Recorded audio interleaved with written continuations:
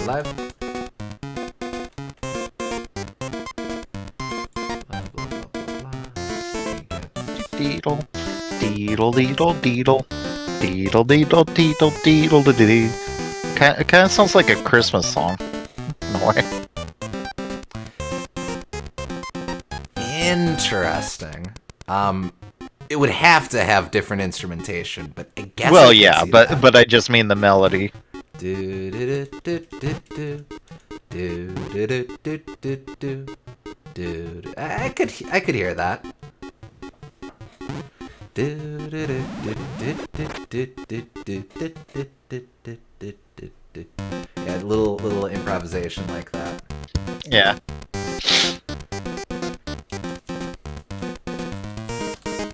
You must complete your adventure!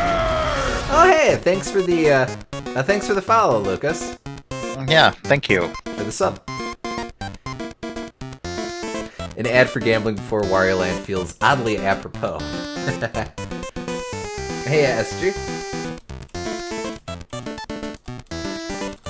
I'm just getting tweets and stuff up.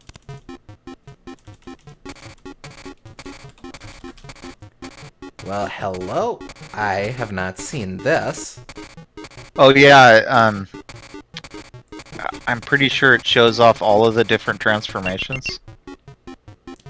That's kind of cool, not gonna lie. Yeah, you might be able to go to the pause menu and shift over to that if you want to check this out. I might have. I'll check that out in just a sec. Just getting stuff.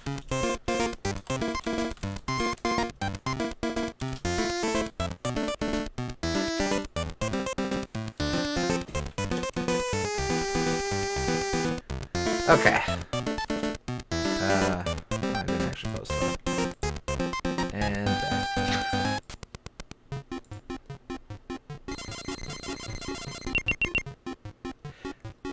interesting that it shows just the general movement options. Or just general interplay stuff with the environments. Yeah. Alright, let's hop back in. I mean, it is nice for so that you know the controls, even for that weird stuff. Yeah. Oh, hey, it remembered this time. Right, we freed the torrential wind? Sand? Sand wind? Oh, wait, damn, that was the important part. Oh well, no one knows. No, it can be daytime. Hell.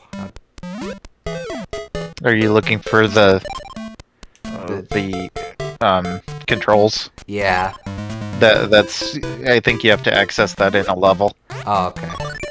Jesus, just play it again. Fine. You can watch this jackhammer.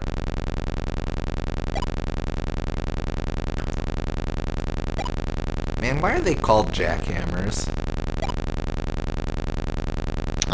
Because they're in memoriam of Jack Hammer, who got hit by a hammer and then died.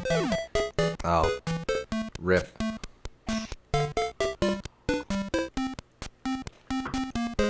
Well, I mean, there is another thing we can get above the clouds, but let's go to the crater first.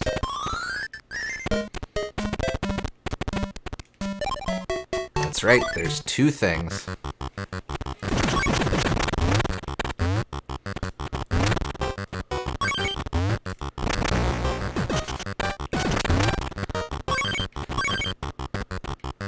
No, he fell off the staircase and was impaled on a pencil trying to murder someone. Oh, of course. Okay, so that's doubtless going to be the last thing that we come here for. I don't know why you'd introduce an interdimensional portal otherwise. Oh, Shelly Bob. Jack Hammer, noun. Also Jackhammer. portable rock drill worked by compressed air, 1913, from jack, noun, plus hammer, noun, as a verb by 1947, related jackhammer, jackhammering. Jack, noun, late 14th century, jack, a mechanical device from the masculine name jack. The proper name was used in Middle English for any common fellow, and thereafter extended to various appliances which do the work of common servants. Also used generically of male animals. 1620, see jackass, jackdaw, etc. Huh. As a portable contrivance for raising weight by force from below, 1703. As the name of a device for pulling off boots from the 1670s. The jack in a pack of playing cards, 1670s, is in German Bauer peasant. Slang meaning money is by 1830. In earlier slang it meant a small coin. Jack towel, when sewn together at the ends around a roller, is from 1795. The jack of Union Jack is a nautical term for small flag at the bow of a ship, 1630s, and perhaps is from the world's secondary sense of smaller than normal size. Hammer, noun. Old English hamor, hammer, from Proto-Germanic hammeraz, source also of Old Saxon hammer, Middle Dutch hammer, Old High German hamar, German hammer. The Old Norse cognate hamar meant stone crag. It's common in English place names and suggests an original sense of the Germanic words as tool with a stone head, which would describe the first hammers. The Germanic words thus could be from a pa, kamer, with reversal of initial sounds. From pa, achman, stone, sharp stone used as a tool. Source also of Old Church Slavonic kami, Russian kameni stone, from root ak, be sharp, rise out to a point, pierce. As part of a firearm, 1580s, as part of a piano, 1774, as a small bone in the ear, 1610s. Figurative use of aggressive and destructive foe is late 14th century, from similar use of French martel, Latin malleus, to go at it hammer and tongs with great violence and vigor, 1708, is an image from blacksmithing. The tongs hold the metal and the hammer beats it. Hammer and sickle is an emblem of Soviet communism attested from 1921, symbolizing industrial and agricultural labor.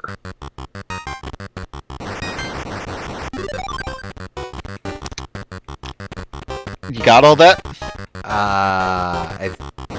Yeah, Hammer is a dude's name, and Jack is the Soviet symbol from the Bolshevik Revolution or something. Close enough.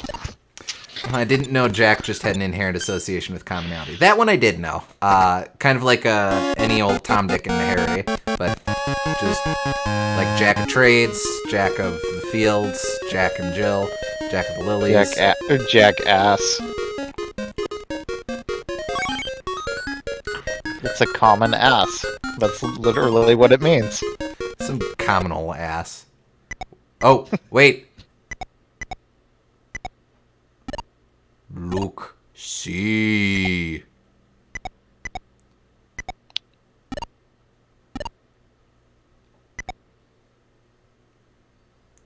And with Virtual Boy? With the power of the Virtual Boy, Wario reveals the secret in Sea Turtle Rocks. Oh, I would love if that's actually a deliberate reference. Because they do so little respect for the Virtual Boy, and it would make sense for this series, considering Virtual Boy Wario Land is a thing. I think that's green. Otherwise, that would absolutely be I'd absolutely Green? say that's a. Well, no, it was red when you watched the animation. No. The third treasure. Oh, the treasure is green. Yeah. Yeah. But the vision wasn't red. Yes, correct. It was very. It was.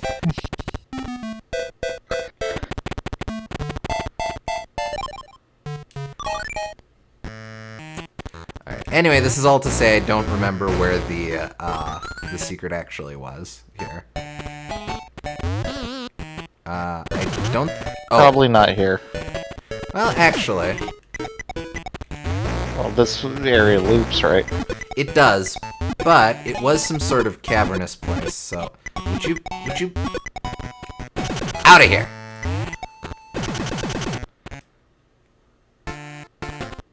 Aha! Oh, it is here. Okay. Gotta stand corrected.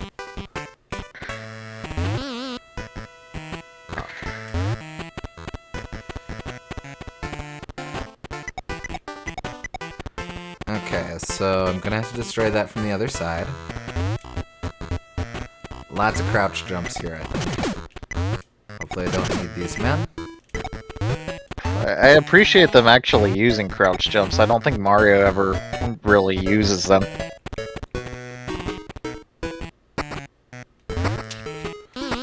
Oh, that's interesting. I do need those guys because I need to jump off of them at key points. I think.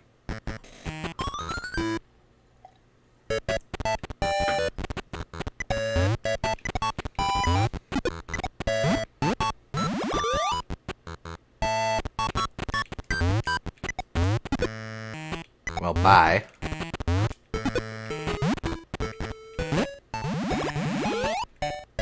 You should have. I might be okay with just the one.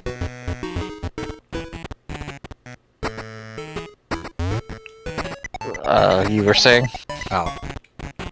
I didn't actually need him at all. Alright. Rip. I tell you what. You come back. Oh, I did come back. But I definitely am gonna need to bounce off of them. Darn. To get the coin, yeah.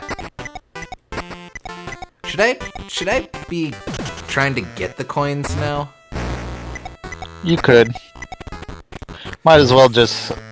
SG wanted you to do it as one last wrap-up. Nah, save them for last? Okay. Which makes sense.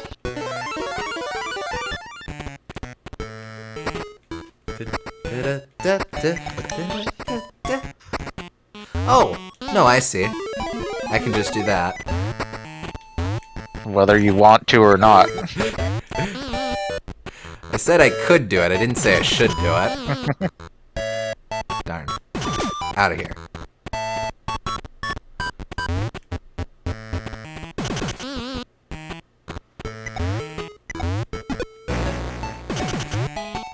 There, you can live together.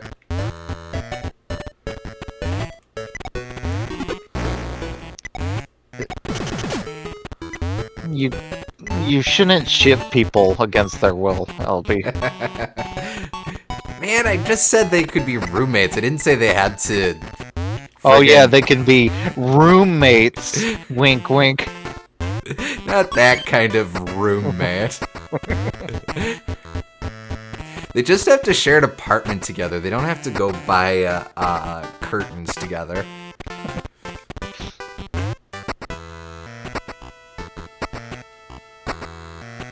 Roommates with benefits. Yes, curtains. Huh. Well, there you go. Well, good to know that's there.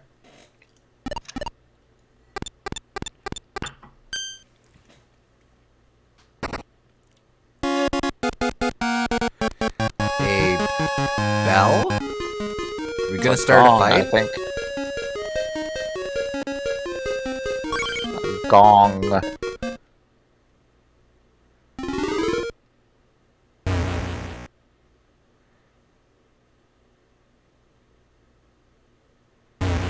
What'd that do? What'd that do? What'd that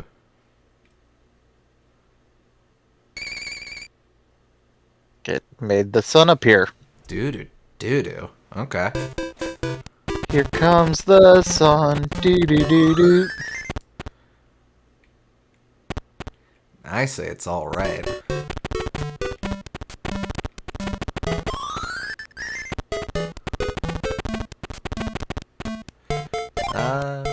Yeah, okay.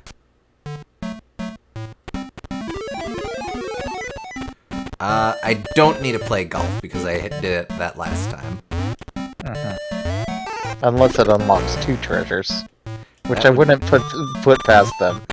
That would be very dastardly, but I'm going to risk it.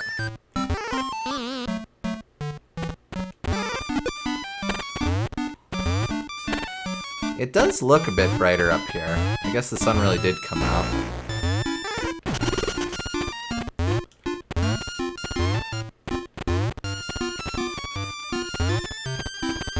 So wait, are we just going to fly into the sun?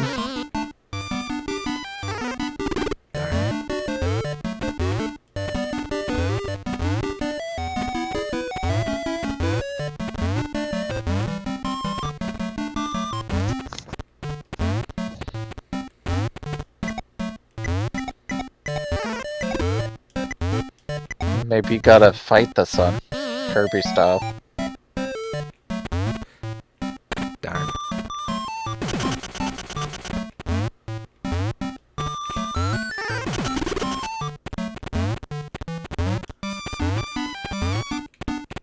Wakaras.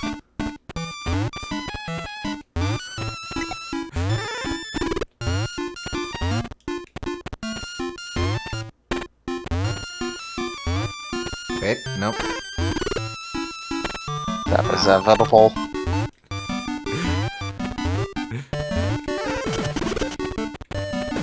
Wait.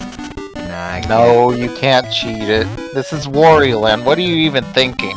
Sometimes you Cheating can... your way up? Yeah, it's Wario. Just be a dirty, rotten cheater. No, the point is that Wario wants to be a dirty, rotten cheater, but the game won't let him because it likes to see him suffer more than it likes to see him cheat. Well, that's true as well.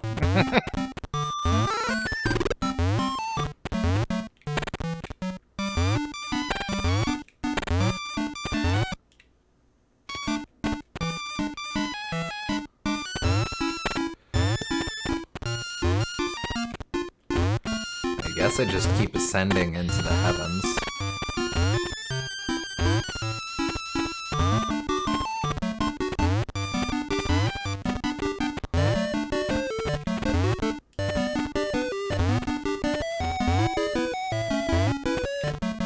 Okay. Let's not forget how this game actually works. No. Oh, did you want to check the controls, by the way? Oh, right. Oh, yeah! Like a way to go down or press select or something? Nope, doesn't seem like it. Interesting. I think I remember some way to see those, but don't recall.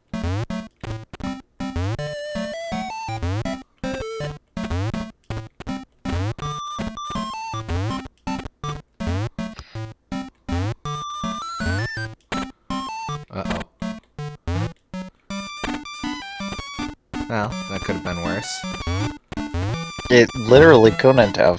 Yeah, I could have fallen to the next screen. Unlikely.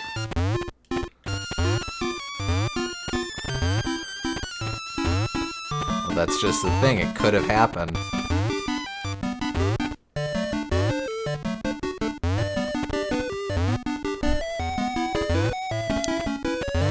I think you're just, like, taking a massive dose of copium right now. Maybe. Alright, so we were here before.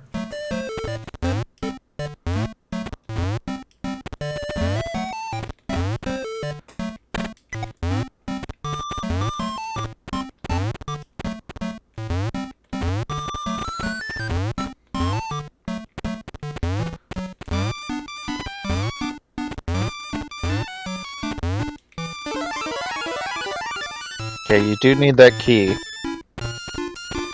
This just begs the question of where exactly I'm going. Oh, wait.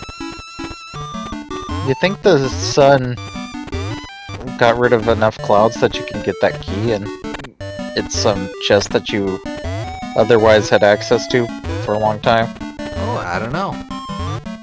There's a couple different doors around here, so let's go in some of them. I'm pretty sure we did this one already. Yeah, we did.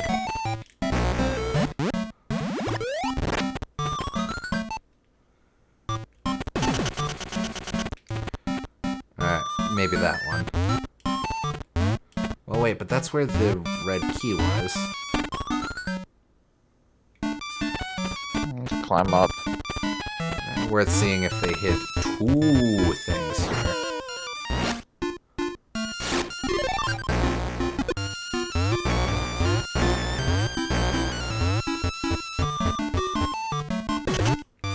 Actually, I needed to knock them down.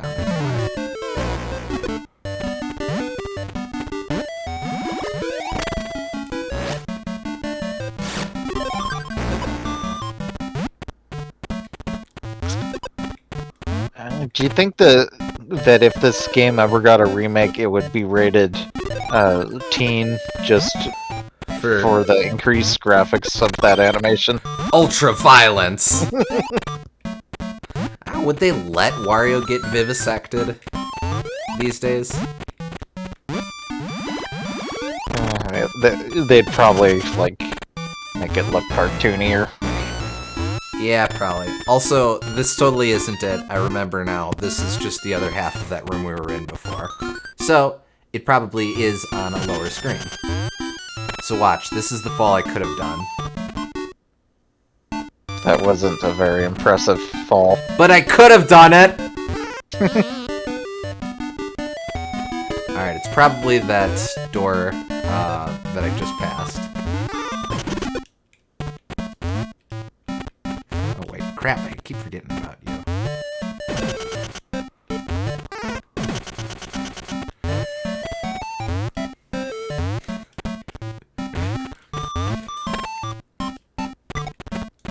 New transformation jibbed Wario.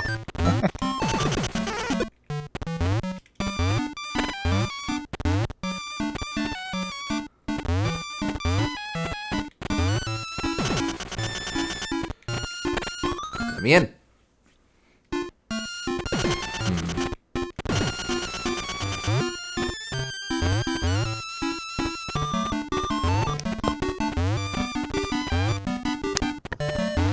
Maybe not.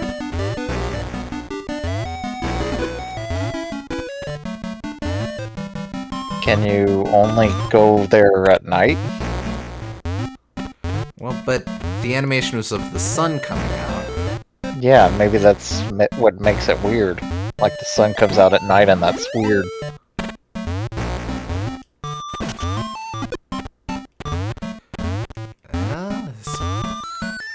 But only at night might be at. Okay.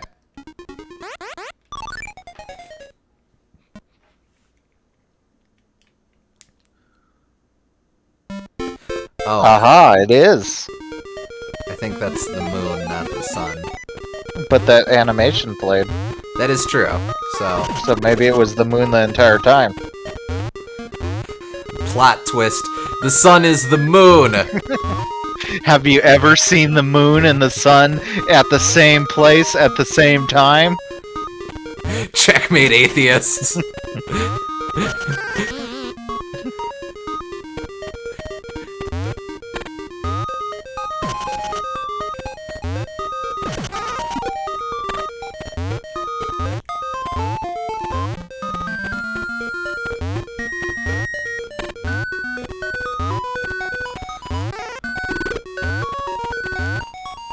I do like this, though. I like that they're giving one last reminder of the day-night cycle before right near the end of the game. Yeah, gotta get full use out of it, for sure. Because during the middle of the game, they kind of stop using it as much because you're so focused on all the weird new levels you are unlocking. A lot of information to keep track of. Yeah. Darn. Alright. Be patient.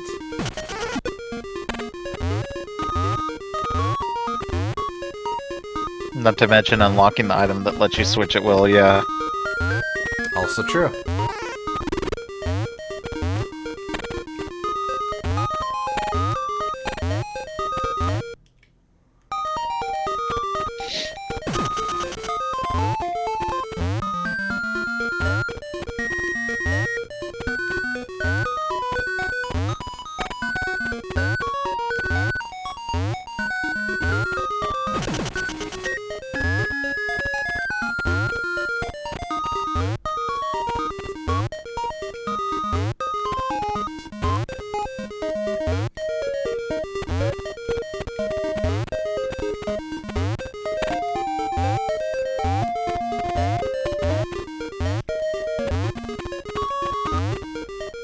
Oh, I hit the ceiling. I hit the ceiling again. One has to be careful of this sky ceiling. You're smacking your head up against the ozone layer. That's how it works, right? I guess.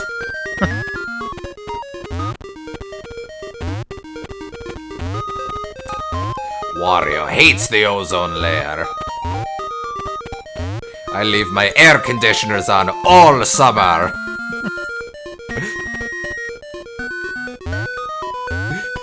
The switching platforms without any kind of beat is throwing me off because I'm so used to the beat blocks in Mario or the cassette room blocks in Celeste. I kind of dig it though. I like how tricky it is. Like there's a certain value to having it totally rhythm-based like those games, but I like this tripping you up also. Oh, come on. Wait, it's okay. I got impatient. See? There! I very easily could have fallen to the ground. Would have been horrible. You all would have laughed at me. Not very easily. Even if you landed in that perfect slot, it would have only been a 50% chance of falling. I did land in that exact slot, thank you. And I lucked out on the 50% chance. I don't know what I'm trying to argue here.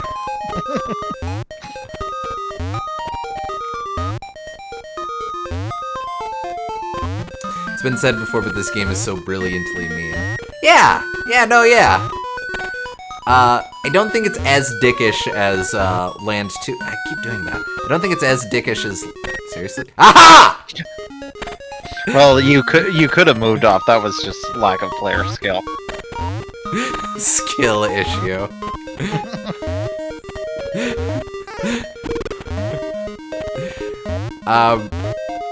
So, immediately contradicting the thing that you just saw unfold, I don't think it's as mean as Land 2, but it is still pretty mean from time to time.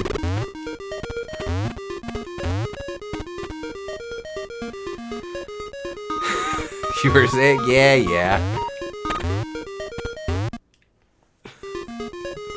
Aggressively so much hate.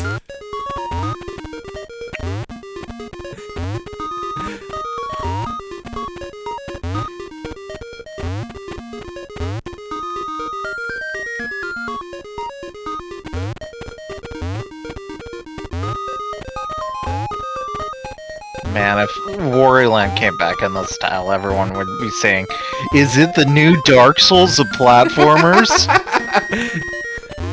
Honestly, good. Do it. More things need to compete with Crash Bandicoot in that sphere.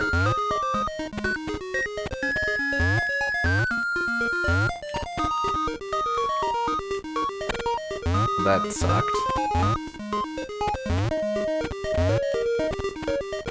Not even really that hard, it's just very obnoxious in the best ways.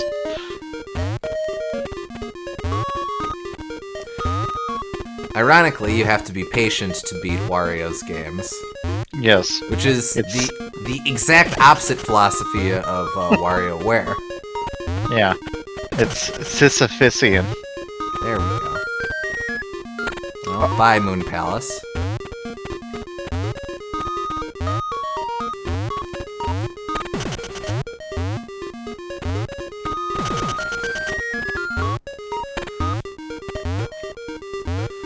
Oh, and you, in fact, have to do it twice. That's mean. I love it. Dark Souls is the Wario Land of Souls-likes. I think that's what we're arguing. Alright, Moon Palace!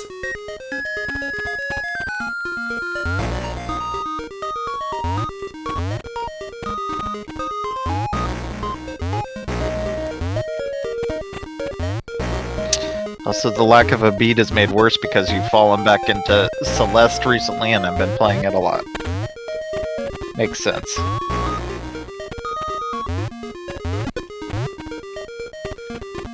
Just looking to see what I actually have to do here. Okay, yeah, I need that rock.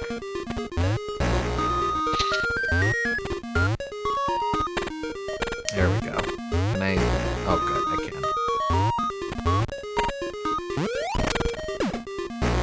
Not too bad.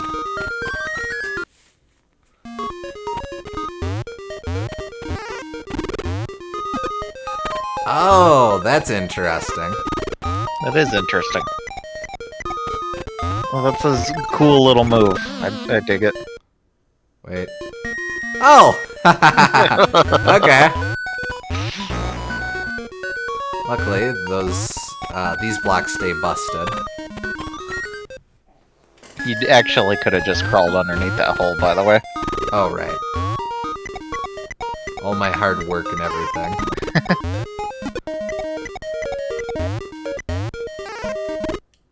It's okay, I'll just fall.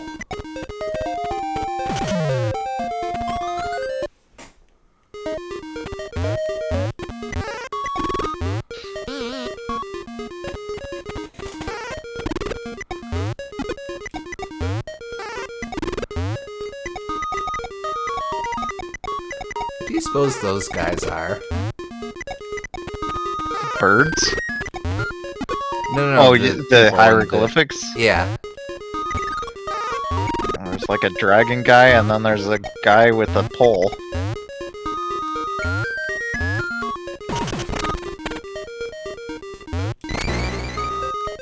Rip.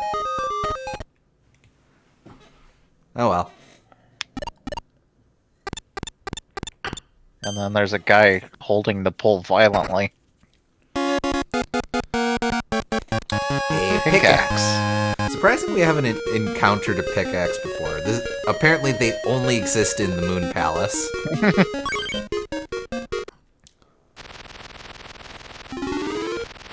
Oh, but it's a magical pickaxe that opens portals to another dimension. Pretty sure you don't need to be a magic pickaxe if the portal's right there. Out of curiosity, I should be at 98. Okay.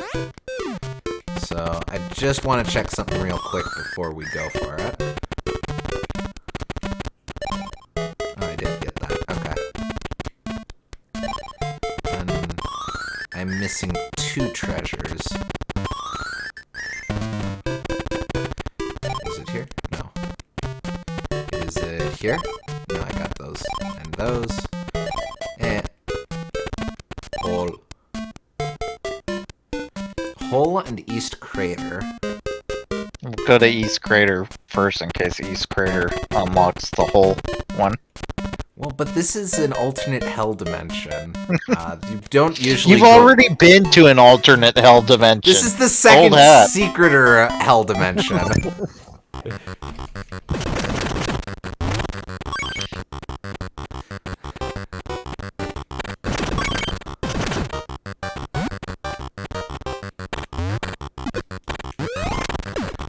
SG prefers the idea that it's perfectly mundane pickaxe and just so happens to be the only one in the entire music box land. Ah, jelly. No, this is apple pie. How come he deserves to have the correct name? But Jelly Bob has to be labeled as Jelly Bob for all eternity. I don't know. Oh, I see. I have to be hiding in this pit.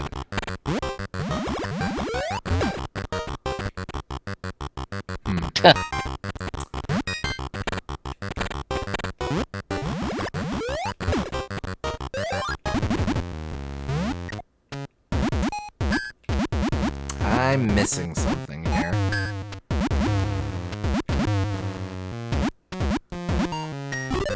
Wait, can I slay him? Nope.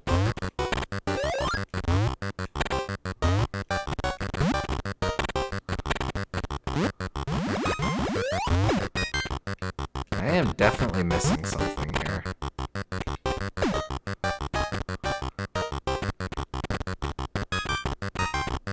Appleby is thickhead. I'm just not realizing that Appleby looks like Elmo. Don't throw things on Elmo's head!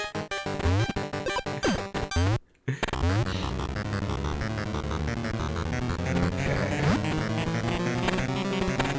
Maybe I have to do, like, charge it for a long time. Nope. Break. Break. Break.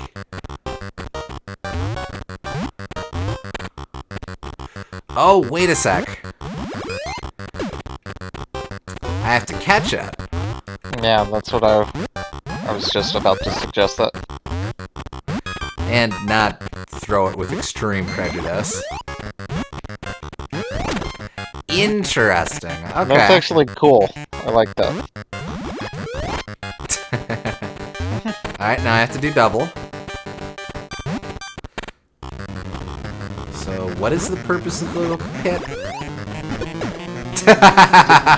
Bounced off its fat head. It's a, red herring. The pit roost was a distraction. I have the barrel.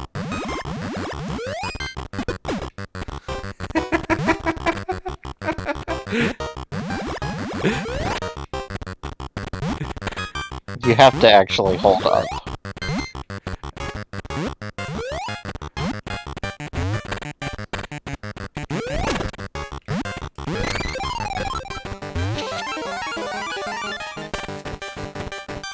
Alright, so...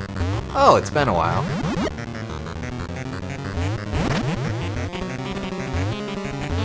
I see. So just worry about the top one for now.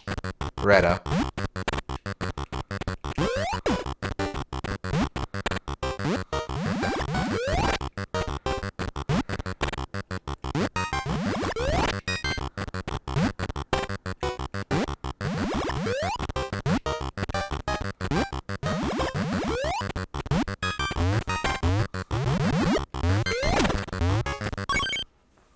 That's really cool though. I like that even at the very tail end of the game they're introducing a new mechanic that's part of your base moveset, but you wouldn't really think of it before.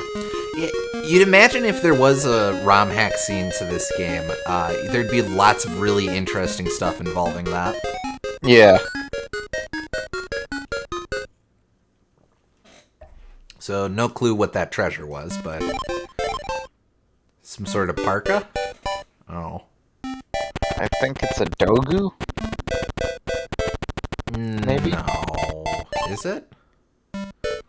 Maybe. Huh. Not sure.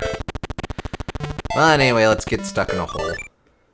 Apparently it's the earthen figure, which does sound like a Dogu. I think you're right.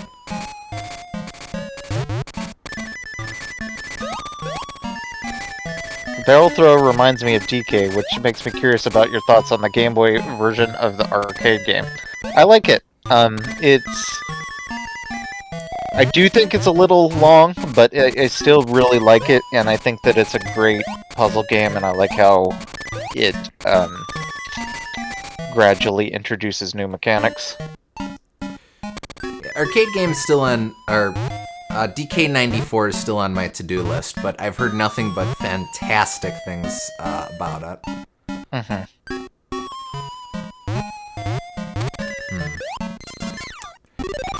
Truthfully, I have no real clue where I should be going for this one.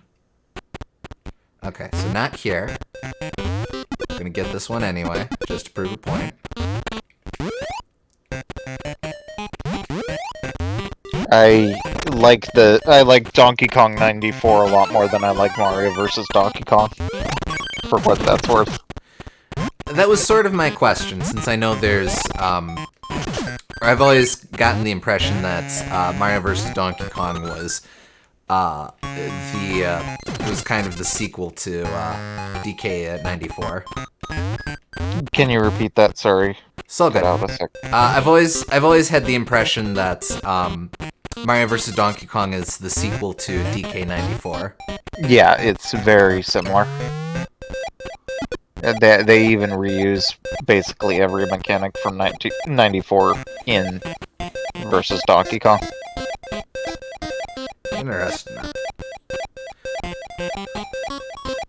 Like, I would say those two games have more in common than, say, like, Wario Land 1 and Wario Land 2 do.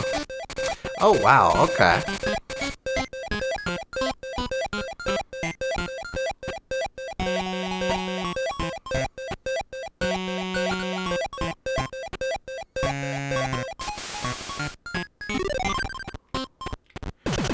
DK94 has a bunch of mechanics that don't get brought back into Mario vs. Donkey Kong, though. It has a few, but it's mostly like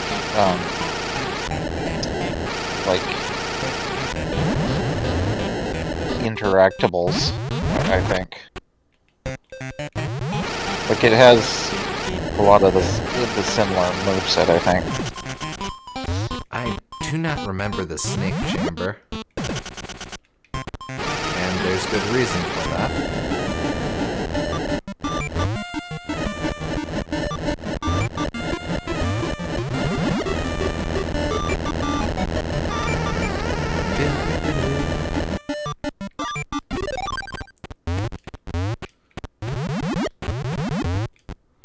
What?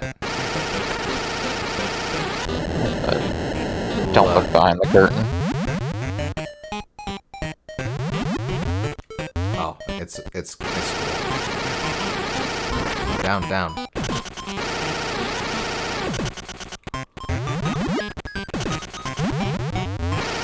Kind of fun using these as an obstacle when prior to now they're mostly been a source of fire.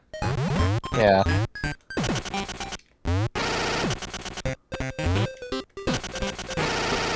Pretty simple. Yeah. Alright, and that was the last treasure ever.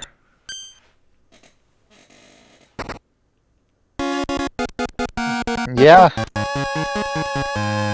I mean, Wario Land 4 has treasures, but they're not really the same. Oh, shoot, I was just doofing. Wario World has real treasures, though, and I guess Master of Disguise kind of does too. That's the end of the treasure train. Well, of course, the real treasures were the friends we made along the way. What friends? Literally every character in this entire game, other than Wario, is an enemy. Well, no, I've got 100 friends right here. Fair. And you're my friend. Oh, and you are my friend. And who could forget the credit card? Oh yeah, and Chick has treasures too. I'm pretty sure that treasure became accessible when we got the detonator way back when. Fair. Wario's got 100 friends and essentially be an ain't one. Hit me. Alright, so SG, you requested that we go through and collect all of the music box coins. Is there any order that we should do these in?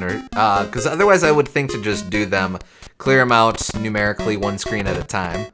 Yeah, I think that's what we should do. Okay, just waiting to see if there's any preferences in the chat. I think that's what makes the most sense. All right, then we'll start out of the woods.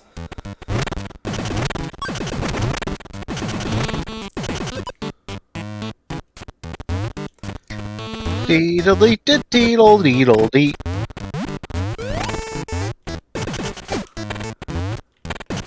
Admittedly, I don't usually do victory laps like this. Apple pie, what the hell are you doing here?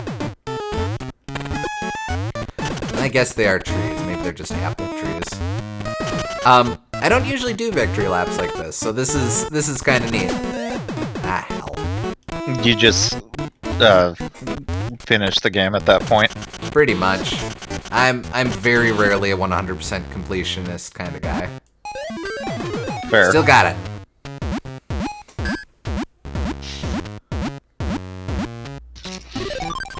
Though,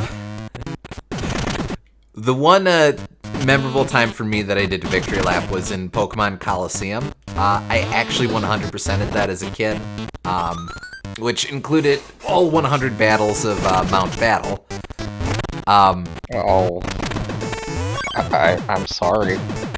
I had a good time, but I get it.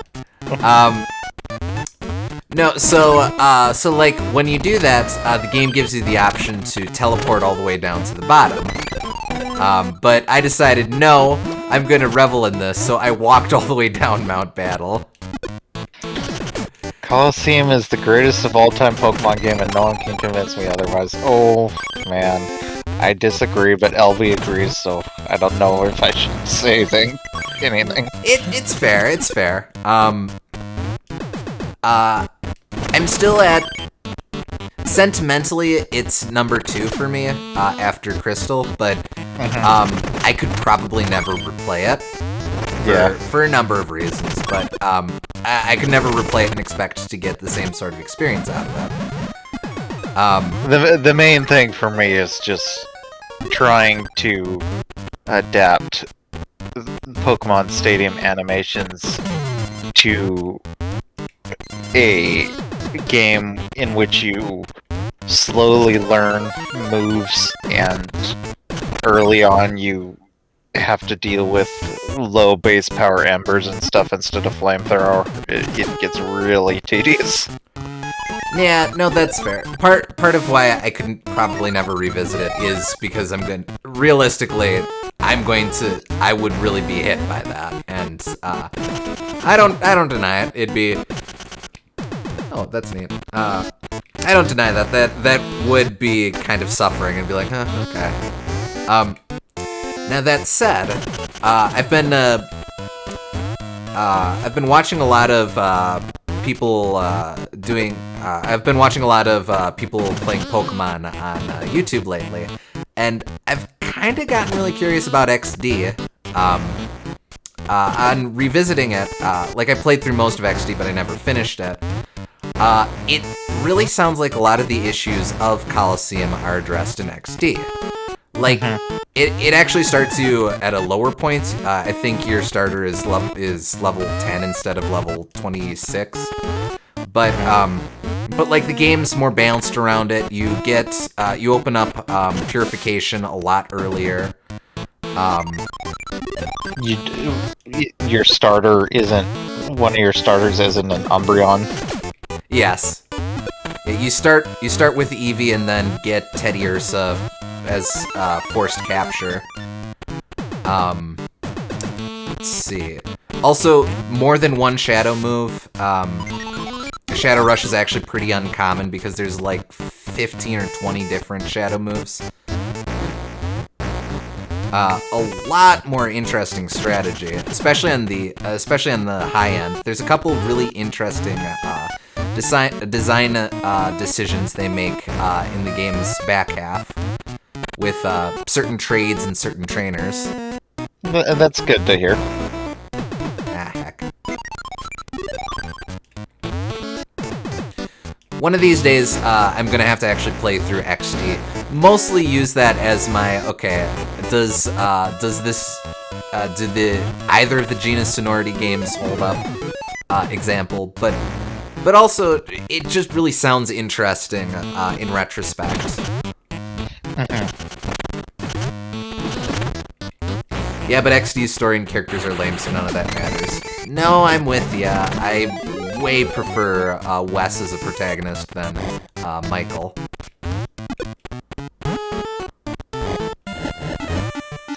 You put some respect on Umbreon's name. I don't care about balance starting with Umbreon and Espeon is the coolest thing ever. Way better than picking one of the 3 original Eeveelutions. Well, you can get... Yeah, but that I get how that would be appealing to a kid, but after a while, it just, you really start to feel how slow-paced and defensive Umbreon is, honestly.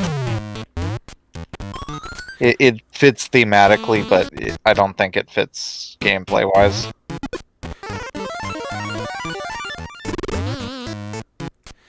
Umbreon's a cool-looking Pokemon, and I would like to use it in, like, competitive or something, but not in a single-player game.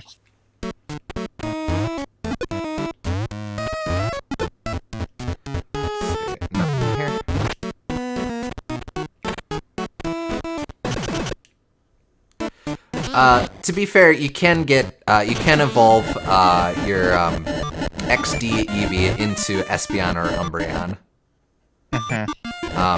They give you special, shards that will uniquely evolve, in that game. Umbreon has the best shiny of the Eeveelutions.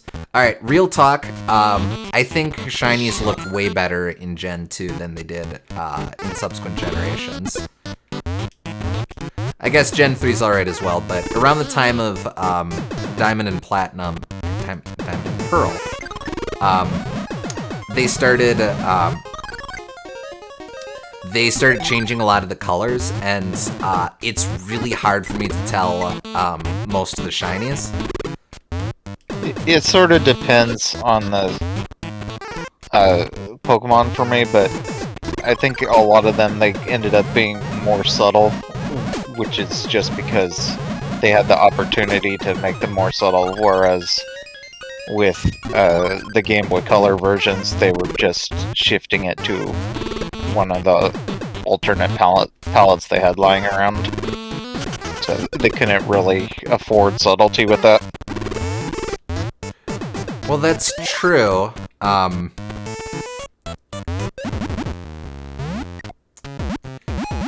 I don't know, like, Shiny Charizard used to be, black instead of red, and, like, that's awesome. But now it's, I'm not even sure what color it is now.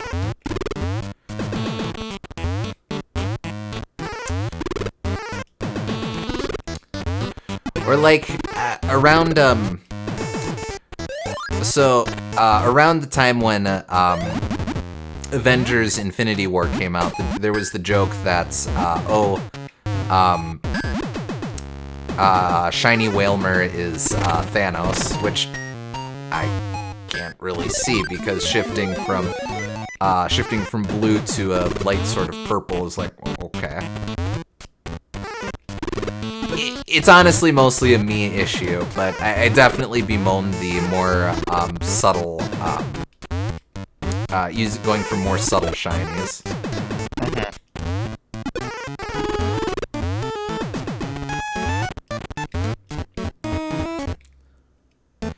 I feel that does depend on the Pokemon. I thought it was still black. I don't think it's black Charizard. I might be misremembering, but I'm pretty sure it's, like, I don't remember what it is. I don't think it's I don't think it's black. On the other hand, I do think that there are a lot of ugly shinies in Gen 2 that are like greenish and yellow, and that's because they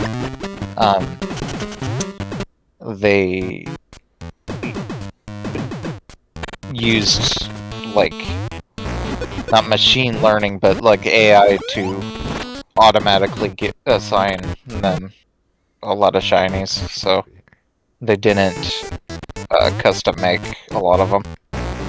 Oh, really? Yeah. Huh. It's just like a... I forget exactly how it works, but it's something like they shift the bit of the palette up one or something like that. Oh, interesting. Huh. Oh, wait, I want to be on fire like a peasant. Just look at the Eeveelutions again. Both Shiny Leafeon and Glaceon suck, but I love Shiny Sylveon. Oh, crap. I might have messed it up. Oh, I definitely messed it up. Oh, boy. Ah, jeez.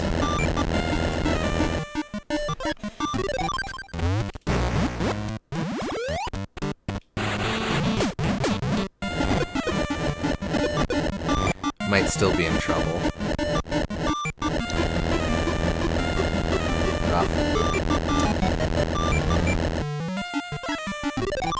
Double check, Shiny Charizard is definitely still at least black. Adjacent. Fair enough. Ah, man.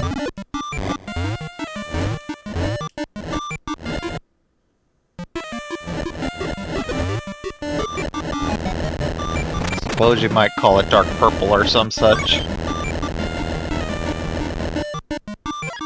Maybe that's it. It's more of an off black, and I like the pure jet black Charizard. Like there's some official art of from Gen 2 of Shiny Charizard that I always thought was super cool. I know in some cases they did make it less striking. Like I know that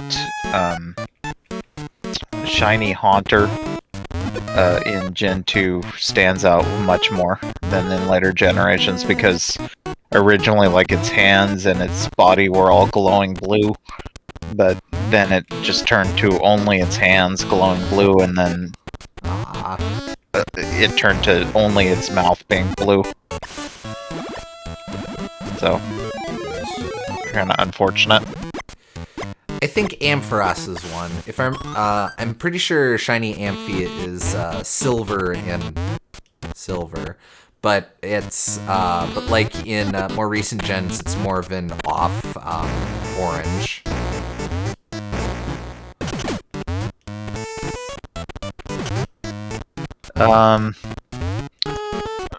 The modern one is like a pink. Oh, okay. I suppose that's fairly distinct. But let me see if I could find the old one. Missing one of the music coins.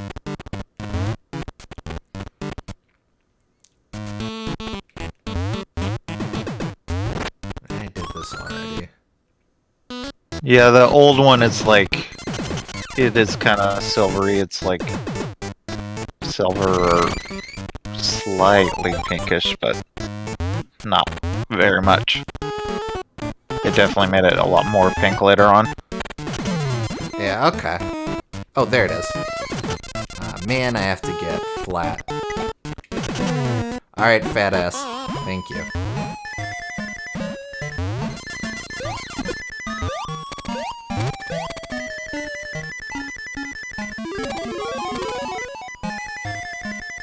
I think silver is a lot better color though, because that's like complementary to the more golden one. Yes, agreed.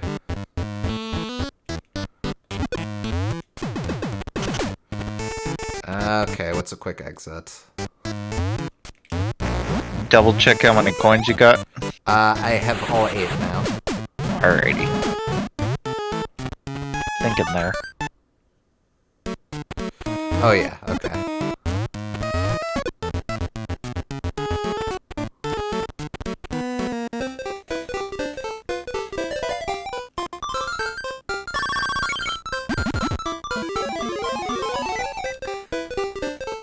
Oh, that's how it goes. Okay.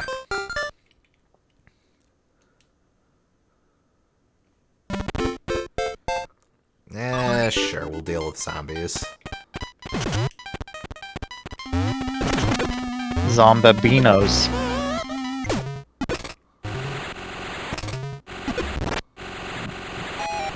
You just really had to kill that Paragon, didn't you? He was pissing me off.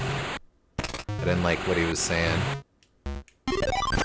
Oh, I think I know how you access the other controls. You have to pause it while you're transformed as that thing. Oh. Well, let's see. Tum-Tum, I'm playing the video game. Oh no, Wait. Well. Yeah, because you are almost turned back. Tum-Tum, I'm still playing the video game. Nope. Guess not. Worth checking, though.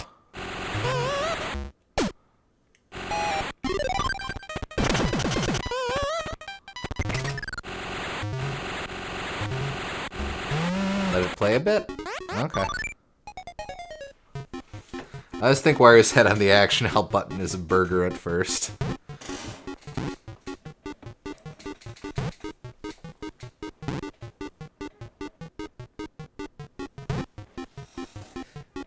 Nah. No, it's nothing. Ah, well. Well, wait, one more thing. Go move over to the first one. Nah, it's just general movement. Okay. It would have been a cool thought, though. Yeah.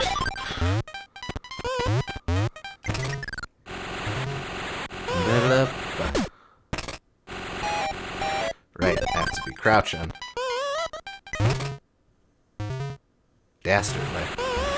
You have to be crouching and also standing still. I don't like zombies. They're dumb and smelly and get everywhere.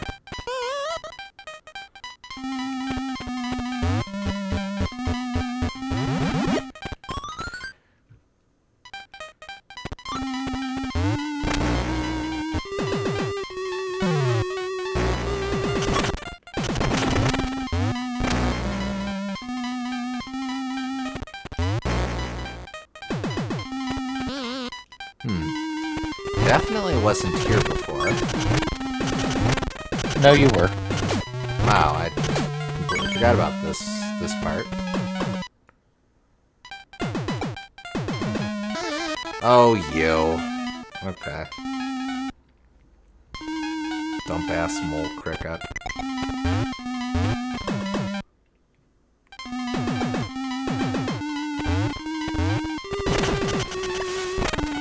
It's not really a mole cricket, it's just a mole. Yeah, that's the insult.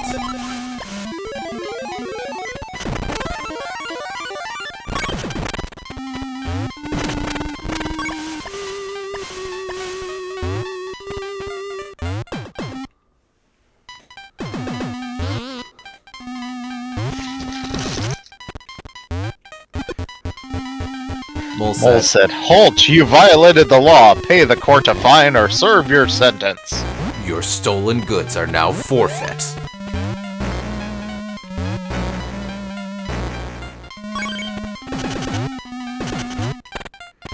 Let's see, I actually do need to be a dead man.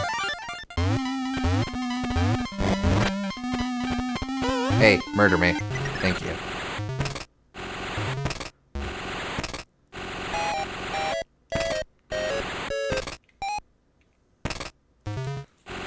I didn't actually need to be a dead man.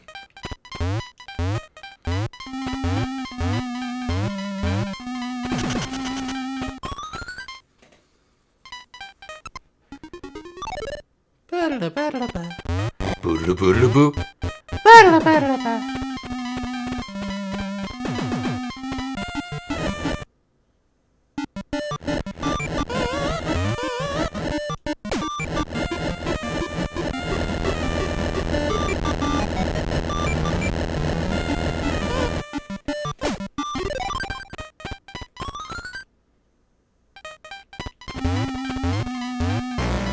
know we're eventually gonna get a full Kirby tier list, but what are your guys' top 5 mainline Kirby games? Yeah, we still man. we still need to sit down for that. Yeah, I need to think harder about that, but I might have that offhand. Let me think. In no particular order, I probably go,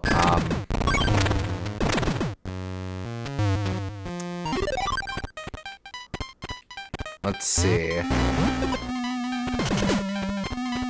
Well, Modern Kirby really surprised me, so like, Triple Deluxe, for God's sakes, Planet Robobot and Forgotten Land are all way up there. yeah, I'd probably put all 3 of those in there, and probably also Adventure and Superstar for me, but I would need to order them. And maybe Kirby 64 might make the top 5 also. Kirby 64 does make my top 5, I think. And then,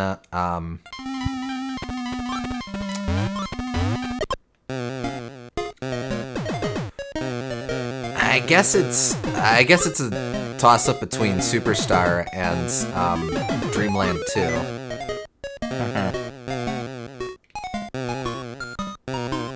I would definitely put Superstar there just because it's so varied and in its level gimmicks and stuff. And I have way more nostalgia for Dreamland 2.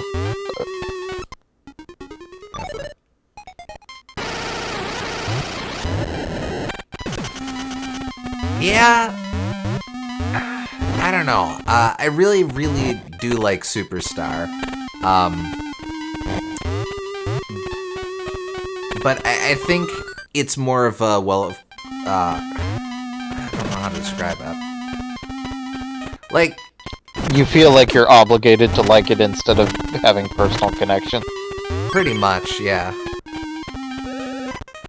I get that, but it's I try not to think too hard about the meta level things and just try to judge a game on its own terms. Yeah, that's fair.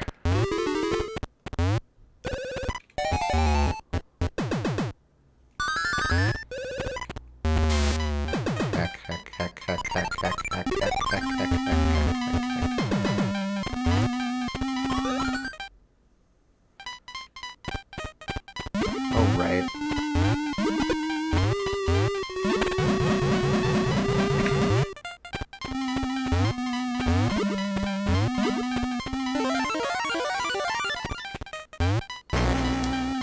Oh, hey Dimension Zero. Watching this game for the first time, getting hit by enemies to progress is a very interesting concept for this series.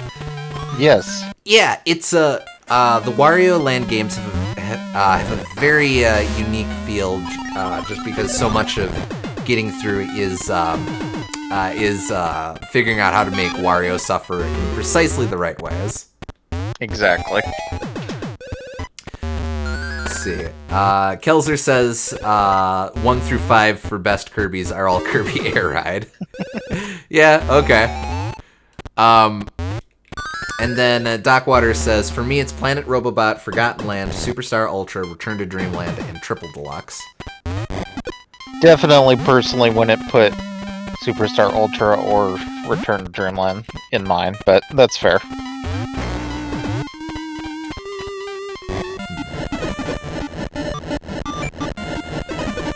Out of curiosity, why do you put Superstar up there but not Superstar Ultra? Because I feel like Superstar Ultra gets... It's sort of the same problem I have with Mario 64 DS, in that I think that a lot of the content doesn't feel like it adds too much other than the sake of new content, with the exception of Return of the King. And I think that it makes sense for a portable game because like having helper to hero is great if you just need lots of extra content to run through as a portable game, but it also means that it's less dense, and I would be less inclined to just run through it on a whim. I would feel like I have to be more dedicated to sit down to play that game, and I kind of miss the more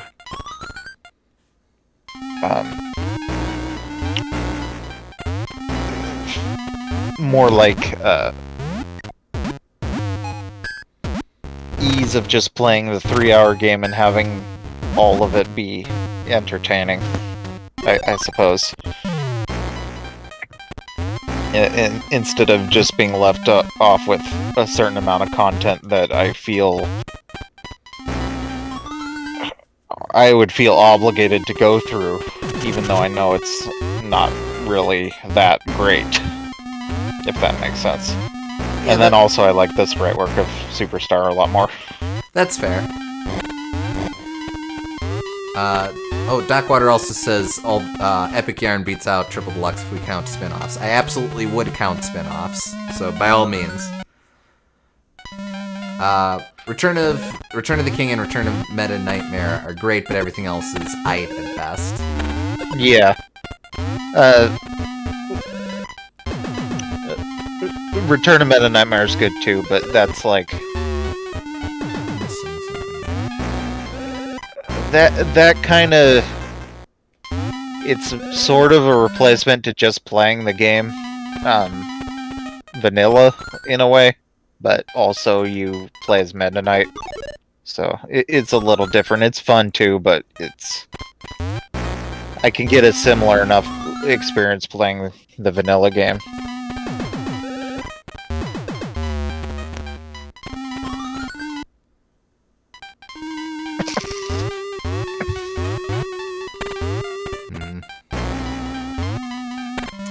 I am missing stuff. For these coins, do I need to do them at a specific time of day?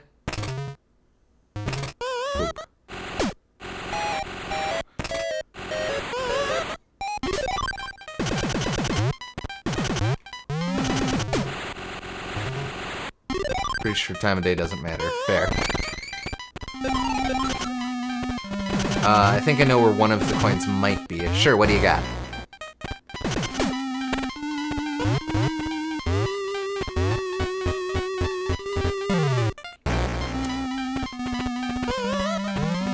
How do you always consistently miss the word sure? I don't know. I'm not really sure why you do.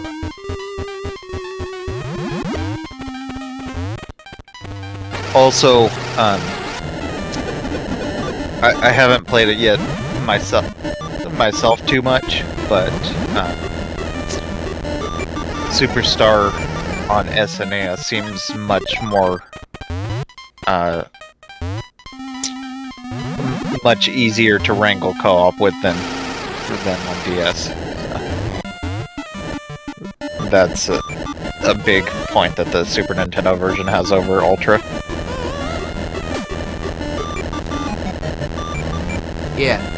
Yeah, no, that's fair. Go to the room with the mole and explore the left of that. Are the moles the chefs, or are the moles...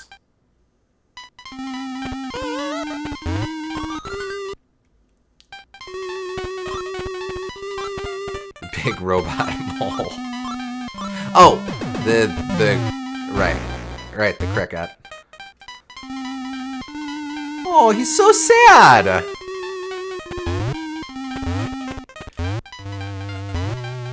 Oh, I have to help this man. Wario can't attack him.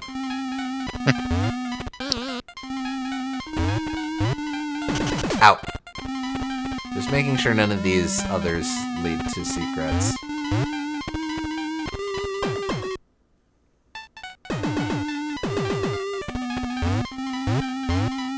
Ah. Well, there's one. So So I'm up to 5 You can now. just get grabbed by him. No. I get grabbed on my own terms.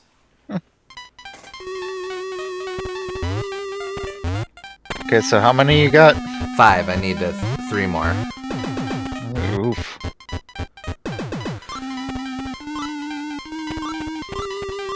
No, I already got the one in here.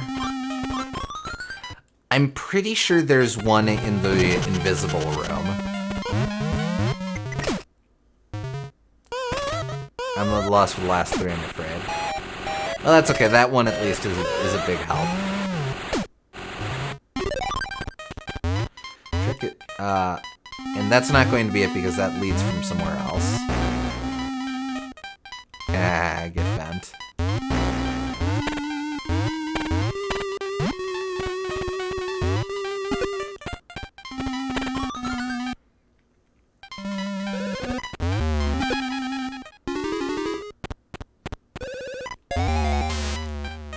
Oh, you've got another idea? What are you thinking, SG? But look around here first. Fine. Oh, I should probably be invisible. Alright, hold on. I'll do this again. Hit me, Doc.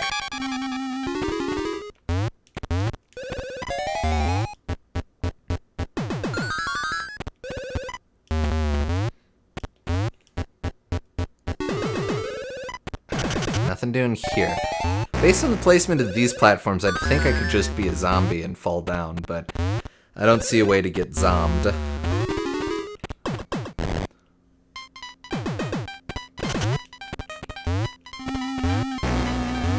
nothing here. That's just the way out. Exit the mole room through the pipe at the end, then bash the alcoves as you climb up the ladder. Alright.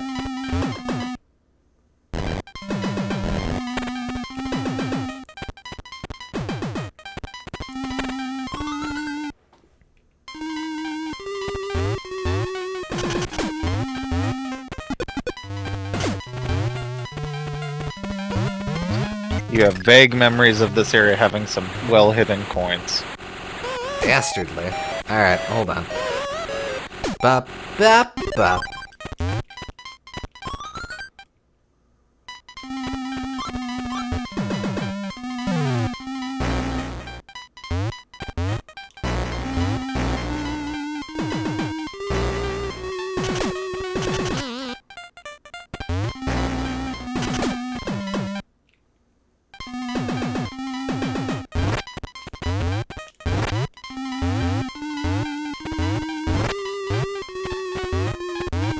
I just don't like that mole.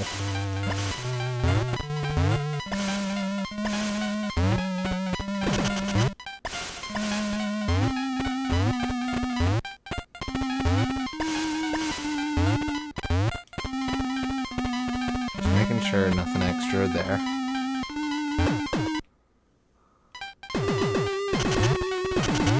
Alright. Bash the alcoves as you climb the ladder.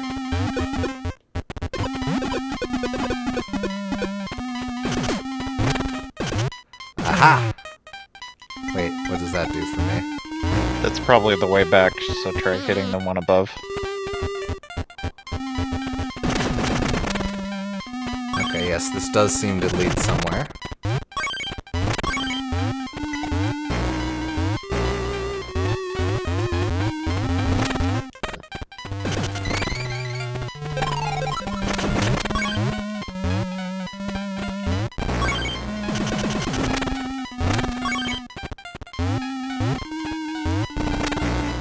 There's one. It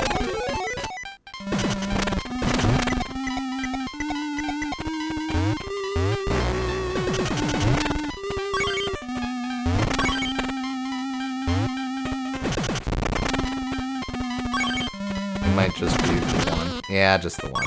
Well, still, that's one.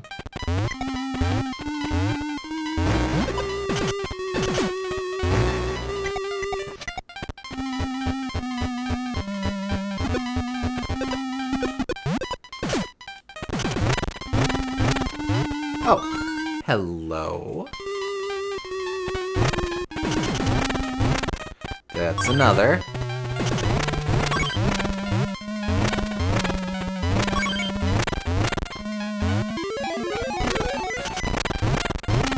Maybe another? Nah. Oh, such luck. Still. Yeah.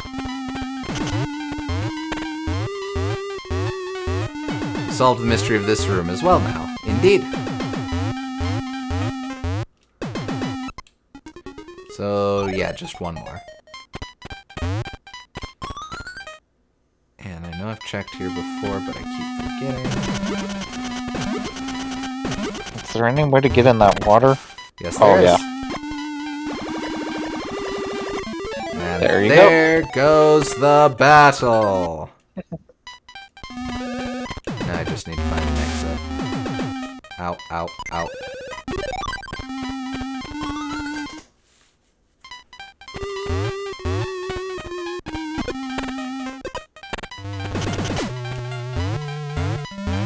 I hope the Pokemon Stadium announcer is doing good.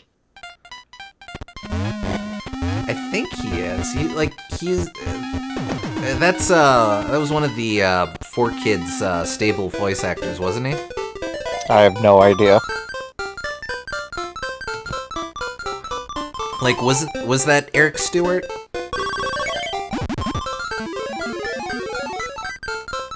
I can't remember.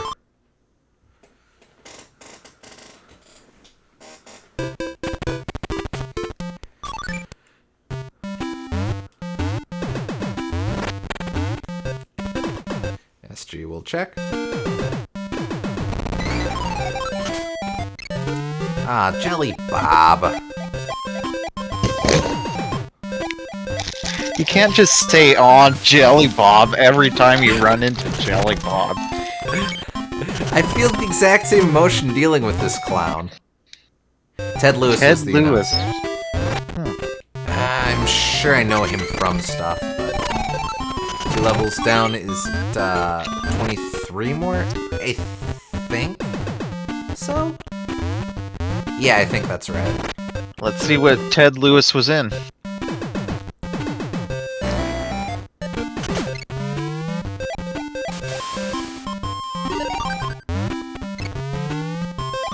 Oh, he did King DDD. Aha! Thought so.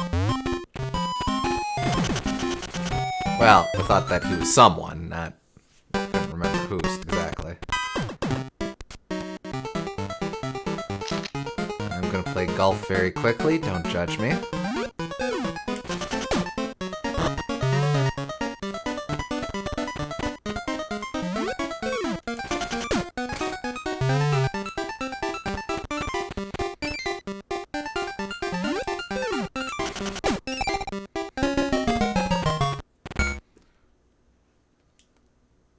Seems like he also worked as a script adapter and a production assistant. So that's kind of cool. Oh, and a cool. voice director.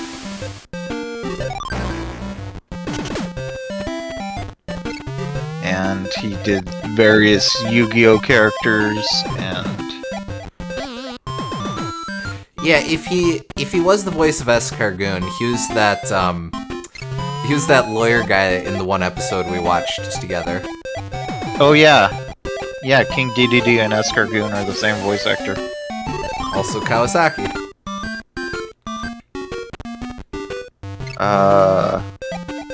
Not Kawasaki. It's not listed.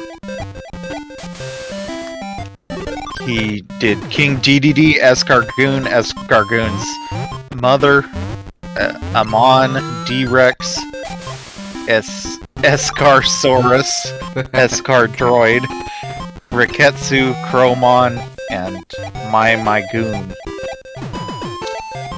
I think half of those are various takes on Escargoon. Yes.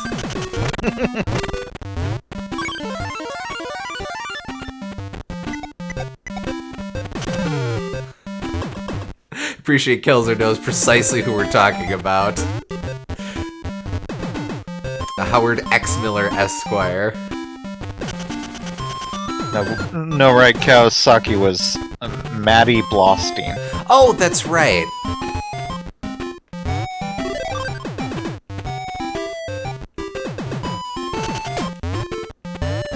Anime DDD, aka 90% of the reason non-Kirby fans think DDD is still a villain. Yeah, to be fair, he was basically a villain around then. Like, the only...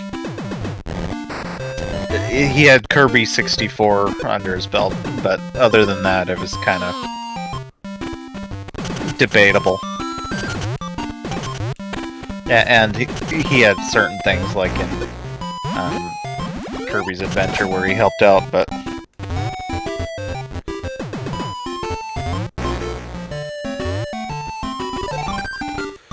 But Adventure is weird because I still would count him as a villain in that. He's just not, he's not malicious. He's a misunderstood baddie. He's,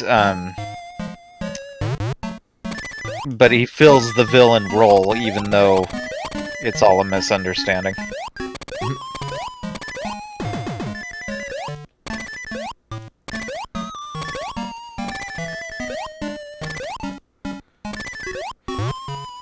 SG says Ted Lewis was just Kawasaki in that Kirby 3D special. I assume because Mehdi Blostein had passed away by that point. That would make sense.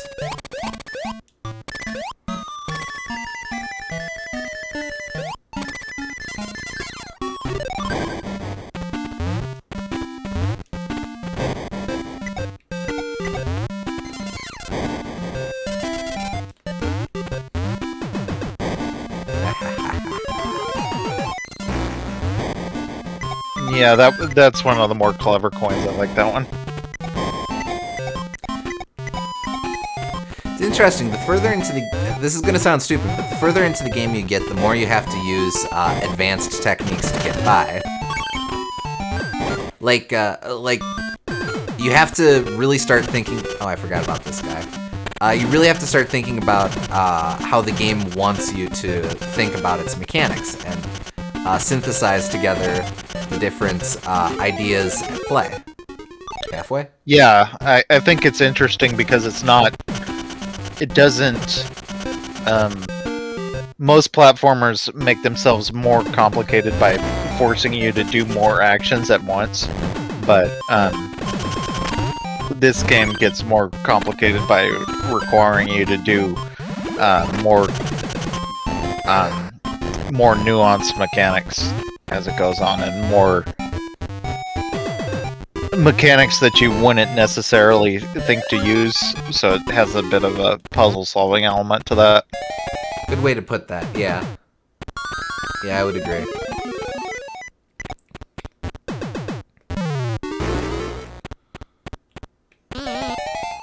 Oh. Invisible people can still get hurt.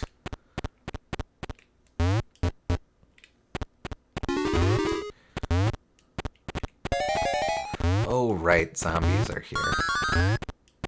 And I can't crouch, that was the gimmick.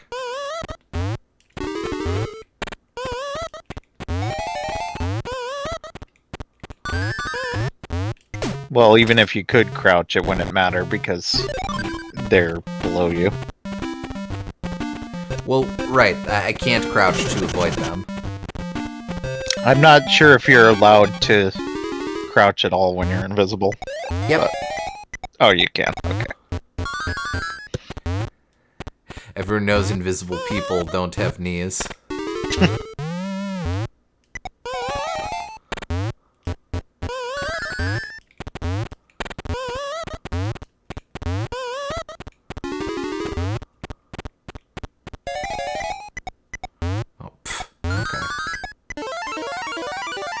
Now here I want to be a dead guy.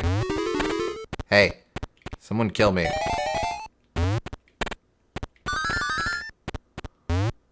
Oh, did I kill the zombie? Man, don't you hate it when you kill zombies?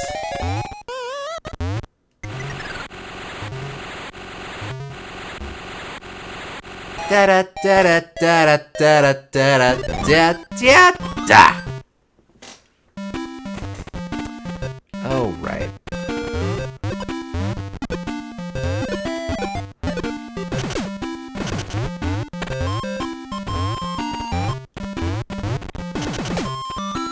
Yeah, no, just a gimmick. Cool, though.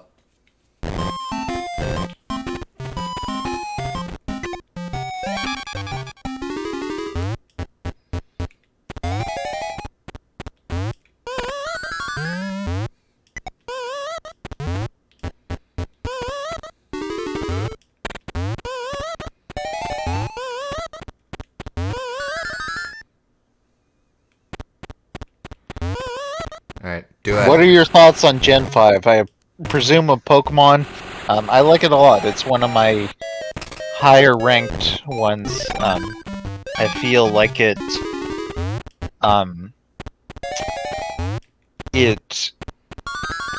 answers a question that's actually relevant to the Pokemon series and like dealing with, is this morally ethical for them to be battling Pokemon? And I think I appreciate them actually talking about that.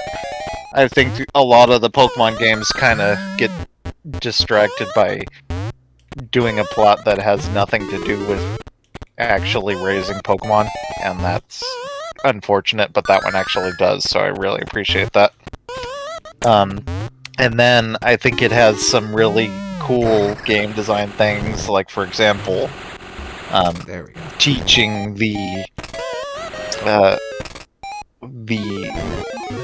elemental weaknesses through the first gym. I think that's really cool. I like that you have to use a new Pokemon in that, because the one that they choose is always strong against your starter. I think that's a really cool idea.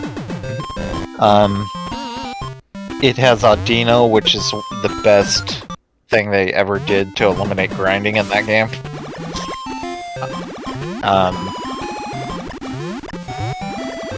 I think it's novel because it was the first to go outside of Japan, which was a big deal at the time.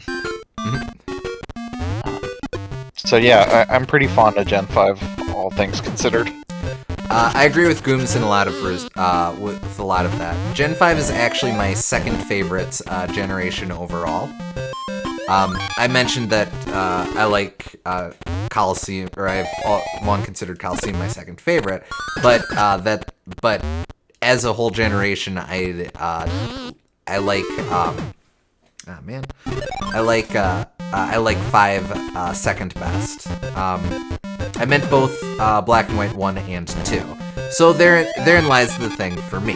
I love Black and White. I'm not super fond of darn it. I'm not super fond of Black 2 and White 2. But I also think it's because it's not what I look for in Pokemon games. Black and White 1 are definitely more narrative driven, and a lot of the design decisions are very carefully made around the expectation of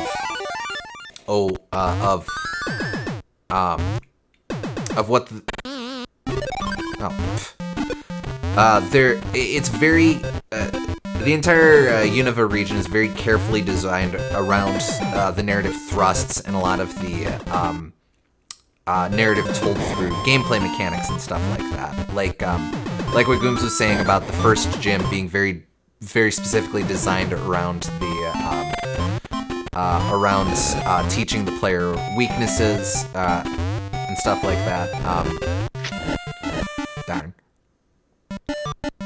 Wait, this might be In regards to my opinion about Black and White 2, I haven't played either of them. I would probably want to, if I did play them, I would want the one that has the hard mode, and ideally I would want someone that actually finished the game so I could just skip to that, get a cart that's already finished, and then play it from there, because having to unlock that's annoying. Yeah, that's still weird to me. I get it for the hard mode. I do not get unlocking the easy mode. Now I will say as well,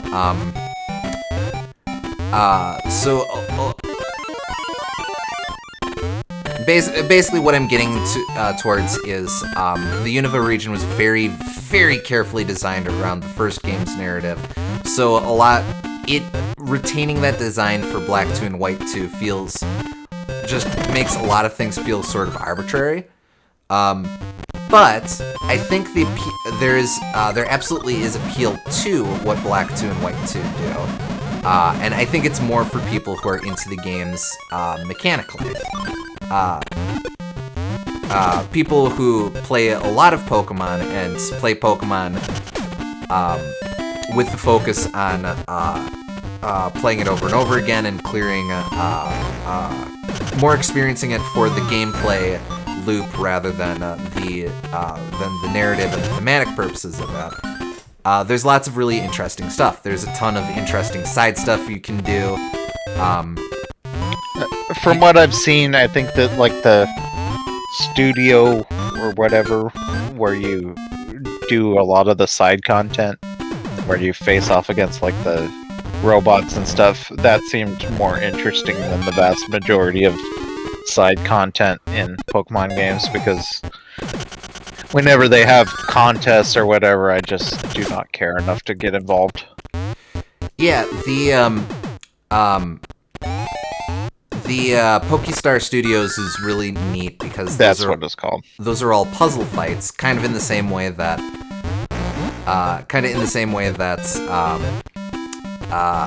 Pokemon XD has the battle sims, where they're just all very specific themed puzzle fights.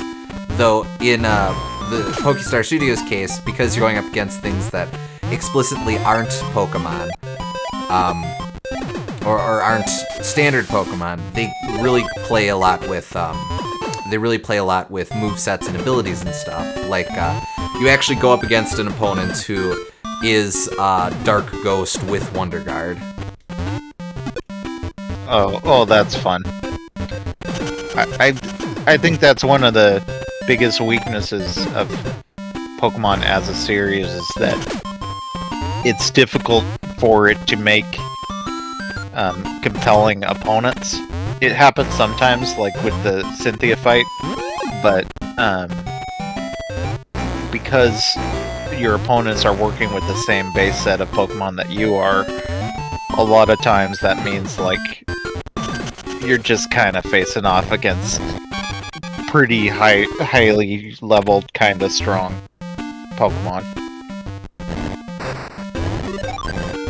Whereas, like, with most RPGs, like a Final Fantasy or whatever, you get really interesting fights that you have to do a completely different strategy for, instead of just hitting it over and over with the super effective move.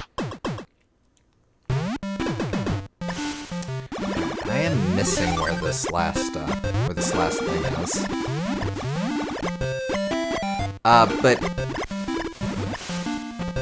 But yes, I would. It's always neat to me when the games really do super experimental stuff with its abilities or with its mechanics, rather than just the going through the template established by Red and Blue. I will take a hint if you've got one, SJ. Also, as Dimension Zero and Dockwater are pointing out in the chat, the World Tournament is awesome.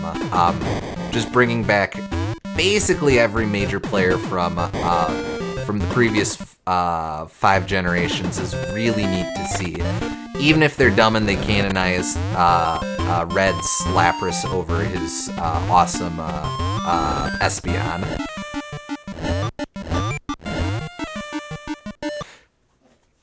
It involves the spikes you found near the bottom of the level. Okay.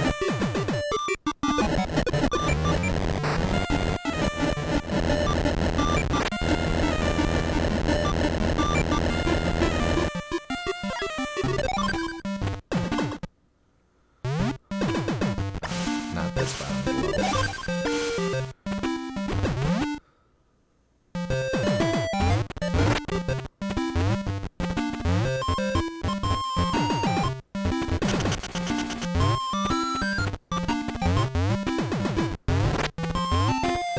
Wait. Hell, I'm gonna have to deal with this dumb browser again. Yeah, Yeah, get it over with.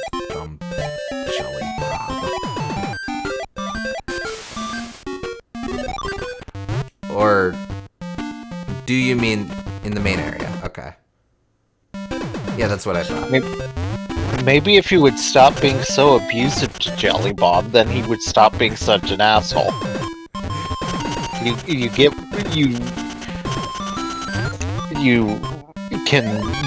can give it, but you can't take it.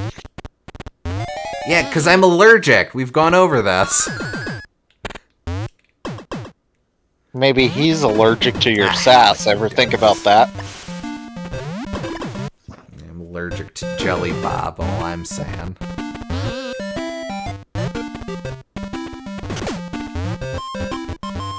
It's not much of an argument, but shut up.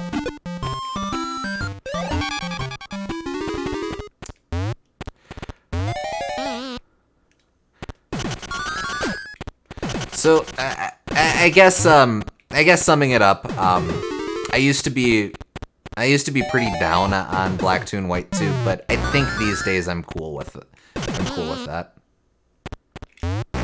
And I like I guess I like that that Gen 5 appeals for different reasons. Oh, I have to be a zombie to get through that. I appreciate that Gen 5 does different things to appeal to different types of players. From what I understand, I would definitely... I mean, I have to play it first, of course, but I would definitely think I like Black and White 2 less. But I would similarly be kind of down on it because it doesn't feel as innovative or as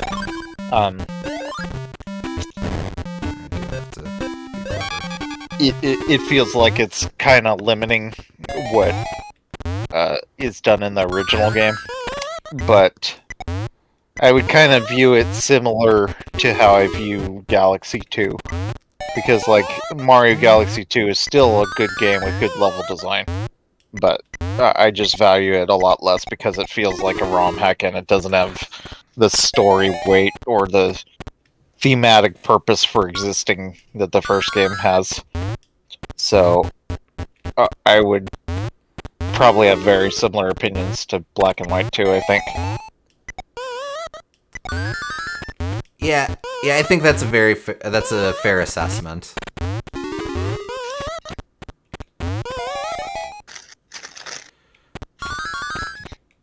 Alright. Do it.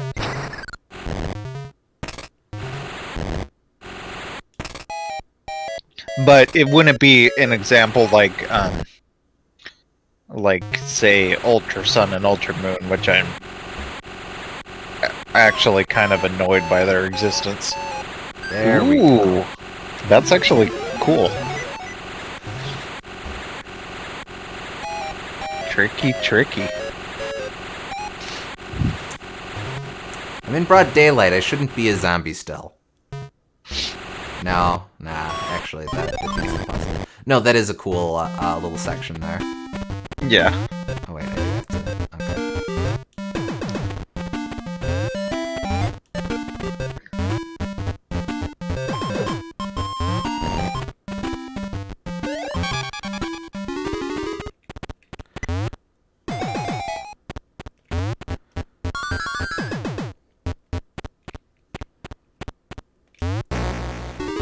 Yeah, Ultra Sun, Ultra Moon is kind of depressing, TBH. Yeah. Yeah. It feels like they remove a lot of the. Again, it's that split of if you're someone who's more into the mechanics of Pokemon than the theming of Pokemon. Oh, I have to be not invisible. Jeez Louise, invisible people can't use doors. Well, actually, that one's yeah, it's like that, but it feels like the most cynical take on that. Like it's just appealing to the Sigma Pokemon grind set instead of it appeals to Sigma gamers instead of like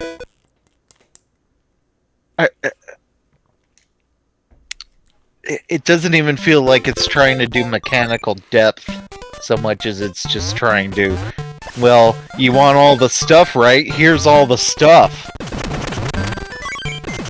Which is a different kind of thing. It also has the issue of effectively decanonizing the original Black and White, or excuse me, Sun and Moon. Yeah, that's a big issue too. Which I think I take more grievance with than anything else. Like, if it was a similar weird half existence of Black 2 and White 2, I'd be alright with that. But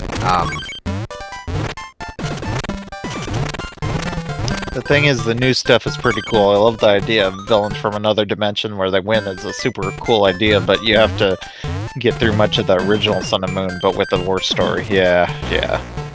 No, Rainbow Rocket's neat. Having the what-if villains show up is pretty cool. Especially since, as we discussed in our Y playthrough, Lysander showing up means that he succeeded and successfully committed genocide in France and murdered the player character and everything. Which is a hell of a thing to think about, but, I can't. You saying committed genocide in France and the fact that Lysandra died at the end of the game makes me realize that is he like a direct stand-in for Hitler? Like, I knew he was genocidal, but, like, was it meant to be direct like that? No, surely not.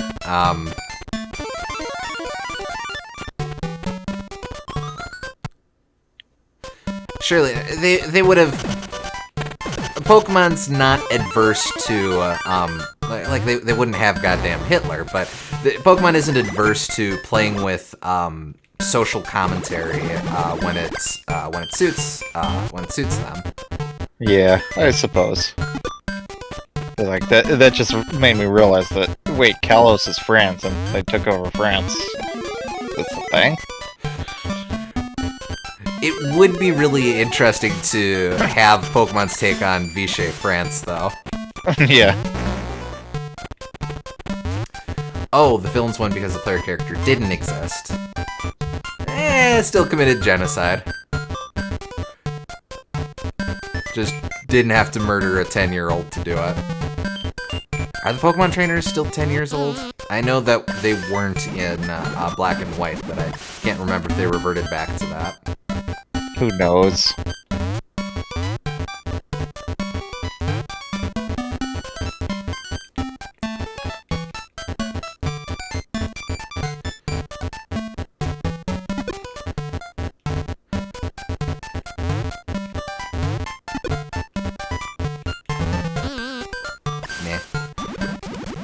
I know that Pokemon Master Use uses the protagonist from Vanilla Sun and Moon, and there's very little reference to Ultra Sun, Ultra Moon aside from Rainbow Rocket, so I don't think the original stories are completely lost. That's fair. The main thing for me is Lily's whole character arc and Lusamine actually being a baddie, or well, she's a baddie in Ultra Sun, Ultra Moon as well, but Lusamine basically being the final boss of the main... I'm saying this all wrong. The main point of Lusamine in the original game is that she's a terrible parent, and the main point of Lusamine in the remakes is that she wants the evil Ultra Beast. Ooh. Yeah, pretty much. So that kind of is disappointing.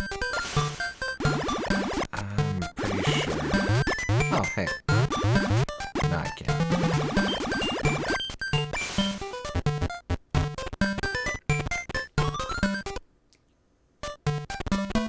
Just you wait for the Pokemon region set in not Germany. I don't know, it... again, probably do Germany at some point. Not related to Nazi Germany, but Germany sounds like something they might do eventually. Yeah. And I still want to see something South American first, though. I think that'd be really cool. Brazil, I'm sure they'll do. Brazil would at some point be on their to-do list. That'd be cool. Yeah.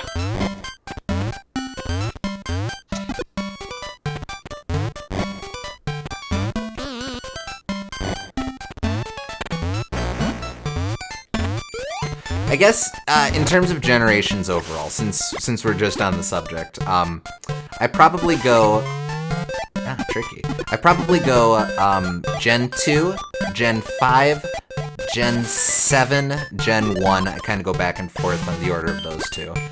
Then 3, 4, and 6. And I go Gen 1, then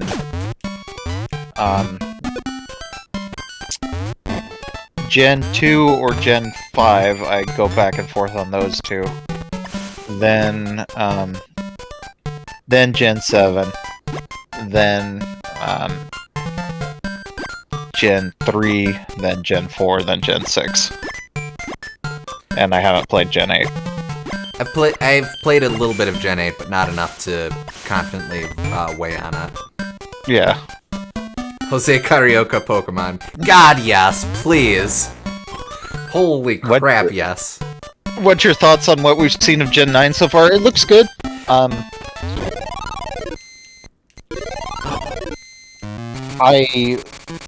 think I need to see more, and I need to get reviews first. But I like that it's has like an actual world to explore, and it has multiplayer that seems neat and stuff like that. And being able to do gyms in any order potentially means that you might be able to customize it so it's more difficult in some ways.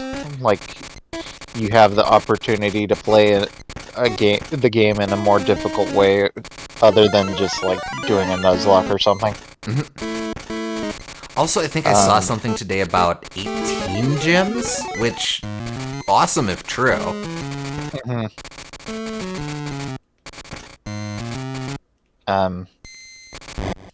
And I still need to get around to playing it, but from what I've seen of Arceus, I like a lot of what it did too, so if it takes a lot of lessons learned from that, I'd be really... I'd be a lot more willing to play it than Sword and Shield. Oh yeah, I've played most of Arceus. Arceus is really cool. That's a breath of fresh... Excuse me, that's the breath of fresh air that Pokemon's needed for a long time.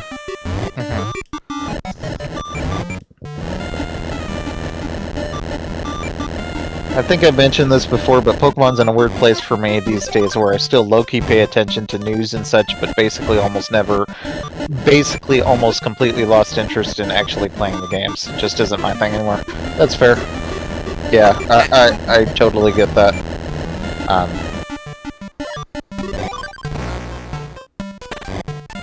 Oh boy.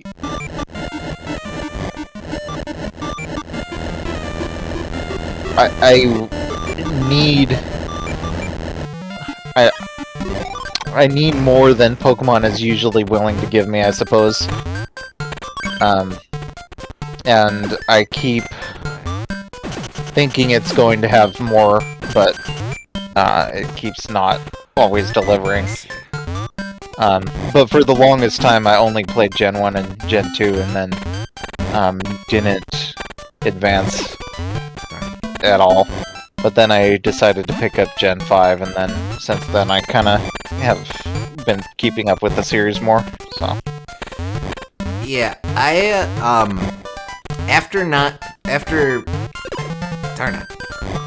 after failing to complete either Let's Go Pikachu or Shield, I kind of came to the realization that I'm probably not going to be finishing a lot of them anymore. Yeah. So I'm mostly content with just sitting on the sidelines and watching. Though I am really interested in a lot of what Gen 9 is offering, and I'd probably get it to play with someone.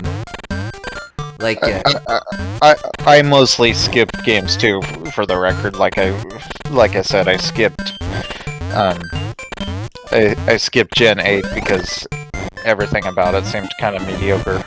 And then I would have skipped X and Y if we didn't do it on stream. So that's just a lucky happenstance, I suppose. Yeah, I don't think I've said it on stream, but my working theory for the longest time was that the odd number generations were the ones that really resonated with me, and the even number generations didn't, because with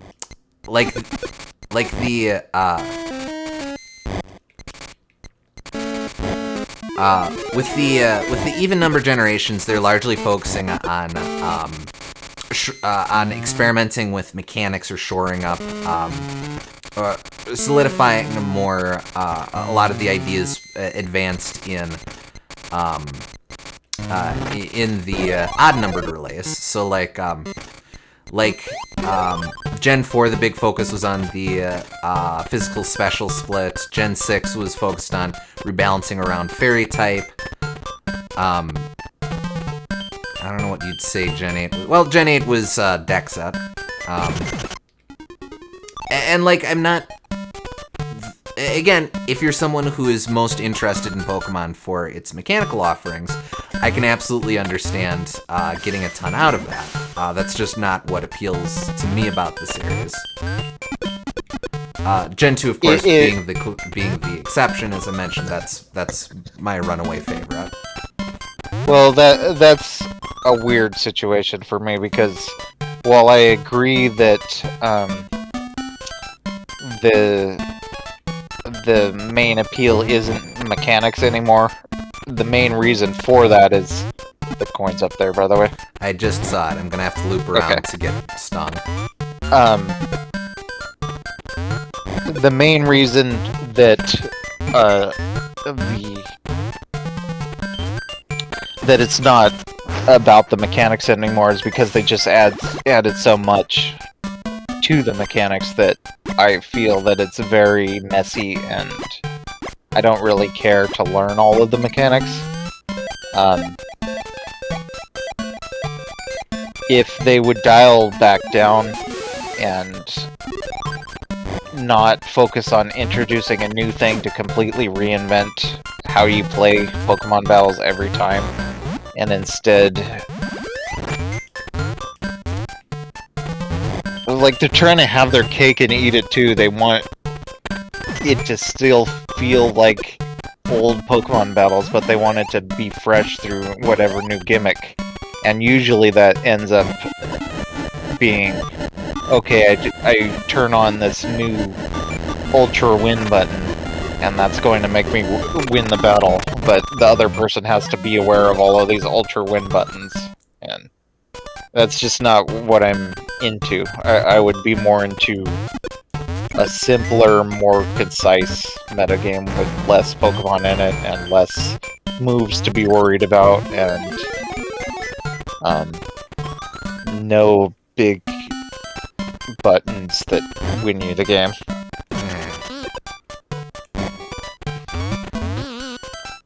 Screw it. Let's Go Pikachu and Eevee actually seem to have a pretty interesting metagame and stuff, from what I've seen. Yeah, but I remember you saying that if there were any modern Pokemon games where you got into competitively, that'd be it. Yeah. Because it's so limited, it's almost more of a defensive focus. Yeah.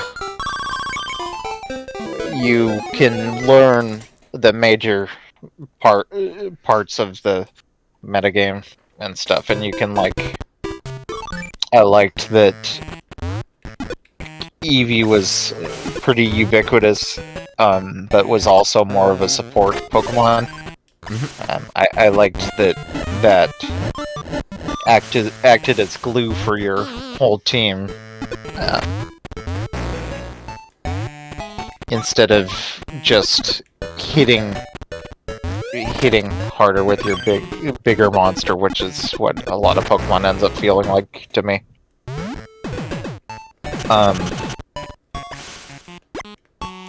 But then no one liked Pokemon Let's Go Pikachu and Eevee, so the meta never really developed anything, so...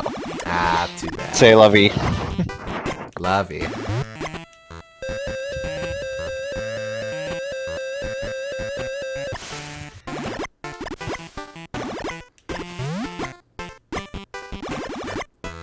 What mechanics would I nix? I'd nix any... Terrestrializing seems okay, but that's not really what I want. I'd nix anything like that. I'd nix the Gigantamax, I would nix the Z moves, I would nix the... as controversial as it might be, I would nix Mega Evolving. To be honest, a lot of the things they removed in Gen 8 were things that you didn't like, if I recall correctly. Like Hidden Power, they took that out. Yeah, I never liked Hidden Power because I feel like it makes it convoluted to learn very important coverage moves. Anything that's like... See, Pokemon initially just wanted to go against the idea of having a competitive scene, at least to that level. So it made really obtuse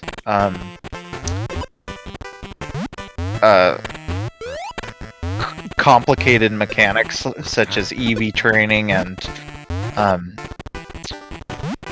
IV spreads and needing to raise 1 million eggs and egg moves and all these things. And the original intent was to give Pokemon their unique flavor and make them all feel a little different and have it less based off of the hard, raw data of each Pokemon and more about each one's personality. But the trouble with all that is that people will min-max anything. So the end result is that you just have very convoluted ways to get min-maxed Pokemon. So they should just accept that as a failed experiment and get rid of things like Hidden Power or get rid of EV training and natures and all of these things. So they can make that more accessible.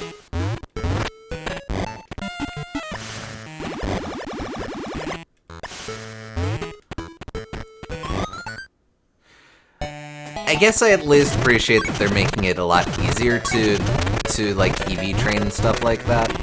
Yeah. Though you could also make the argument that that's just putting a band-aid on an existing problem. I do appreciate that it's easier, but that's only one of the issues I have with it, because the tedium is definitely a big problem, but also it means that, like,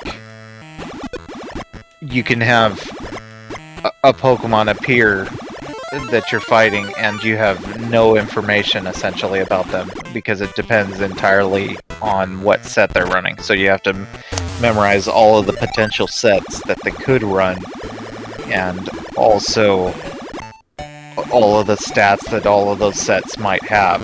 So it's just a lot, when I prefer it more like I see a Chansey, I know basically what a Chansey's gonna do. It's gonna stall and do Chansey things. Hashtag just Chansey things. It's more like chess. You always know what a queen is going to do. It's just a matter of how you use it. Sure.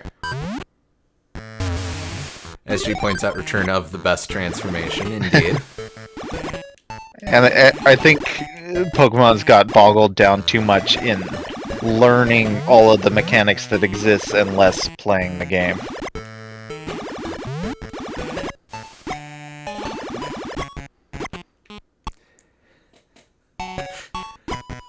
My favorite part of the RBY metagame is when Chansey shows up and says, "It's Chansey time," and then stalls all over the bad guys.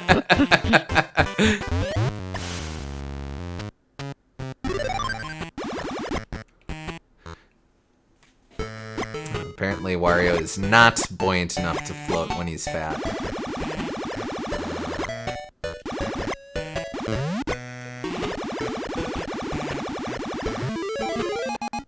Already halfway? Nice. Dockwater earlier said, I'll never play Let's Go Arceus because I cannot play open world games. That being said, it's still great, although it definitely feels like a simple starting place, though. Hope we get a Legends Kyurem, even if it's just to see the original dragon. Yeah, that'd be fun. I'd really like to see a lot more, a lot of experimentation with that template, just because I think there's a ton of potential there. Oh, did I say Let's Go Arceus? Excuse me. Legends Arceus. Would that you were let's so go, fortunate. Arceus. Are you there, Arceus? It's me, Margaret.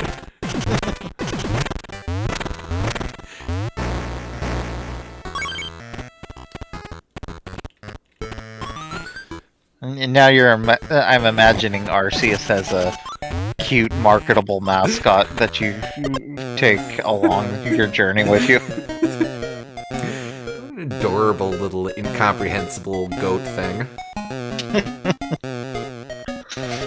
I'll never forget one of the Pokemon. Oh man, one of the Pokemon fan sites I followed back in the day had Arceus as in the web banner for a while. Before it was officially released, and when the whatever the event was where they finally started distributing Arceus, the update from the webmaster was something to the effect of, now finally people can stop asking us why there's a goat stuck in a fence on our banner.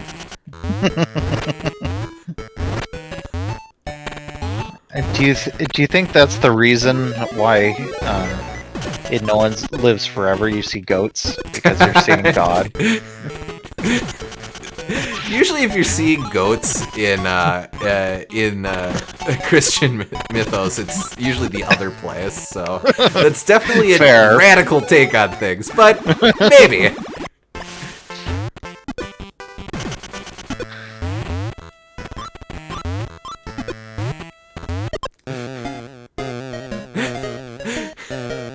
As she suggests, you and God have been partners since you were only little.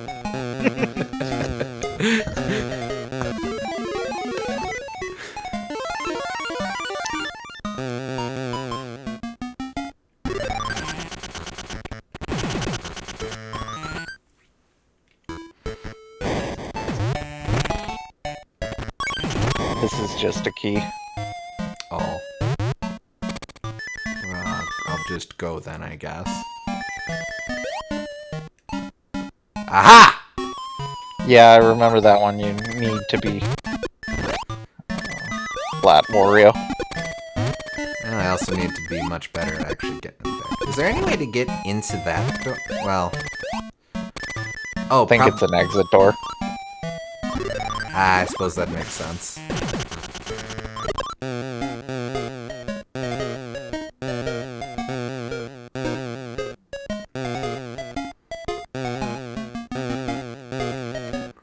No, don't try to... You're gonna fall right. off. Well, mixed success.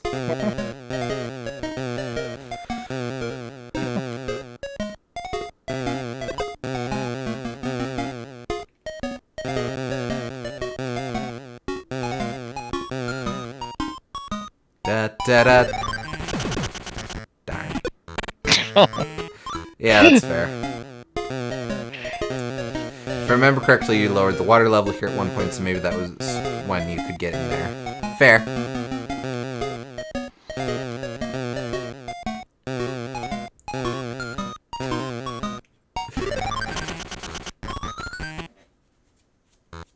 Alright.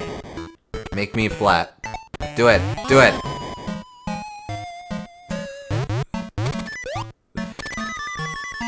That or it depends on time of day. Either way, there probably shouldn't be any music coins in there. Wait, no! No! No! No! Ah, man. Failure. Oh. You fail! Is Flat Wario anything like Flat Stanley? I'm glad Flat Stanley had presence up in your part of the world.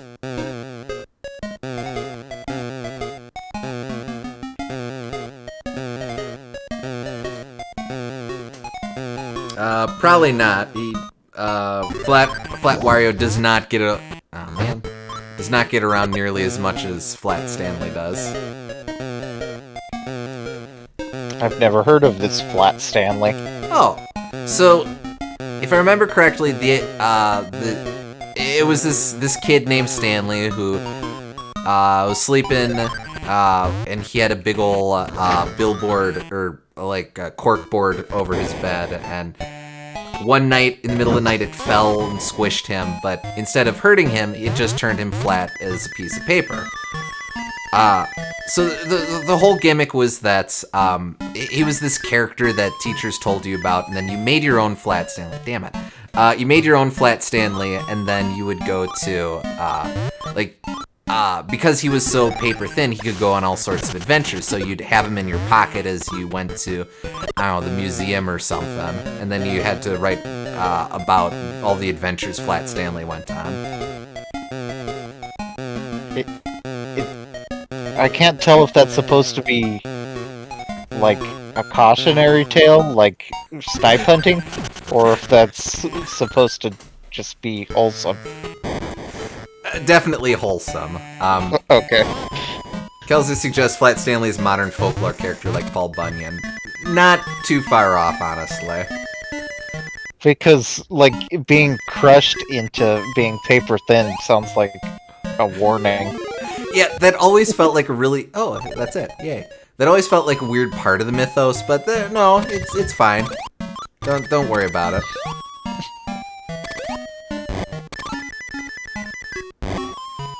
Come on, burn me. Aw, man, flat people can't be burned.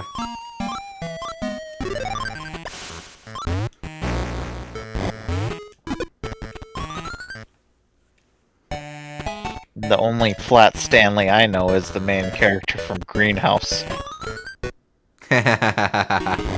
Yeah, okay.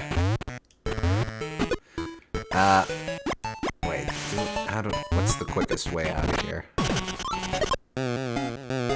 If I remember correctly, part of the idea is also that you'd send him out in the mail and whoever got him would take pictures of him and then send him back with pictures. Yes, that's right. Because he was flat, you could use him to, like, share stuff with a pen pal or something. No, it's like when Mario gets cursed to become paper constructions in the Thousand Year Door. It's a blessing in disguise. But, I don't know. He probably was, like, being tortured through that entire experience. Like, it helped him out, but at what cost? You think he just feels nothing but agony when he folds into an aeroplane? I mean, back in those days, you could believably say that being paper was just a metaphor until they missed the entire point in every game after Thousand Year Door.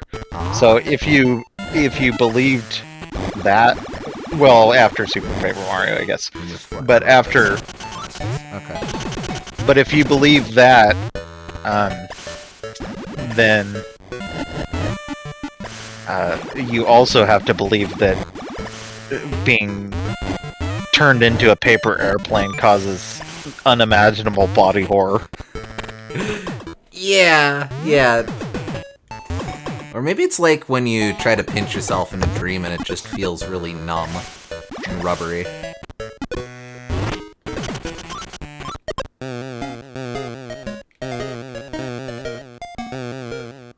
Oh, wait.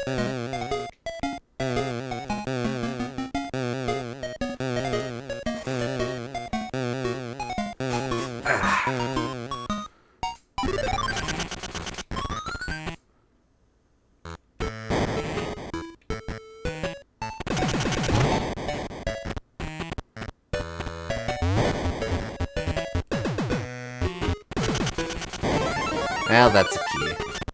Yeah, I told you. Didn't believe me. No, I just took alternate advice.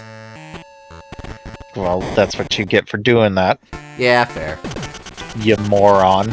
I wouldn't go that far. You ignoramus. Hey, I'm a maroon and proud of it. You big buffoon maroon.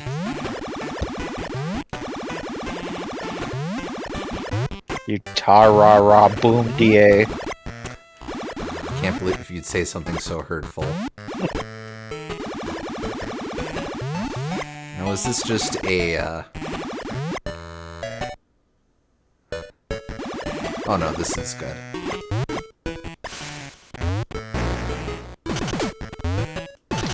You div, you mug, you plank, you great gormless numpty. I am a very gormful numpty, thank you. I'm proud of my gorm.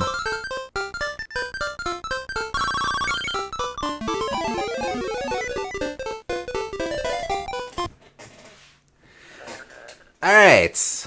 That was 1/5 of the work.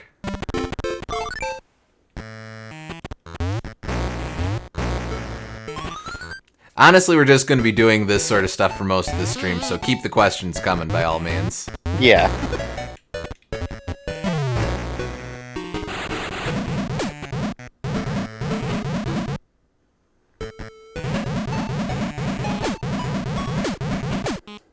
Darn.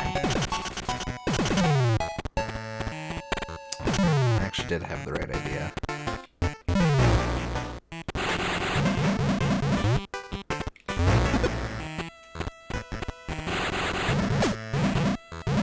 Looking forward to Sonic Frontiers. Kinda, honestly. I need to see, because that one could go either way, but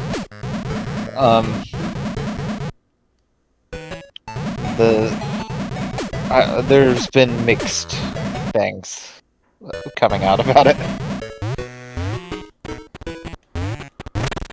Oh, darn. But I mean, that's true of any Sonic game, so.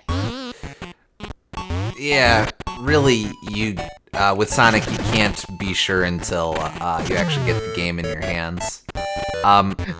Sonic Frontiers? More like Sonic Fan Tears, am I right?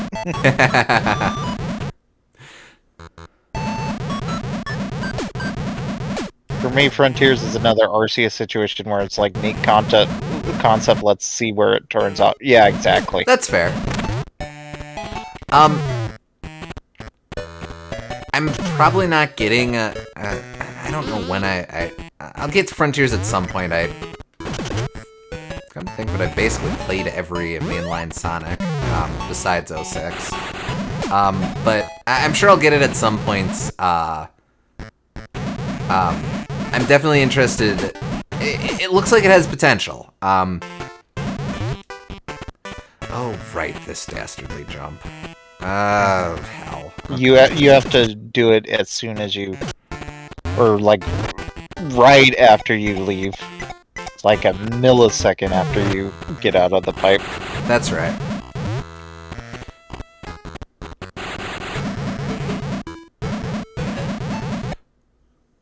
I feel, SG says, I feel like general fan impression has trended more positive since some of the early trailers.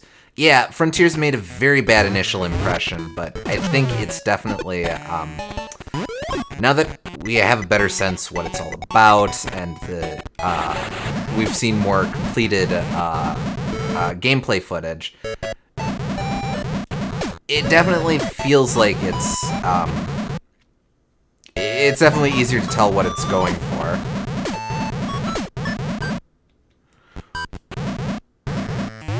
Oh, come on! That second one you can basically just jump immediately, I think. Yeah, okay.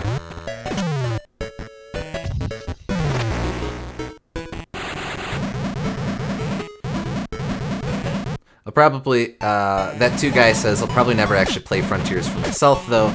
I can't be arsed with Sonic anymore. I like the art direction of some of the games in the fan comic, and that's it for Sonic with me. Darn it. mean, I'll always love Sonic. I'm definitely way more of a Sonic guy than either of the two main personalities behind the designing 4. But like Sonic is always interesting, so if nothing else, it'll be fun to see the experiment that comes out of it. that I can agree with.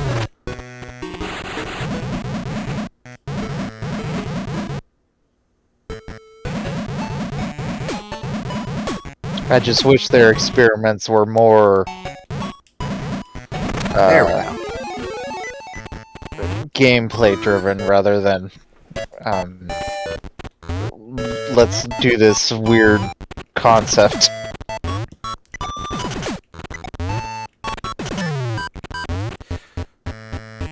I at least feel like they're getting better about that in more recent years. Like, in the Audies, absolutely, you had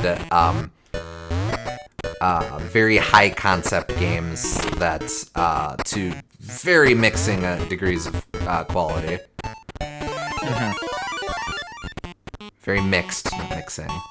But like, when we get more when we get mainline Sonic games, and we haven't actually gotten a whole lot recently, I feel like they're a bit better about honing in on what's solid. You'd love to see a very linear 2D Sonic game just to see how that turned out. The Sonic 1 on Master System or Game Gear is a very linear Sonic game, and that might be worth experimenting with. I like it better than the Genesis version of Sonic 1. Yeah, it reminds me that I need to actually finish that too. What is it? 3? Okay. Yeah. It's not even like most of the Master System games are like that. It's pretty much just Sonic 1 8-bit that's like that, right? Yeah. Dimension Zero says I will be picking it up. The open zone is interesting enough for me to try it out. I skipped Colors Ultimate and Origins because I already own versions of these games, and those two didn't look definitive. That's fair. Oh, right. Yeah, I get to do this.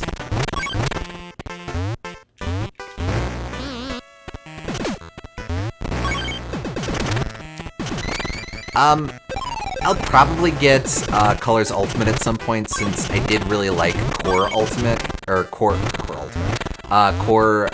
Colors, and it sounds like they've patched all of the main issues. But like, I'm in no hurry for that. Mm-hmm.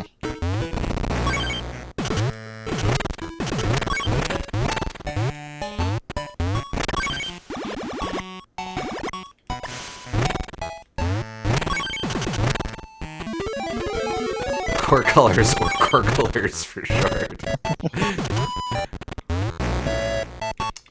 And we're officially done with the Virtual Boy room. Oh yeah! RIP Virtual Boy.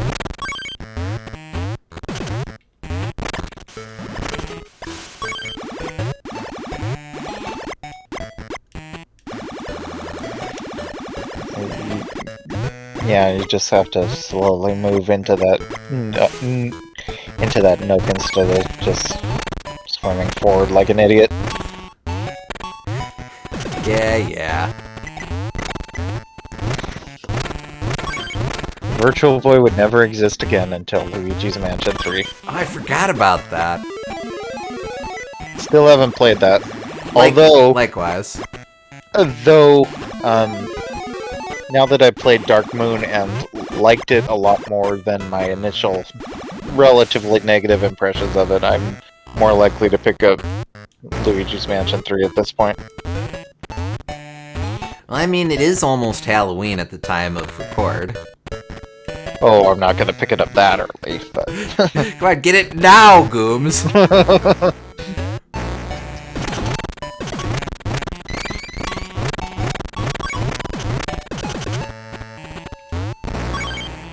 Luigi's Mansion 3 is pretty cool. Oh, good.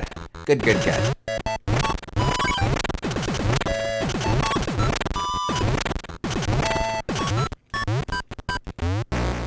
don't think I like it more than one, but it's still a fun time in its own right. Fair. Oh, hey, I'm almost there already.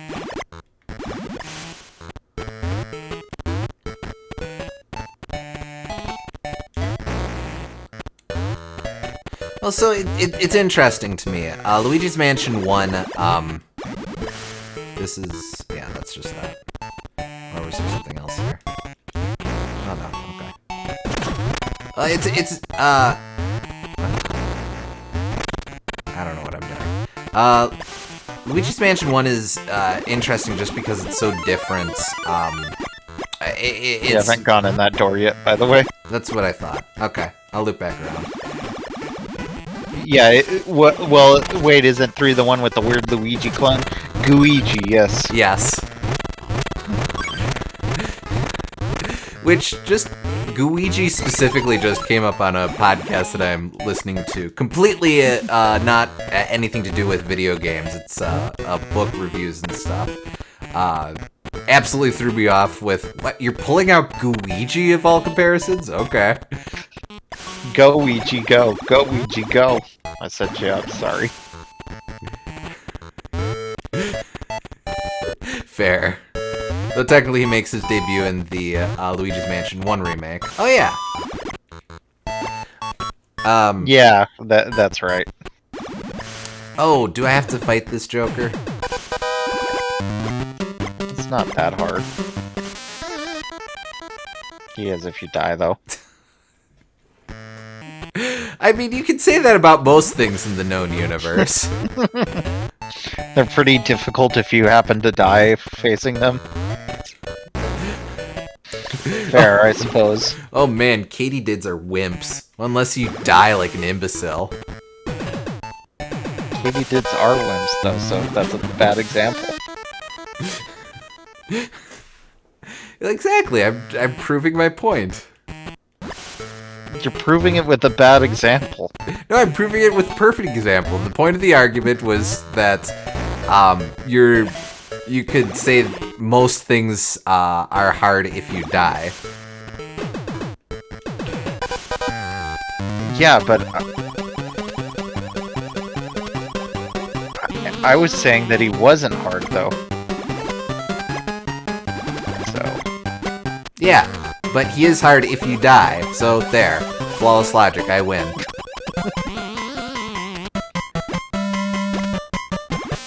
Ah, hell. It would be like saying katydids aren't hard to kill unless you die. Yes! Yes, I'm glad we've come to an understanding. And I'm right. QED. But that's the opposite of what you said. Man, I'm barely paying attention to what the hell I'm saying. I'm confused. I'm trying to fight a racist octopus here. Don't mind me. Well, squid.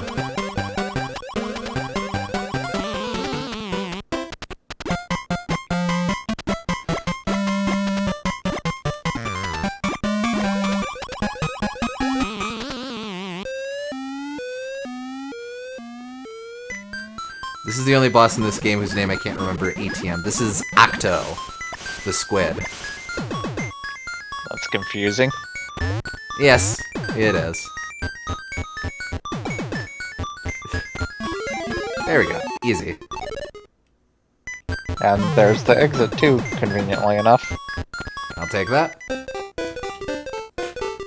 Wario defeated racism again. Wario does his part to take on the white patriarchal society. Well, to be fair, he defeated the racism he caused in Mario Party, so mixed success.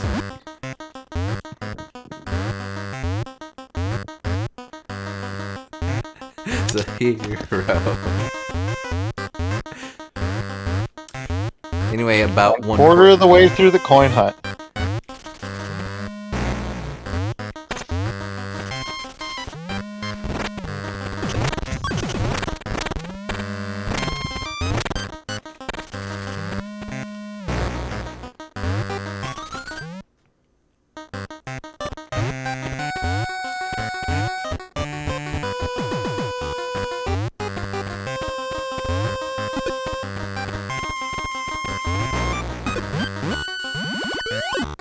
Aha! You can go through these levels a little quicker now that you have your full moveset, which is fun. Yes. Like you can kill a lot of these enemies easier. The earthquake butt stomp is definitely a big boon. Yeah. Let's see if I can get all the way down. Nope. Do it. Do it, Wormadam.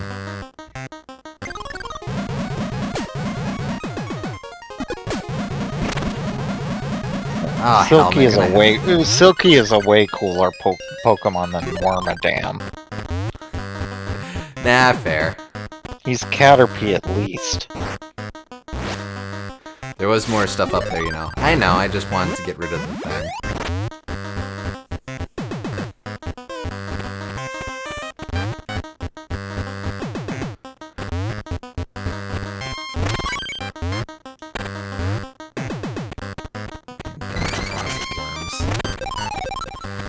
Let's play golf.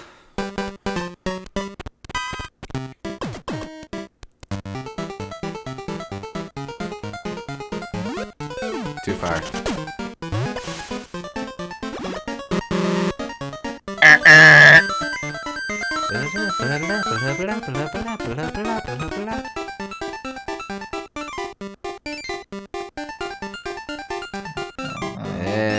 Not happening.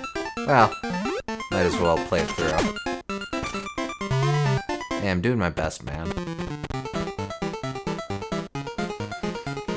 Do you think Wario actually likes golf, or does he just like beating the shit out of little guys? No, he hates this. This is absolutely miserable for him, but he's forced to do it anyway. Yeah, this is...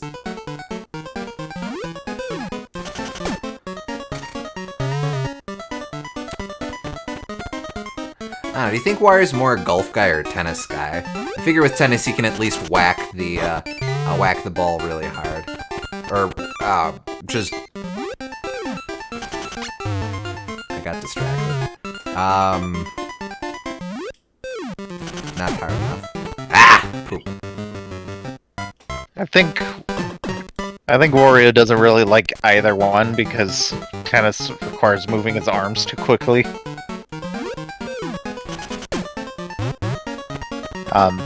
He would probably be into football, but inconveniently enough, a American football game does not exist. Maybe someday.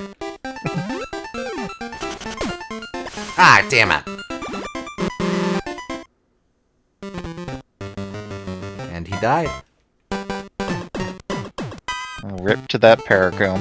Watch, I don't even need to beat golf. Actually, considering he's dead, that makes the ending of this game very Oh, disturbing. jeez, I didn't even think of that.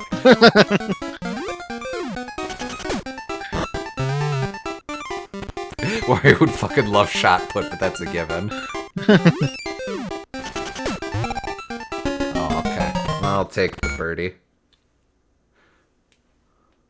Wario, of course, gives the golf course a birdie on his way out.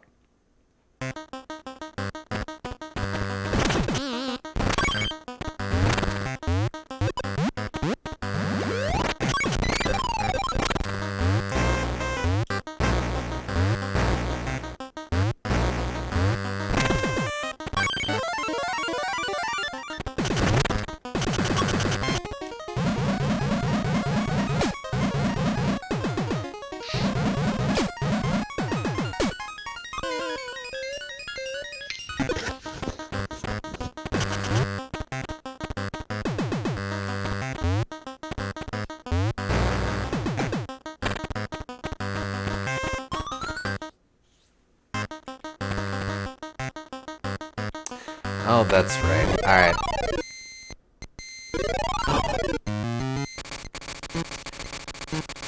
Pop quiz time. Suggest a poll. Alright. I'm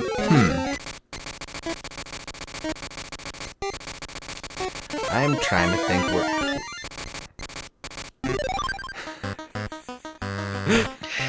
Is Captain Planet A a hero? B,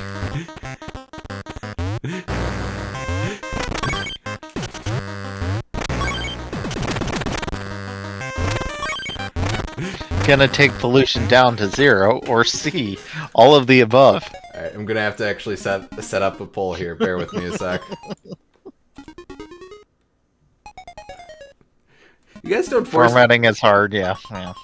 You guys don't, whoop, nope, ignore that. You guys don't force me to use, this, street, poll stuff a whole lot. Okay, I create a new poll.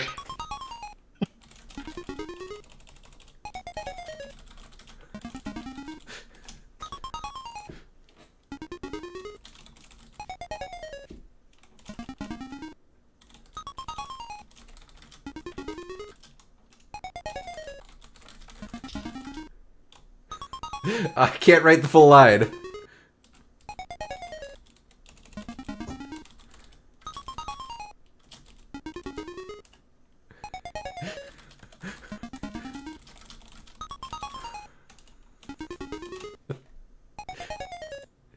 Oh, I tax you guys for voting. Yeah, we won't cost too much. And why not?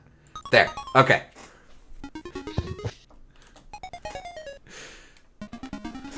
Alright, vote you.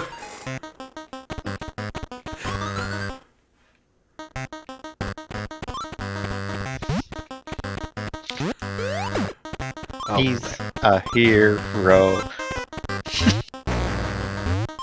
He's a hero.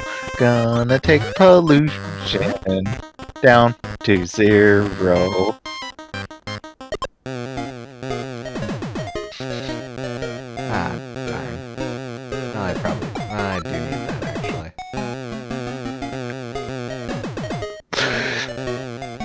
What are you doing? Bouncing around like a moron. Thought that was obvious. Oh wait, no, I do want... Ah, damnation. Yeah, what were you doing? You should just... Okay, there.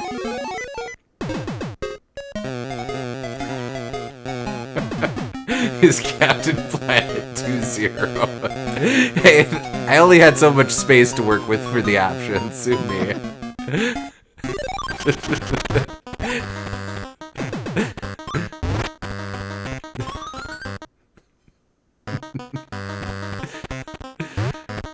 How do I get out of this hell dimension? Oh, okay.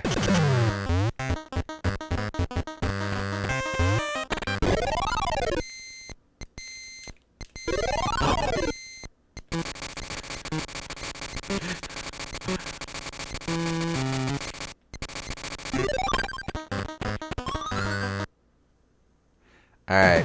Oh, right. Shout out Silver Winners in the chat.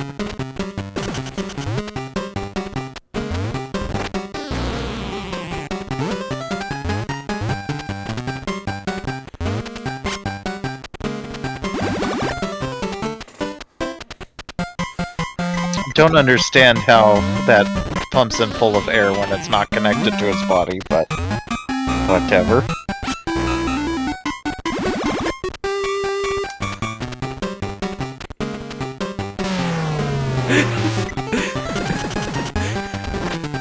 One of the options is now just him decreasing pollution by some arbitrary amount. So you're gonna take... He's gonna take pollution down, slightly. I can pick up a can, I guess. It's more like, it's less Captain Planet, more Corporal Planet. Private Planet.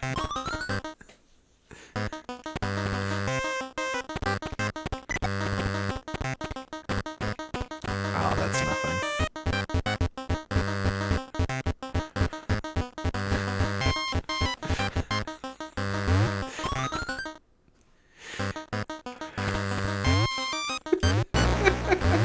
Sorry.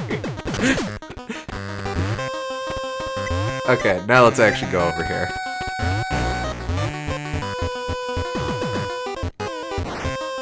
Yeah.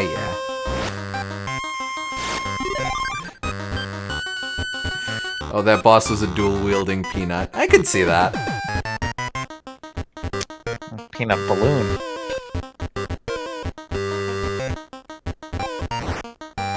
Yeah. Got impatient.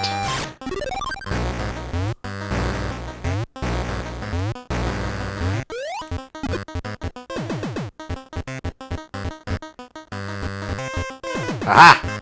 And there's nothing here. WTG. I kinda figured, suspected it would be like that. Wow, he only got 2. That's a pretty big level. Yeah.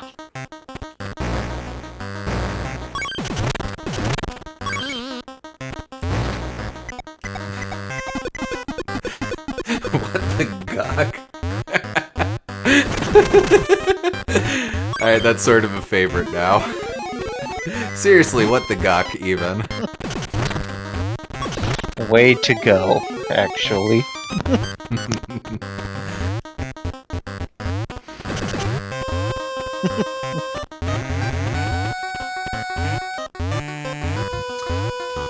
Ba-ba-da-ba-da.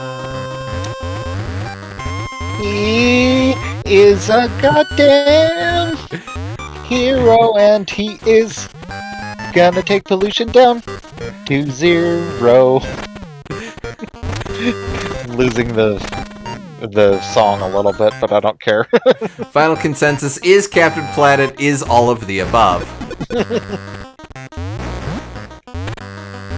I don't think you ever went through the other door on the left yet. I did not. I will need to do that at some point.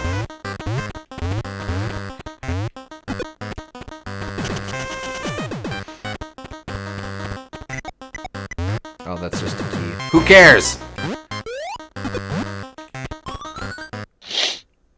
Bye. I missed you. I'll miss you.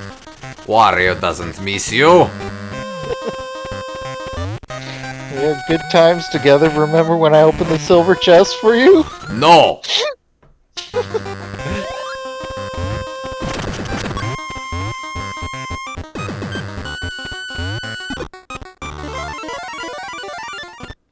Oh, but you'll take the red key. I see how it is. You've hooked up with some hussy.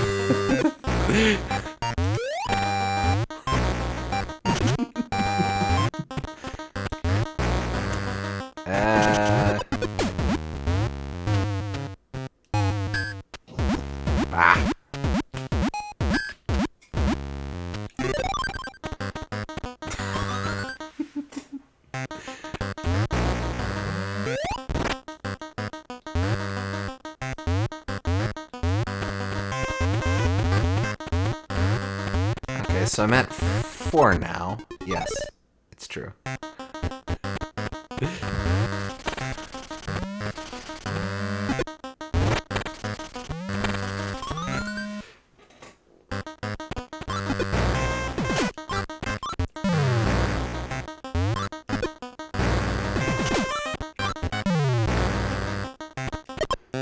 Free game theory video for you guys. Is Wario secretly Captain Planet?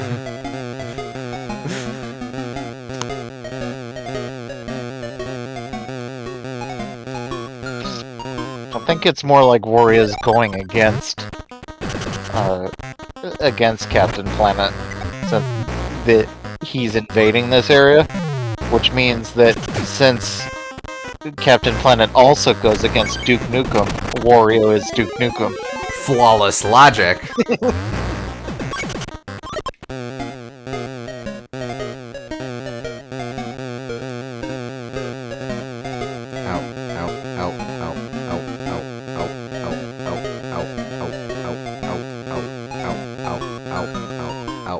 Okay.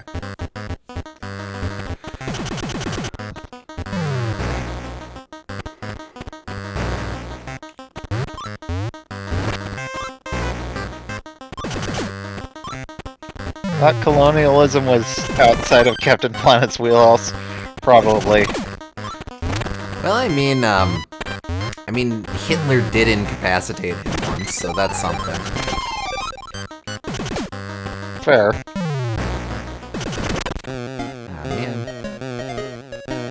forgot that Captain Planet had a Hitler episode. I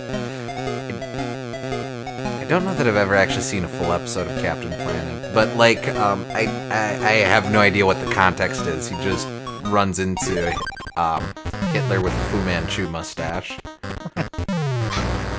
Oh yeah, because that makes it okay. Replace one evil mustache with another evil mustache. Horse apiece.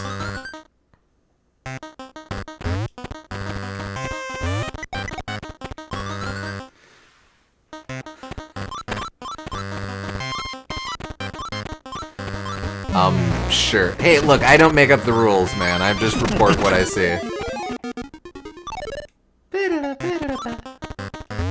At least when Persona 2 did it, it was funny.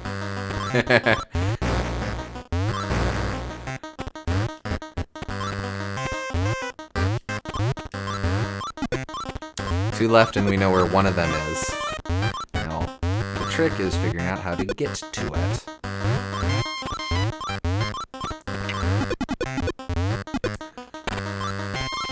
Oh, I probably have to throw this Joker. Or that Joker. There's lots of Jokers getting thrown about. No, don't leave, Wario.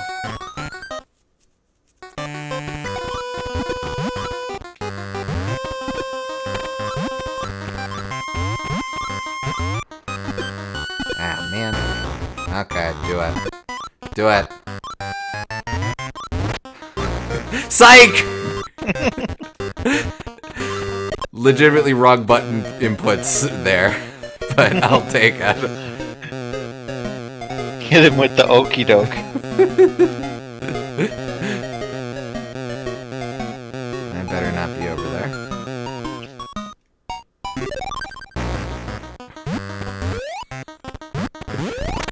There we go. Okay. Alright, one more, and I'm not sure where it is.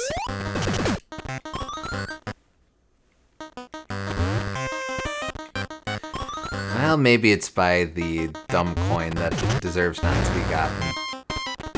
I mean... Dumb key. Yeah. I so disrespect the key I don't even acknowledge what it actually is. I'm kind of a dick.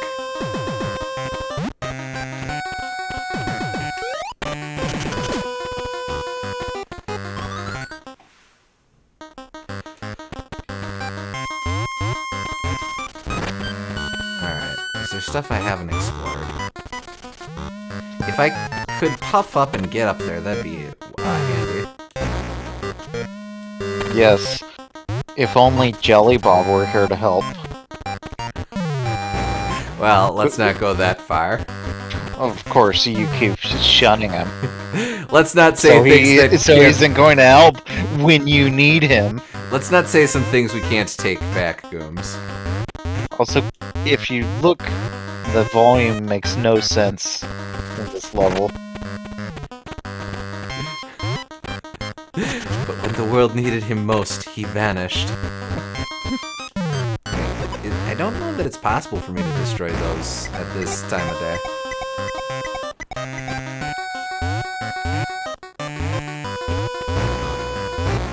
Oh boy, if you tell me that it was supposed to be night all along, I'm gonna be slightly miffed.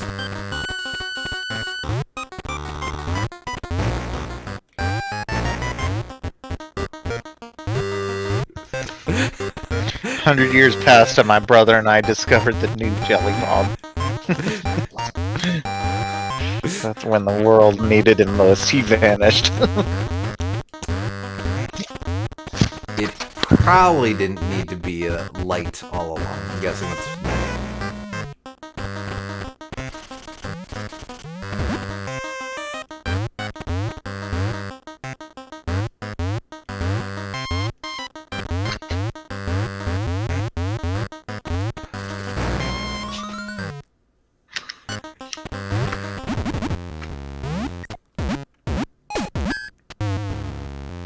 Jelly bending is a legit form of water bending. Changed my mind.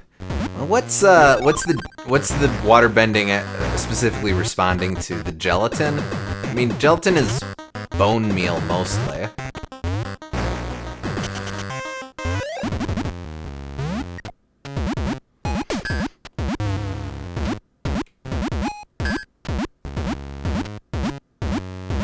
would assume bones is like earth, probably. I guess it depends on the state of the bones.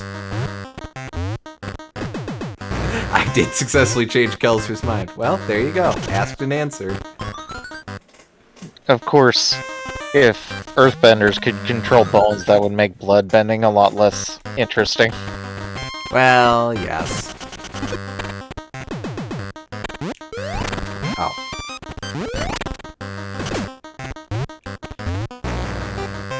Oh, wait. No. I need some stooge again.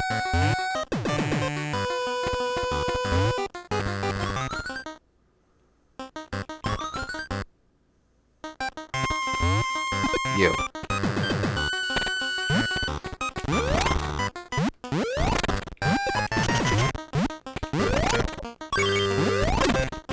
I thought you were going to kill him again, not gonna lie. It was tempting. Alright. Now let's put our minigame clear to good use. Turn around, you dumbass.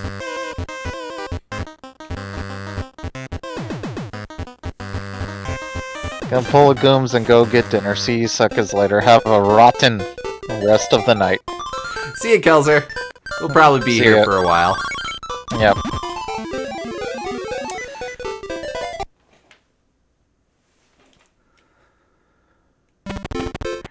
Alright, the volcano's base. Well, might catch the end, we shall see.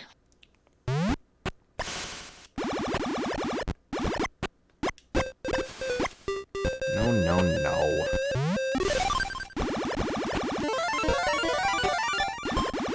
The first level we blue treasure. Oh, really? Nice.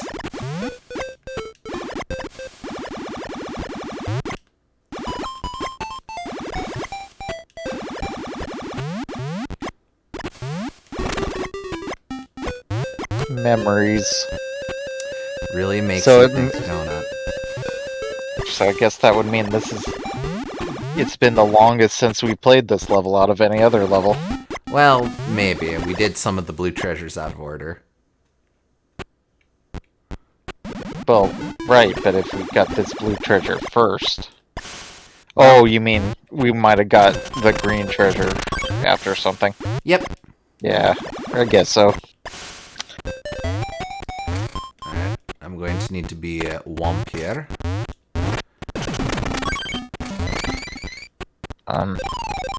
Just clearing the runway.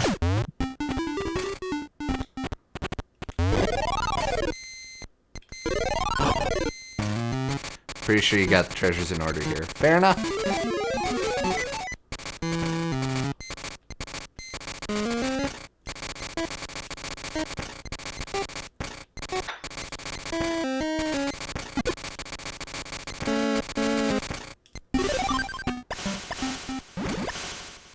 Vampires don't use pipes.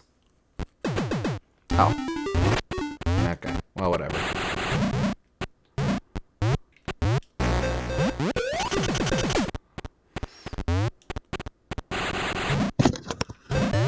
Darn.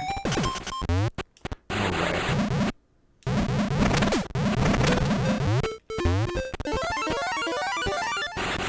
Oh, so you'll get that silver key. Yeah, man, that's a cool silver key.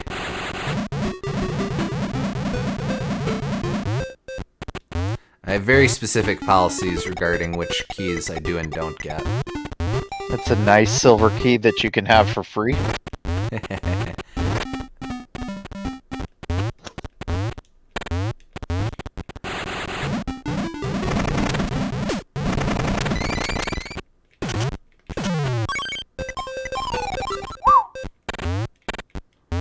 Aw, man. Just had to have that coin. Well, who knows how many times I'll have to play golf again.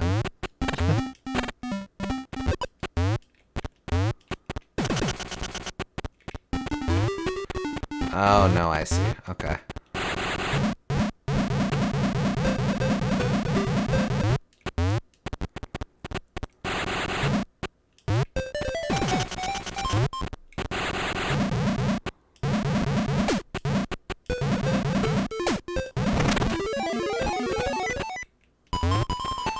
Do I have to fight the boss? I can't remember. If there was I can't remember. Also, let's just do it. I'll be back. Alright.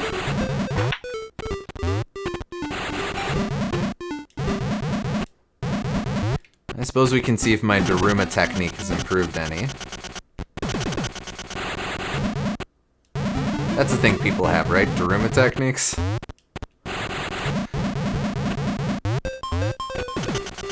Could save it for last if you're unsure. Yeah, that's a good call. Okay.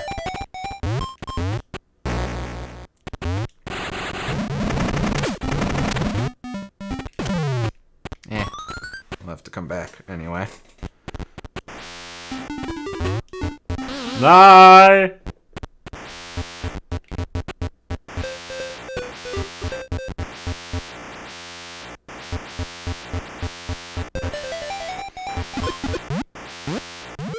Wait. Oh no, good. But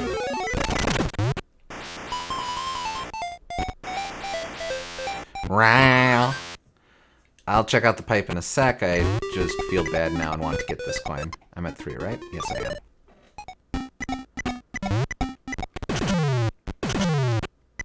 Move. Move. Move. Move. Move. Move. Okay.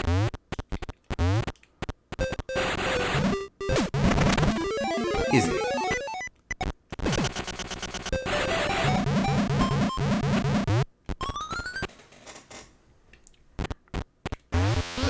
Darn.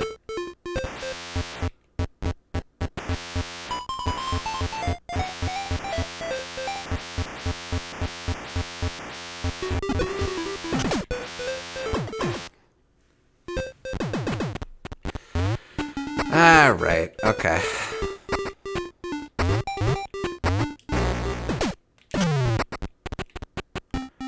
I don't think I needed to be on fire around here. Oh.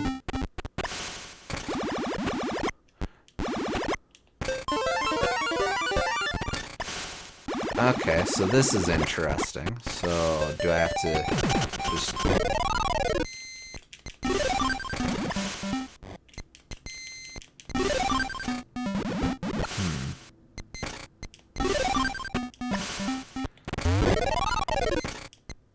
There we go.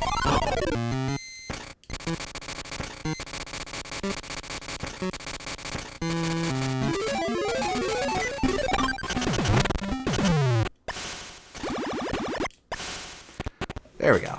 Not too bad.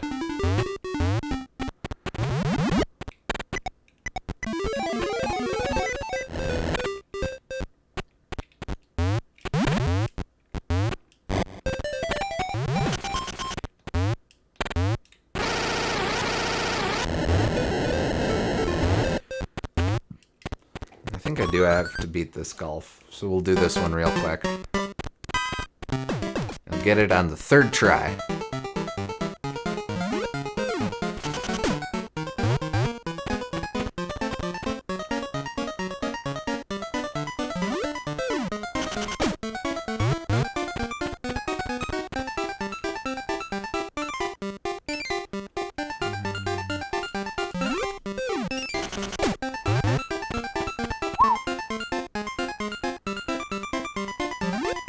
Too far.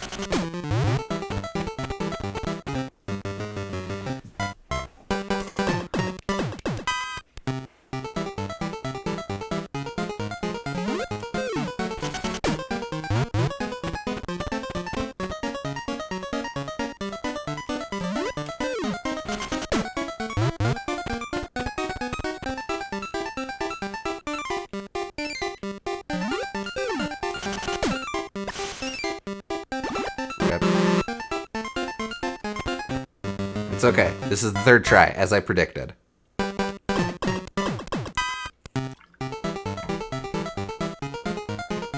had to give me this one.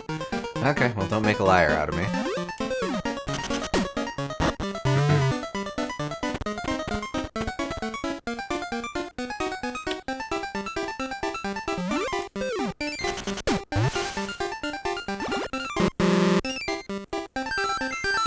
gonna make a liar out of you, TBH.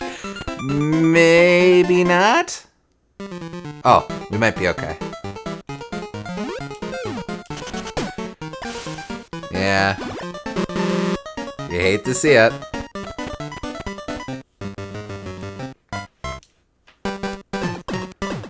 Yeah.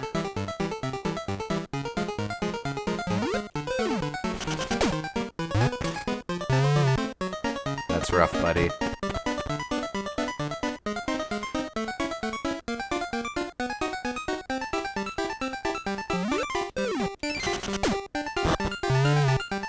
Your psychic powers exceed yours. Yeah.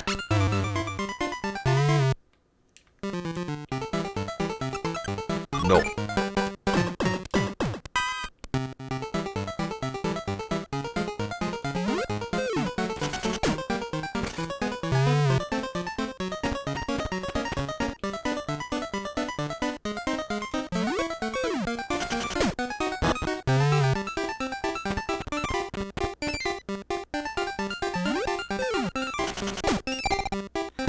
There we go. I told you I'd get it on the third try.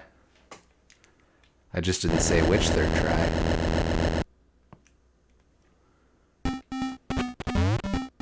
Yep.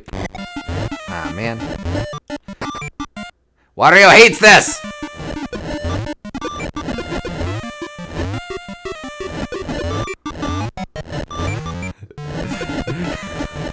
Nice. Okay, compliment rescinded. Ah, man.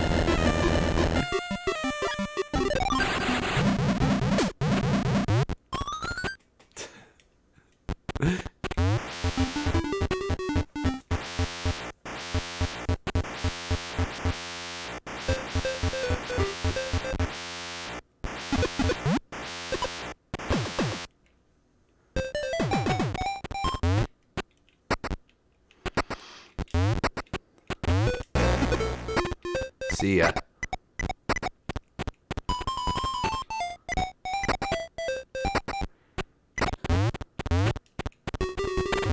I might as well check right away.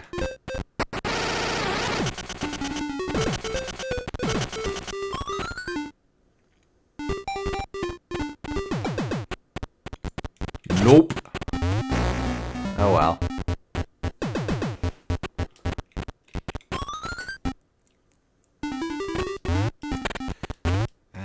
Do I risk it? Nah, I don't. No blind jumps. You're a snake?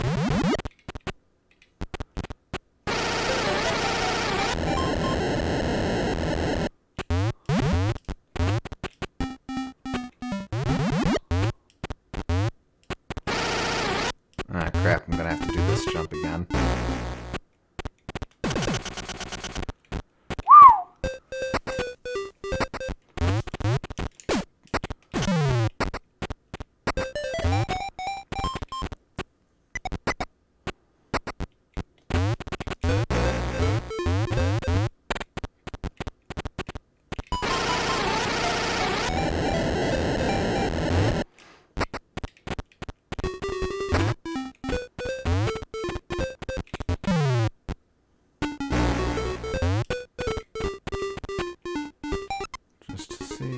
Oh wow, 6 already, nice.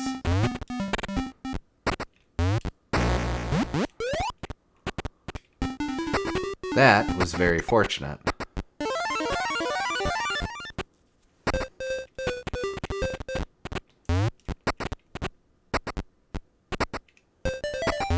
No, don't do it! Oh, you sick bastard!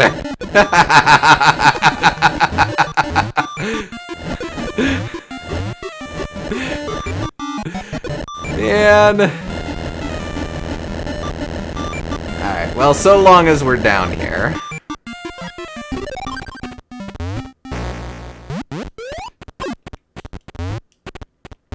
Did I look in here? I can't remember.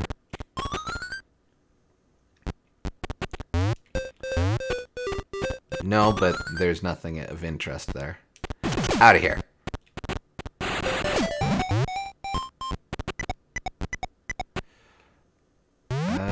Oh, I was here.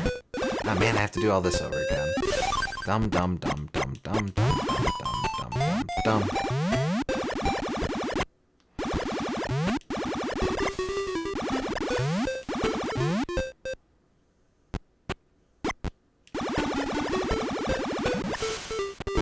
Yeah. You just cost yourself about a few minutes.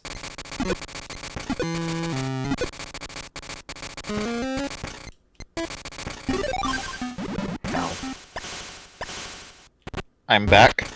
Hi. Absolutely nothing went wrong. Everything's fine. Did you beat the boss yet? I won the video game several times over. You didn't beat the boss yet. I was really good. You didn't beat the boss yet. And the boss is honestly the least of my issues from what you missed.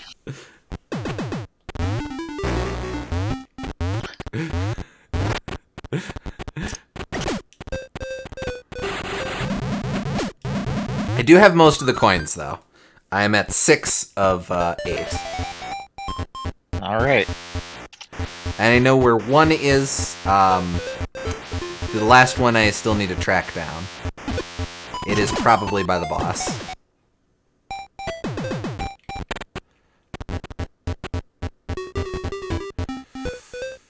I don't want to do the whole thing. We chose to save the boss for last, just in case. Fair.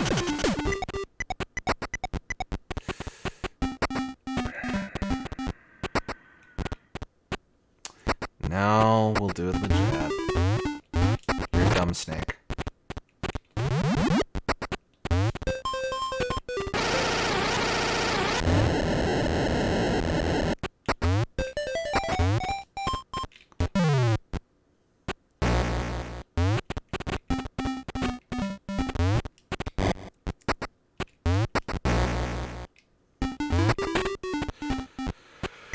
Alright.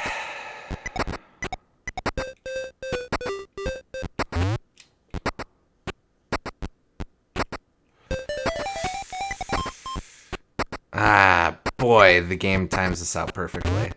No, no!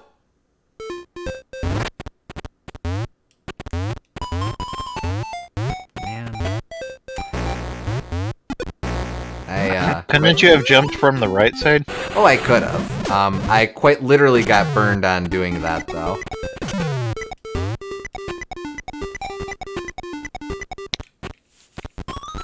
It is a very mean torch spot. I feel like you still can get it from the right side. You just have to time it well. Oh, well, yes.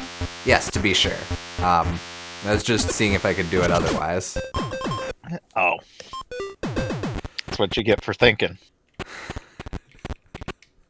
So I'm not supposed to think in the puzzle game? Yes, you're just supposed to do. If you think with no action, you'll never finish anything. Think or think not, there is no do.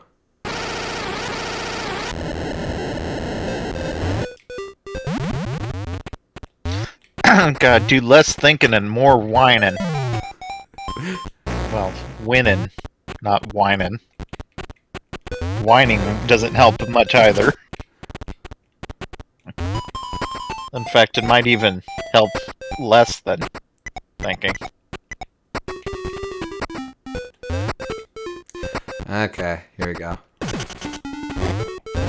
There you go. And I'm pretty sure there's nothing over here. There isn't. Alright, I'm gonna have to do it like this. Oh, better than that. Better than that, even.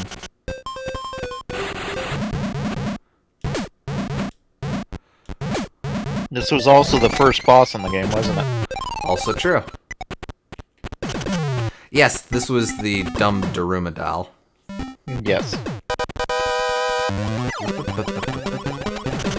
Go. Weirdly, the first boss in the game is one of the few that has more than,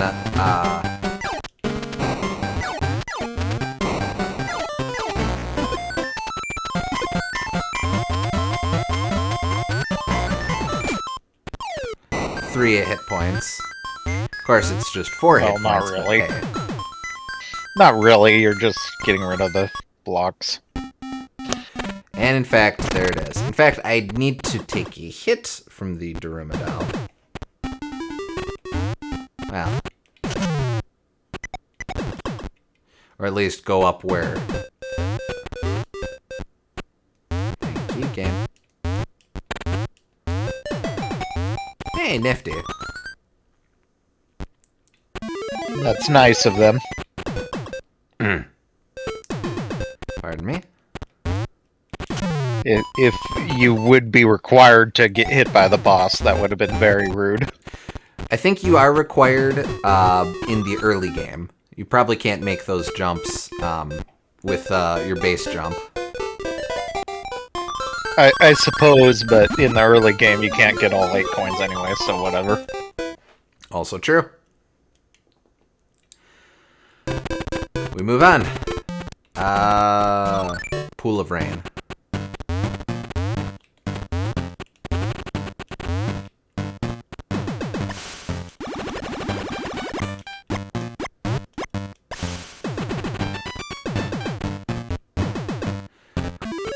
And there's one. Boy, the rest of these coins are going to be easy.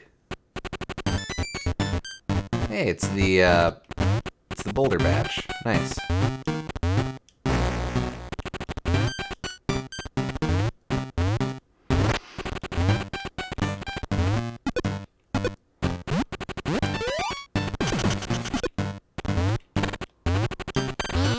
Darn.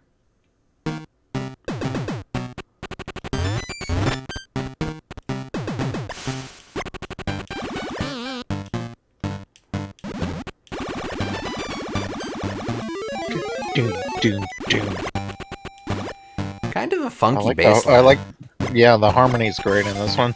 Oh, Jelly Bob. Doom, doom, doom, boom.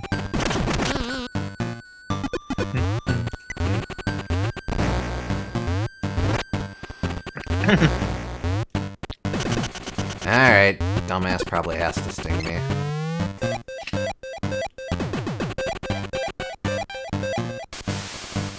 Alright, so that's the exit.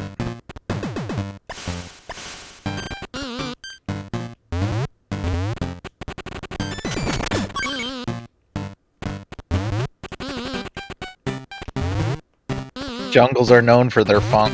Kinda, yeah. At least in video games they are.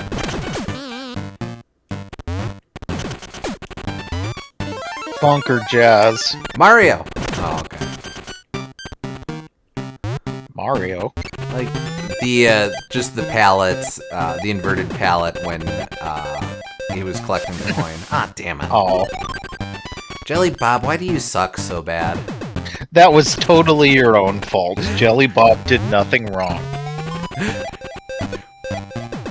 Hashtag Jelly Bob did everything wrong.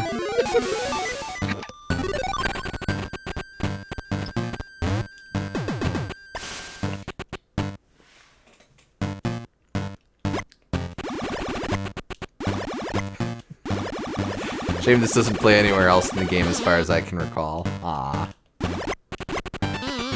Have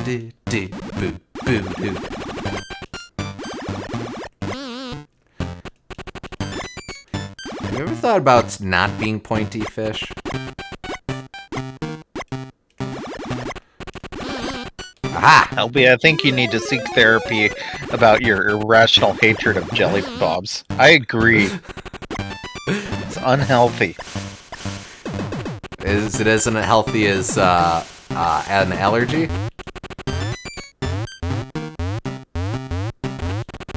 It's it's an allergy against innocent jelly bobs. There is nothing innocent about that man. You look into his eyes and you tell me that's the face of innocence. It's the face of innocence. Alright, now do it again, but mean it this time. It's the face of innocence. Well, he said it very meaningfully.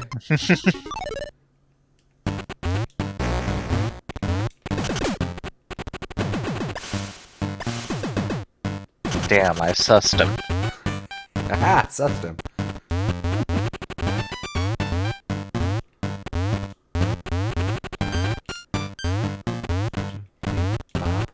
Jelly Bob is dumb, Jelly Bob.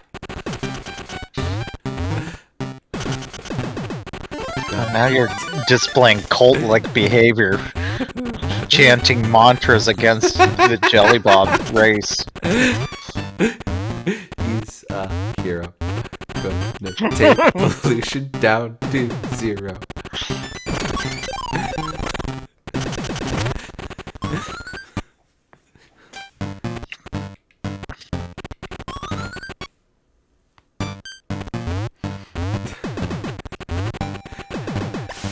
Bob is a cool guy. Jelly Bob is a real cool guy. Jelly Bob did nothing wrong. Jelly Bob does not deserve this song.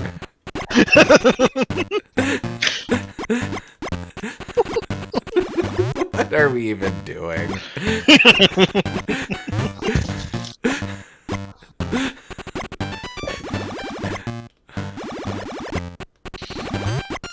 Oh, is this...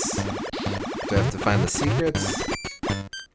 The secret routes? Oh, okay. That's right, from below.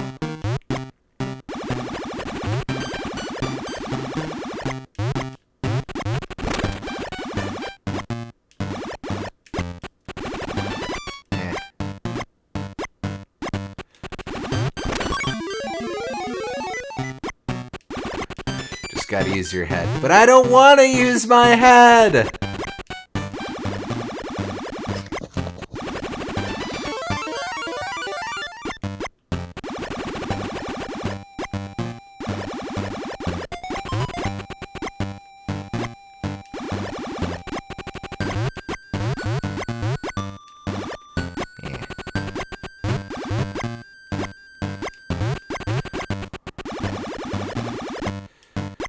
Oh, right, this is a boss, isn't it? Yeah, it is. Indeed. Oh, is this, the, Kitsune? Oh, yeah, probably.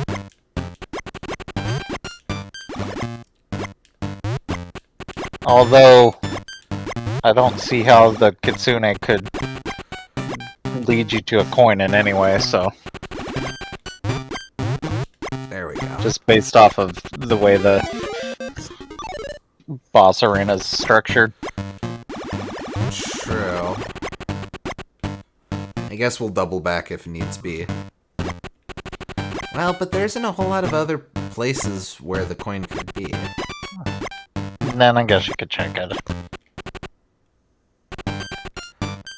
SG guesses that one has no coin? Okay. Still haven't explored the upper area much. True. Okay.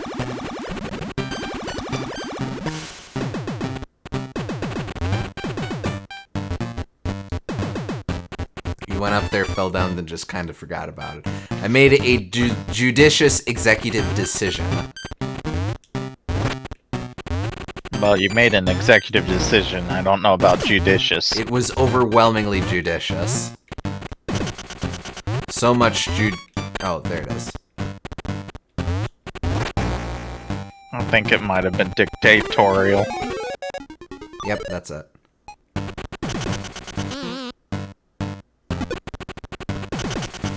Never have you ever seen a more judicious decision made than that one. A judicious executive decision that you're now going back on. Yeah, don't claim to be infallible, baby.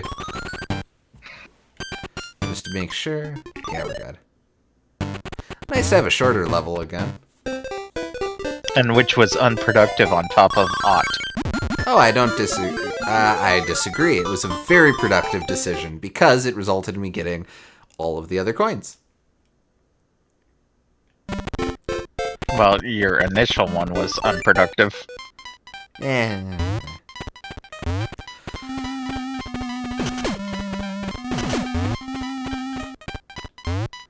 Right, okay. This one's gonna be lots of back and forth. All the other coins which you would have gotten anyway.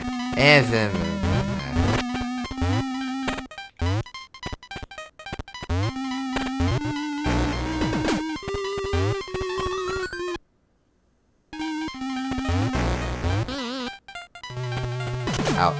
Out. Time for some Anyway, time for some chaos.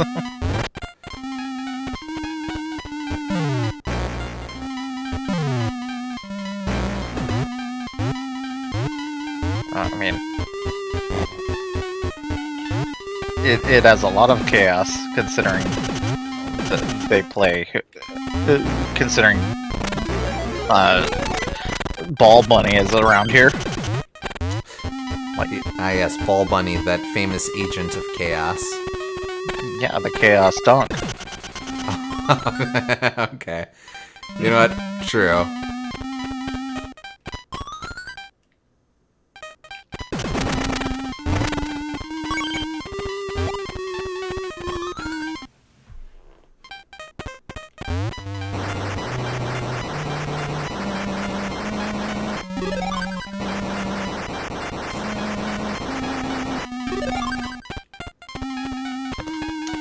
I don't need that key, so I don't care.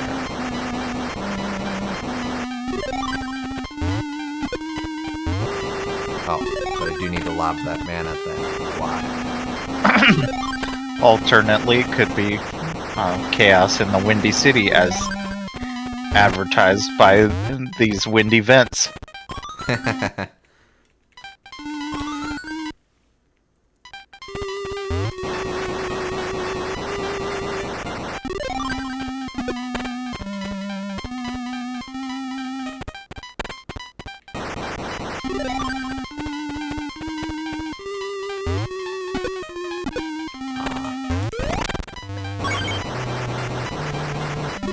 That's of no help to me.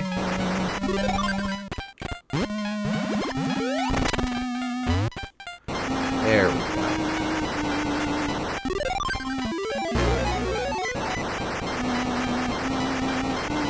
I think that's all I can get from around here, but yeah. Okay.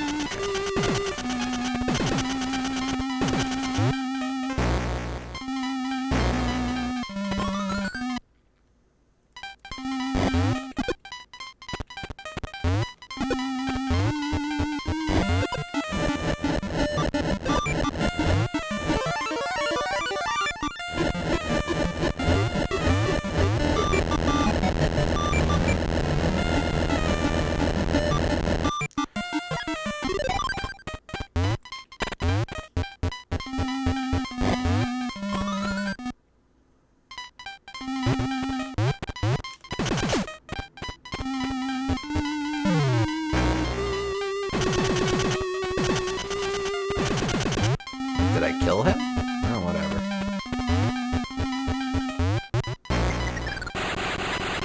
Man.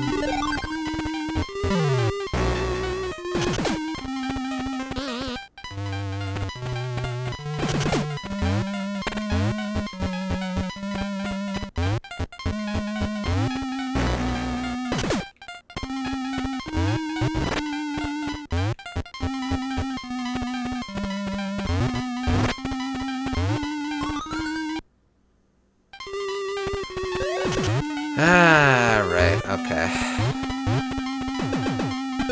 Yep, this room.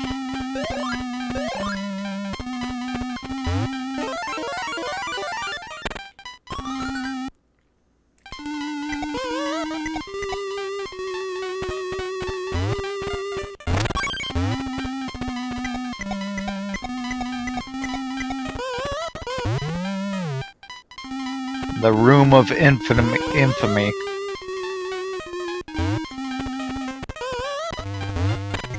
Okay, well this is okay. This lets me test the waters with Ball Bunny. Well, friggin'... I don't know why the light needs to specifically be shining through a window actively. Because it's angled. Well, yeah, but the open window totally should have worked. No, because the light wasn't shining on you. Like, you're not thinking three-dimensionally.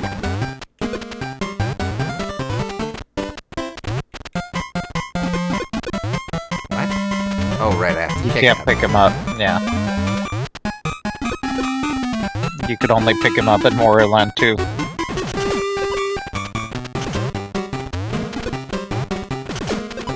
Oh, but I can jump higher now is the main thing.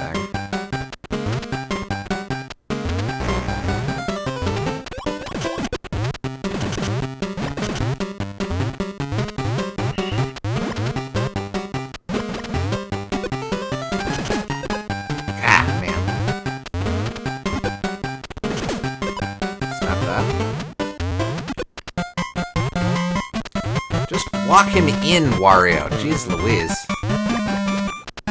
That might have worked if you would have charged him right there.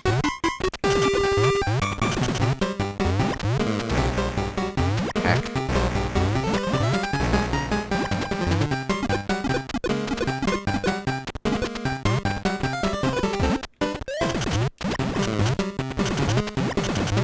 You might want to just die.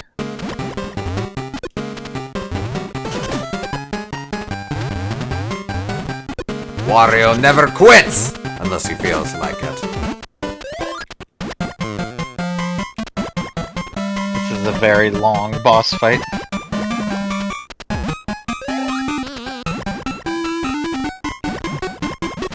Who needs bosses with health bars when you have sports? Pretty much.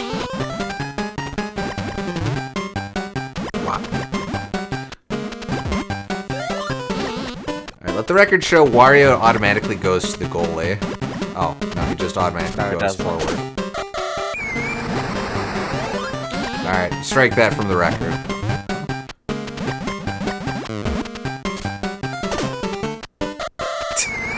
Oh, the goalie's in on it. Well, yeah. Tortoise in there. You will recall that they weren't exactly friends in that fable. They got over it.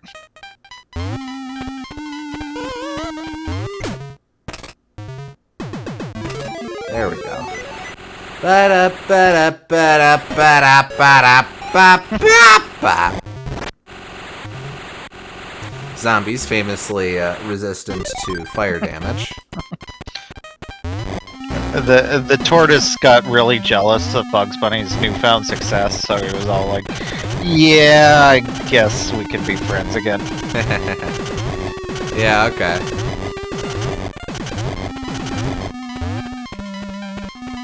Because as you may recall, that was Bugs Bunny's first ever episode.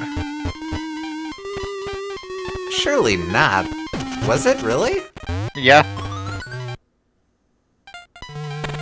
Oh, hell. Before he was named Bugs Bunny. Wow, I thought for sure that was later. Okay. Nope. Huh. I guess it's kind of like how Donald Duck's debut was in The Wise Little Hen. Yeah. And like, no one asks about Peter Pig.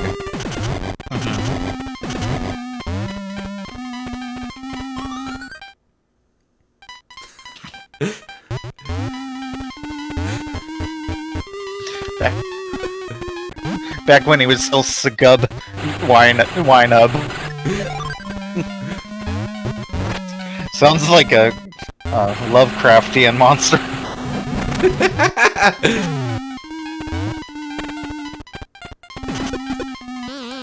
The reality warping powers of Scub Winub. Need some random boss. Just need some random apostrophes in there somewhere. Yeah. So your mic was a little choppy there, and I thought you were going to say just need some random boss music. So I was. Oh, I said, I said it needs some random apostrophes in there. There we go. Can you hear me? Yeah, we can hear you. For a second you were just. Some random Need some random apostrophes in there.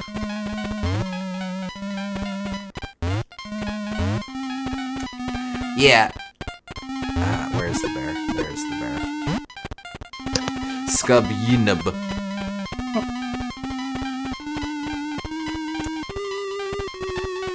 What would Bugs Bunny's boss battle theme be? Would it'd just be the merry-go-round broke down in a minor key, right? or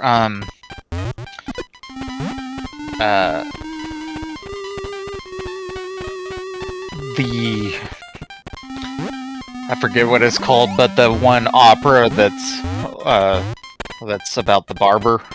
Oh, Barber of Seville. Yeah, Barber of Seville. When he's doing, when he's interacting with Elmer Fudd in one of those episodes, it plays the Barber of Seville, and that's a fittingly enough dramatic music for him. True enough.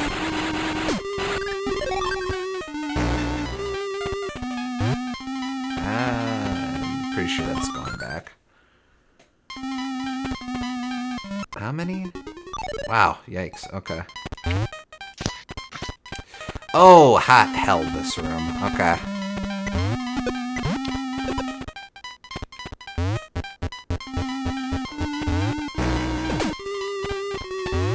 Town in chaos, more like our viewer shop in chaos. Viewer shop? Jeez Louise, what the hell am I even saying? I wanted to take viewer shop in high school, but I couldn't really fit it into my schedule.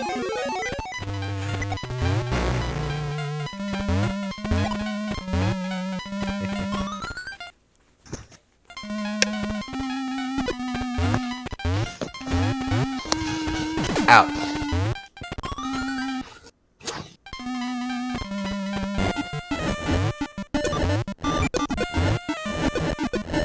Are you trying to say that you're secretly buying your viewers now? That's right, the new designing for scandal has come to light.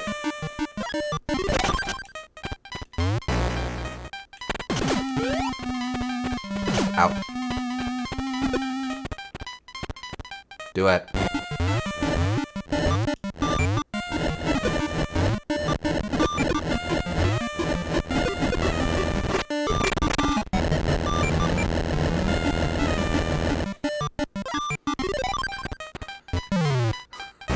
Cancelled on my twitter.dom tbh and also my twitter.com.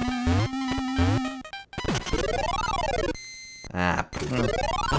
The first one might have been a little kinkier than you were intending.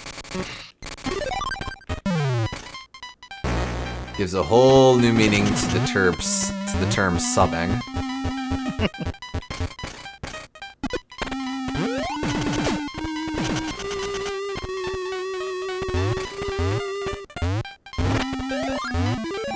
Alright, do it. Do it.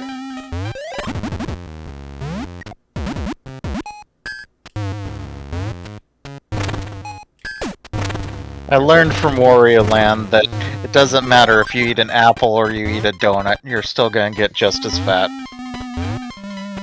Really makes you think, donut. Donut? Apple. In this case, it makes me think apple more than it makes me think donut.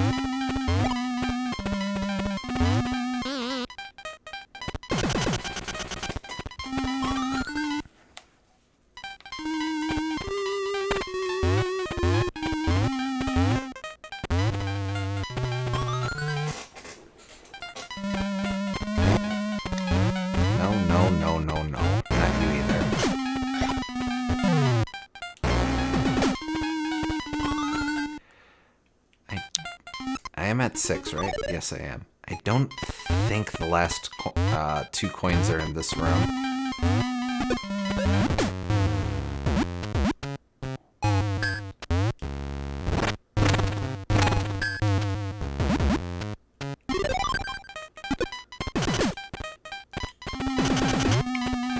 There is a door in here you haven't been in yet. This one? Yes, indeed.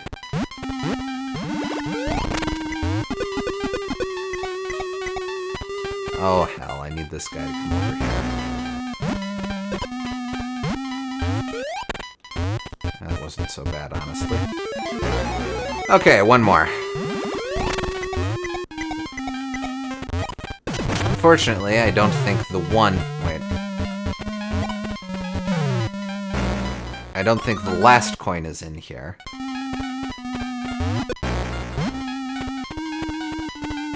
So, where do I want to be?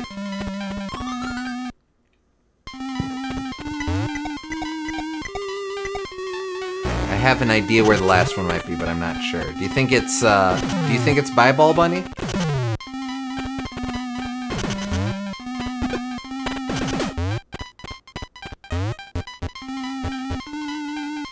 No. Okay. What are you thinking, SJ?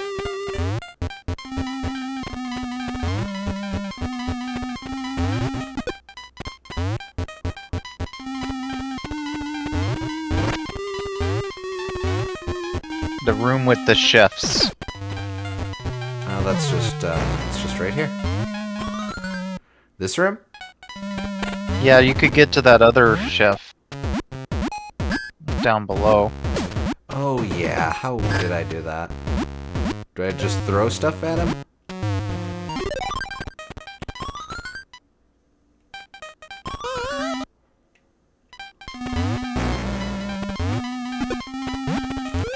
Yes, I do. Oh, good. Could have been way worse.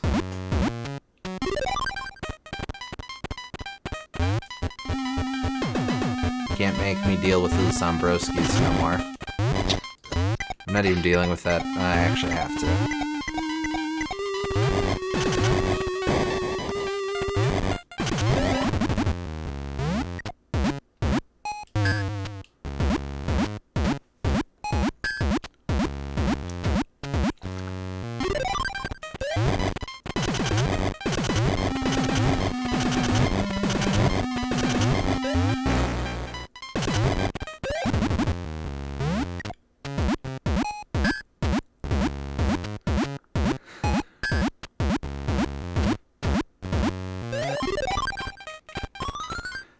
Poor man is just trying to defend himself with his donuts, and you keep advancing upon him.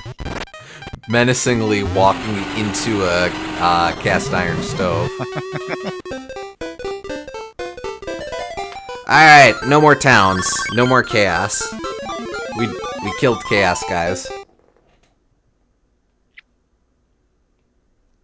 Way to go.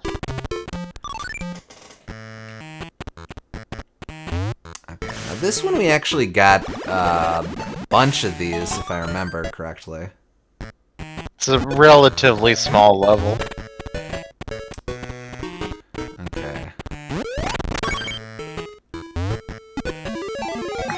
There's one.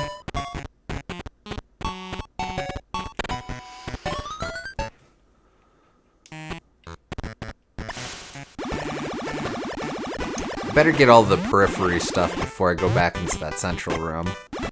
Uh-huh.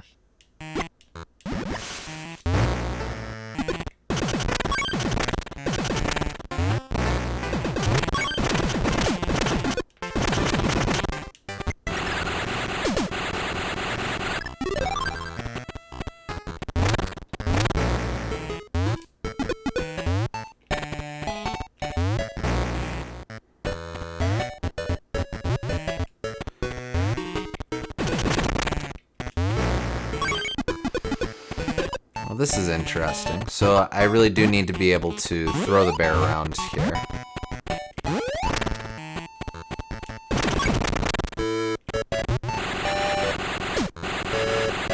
Him, and there's my coin. I think it's only just the one, but I'll check all the way just to be sure.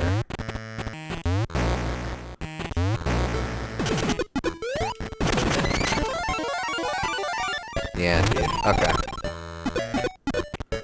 Do it, bear.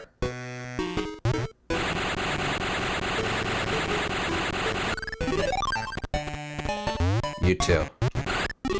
Okay, but better. I said better!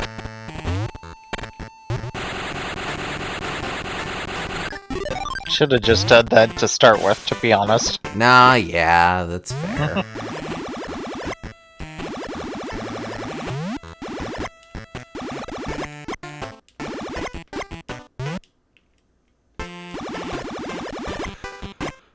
That's right. Okay.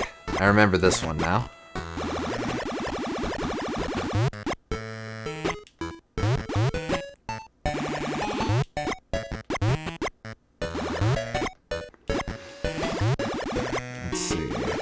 might not be able to get this guy. Yeah, no. I'm gonna need to come in from the other side. Okay.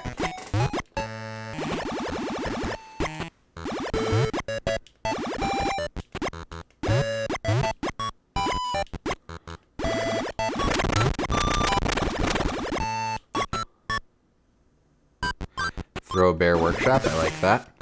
Damn.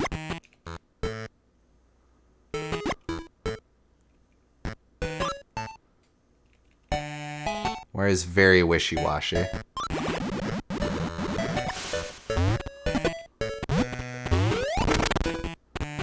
Okay. That might not be enough, but we'll try it out.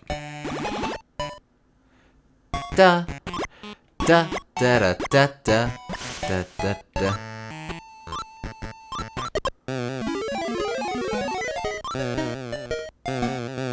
Oh no, that's fine.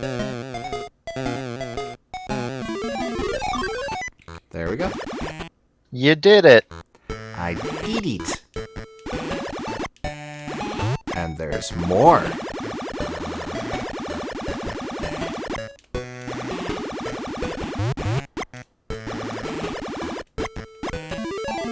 Already over halfway. Yes, indeed. Yeah, this is one of the shorter levels in the game. Thankfully.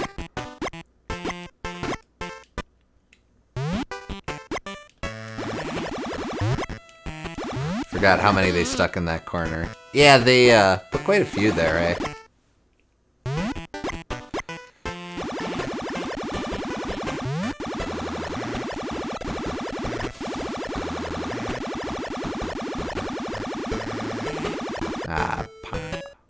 Parm? Parmesan. I guess.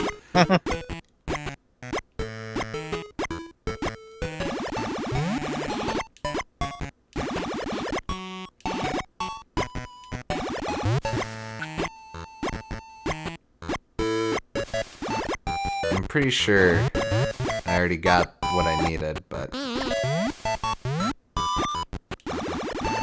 yeah, okay.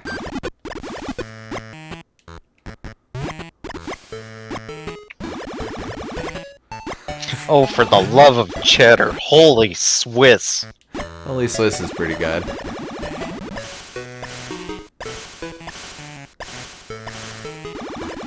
So, just 2. Yeah, theoretically 2 could just be hidden in here.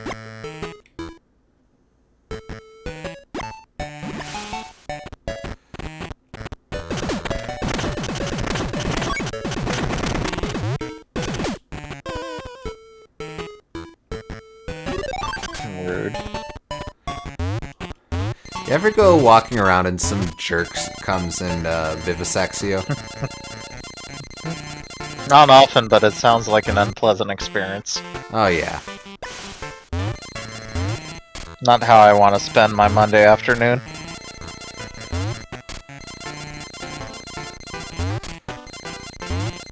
I have to figure out the best play for that one.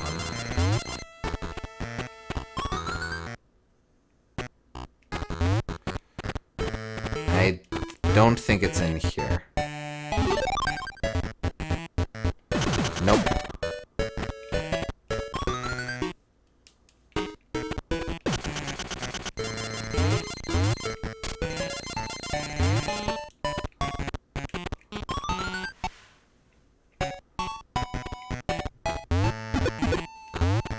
This one I'm pretty sure has it. Oh right, I have to play games with the worm.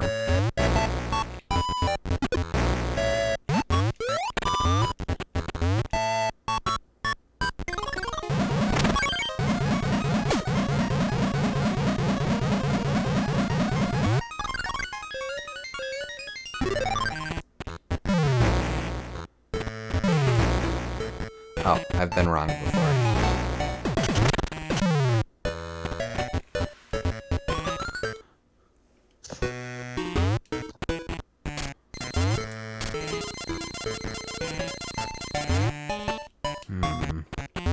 I probably need to get that from the other side. Yeah, you could maybe fall off and get it. Yeah, alright.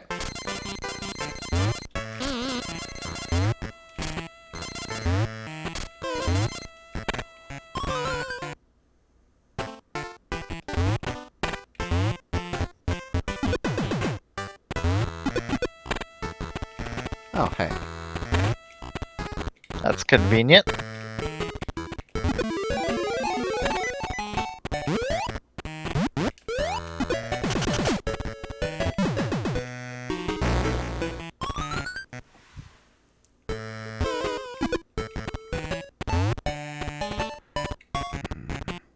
Nope. Nah, no way. So the coin was in your favorite room. I guess. Oh, right. I have to do it like this.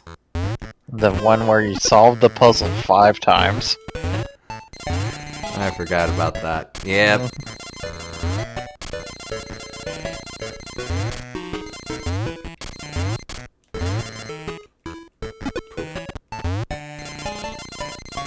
I know I'm supposed to do it the other way.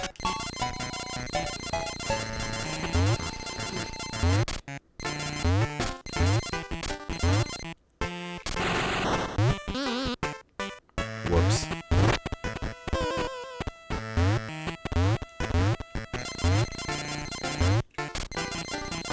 You just gotta reach the hardest one to get to, huh?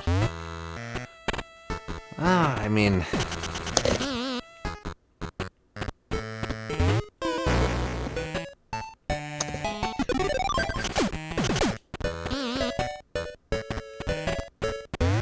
Actually, yeah, I suppose it would be quicker to go top right. Alright, hold on.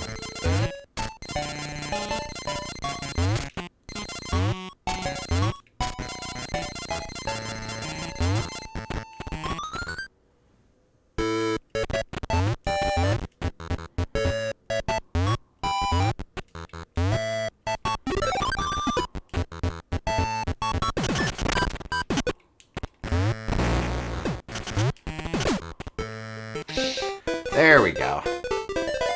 Da-da-da-da-da.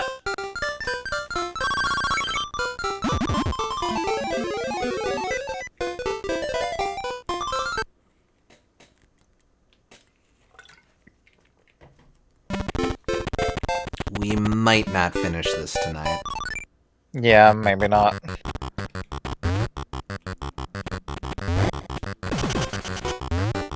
Oh, wait, hold on. Where's that dumbass Jelly Bob? Oh, not here. I need to be spring. Hey, Hammerbot.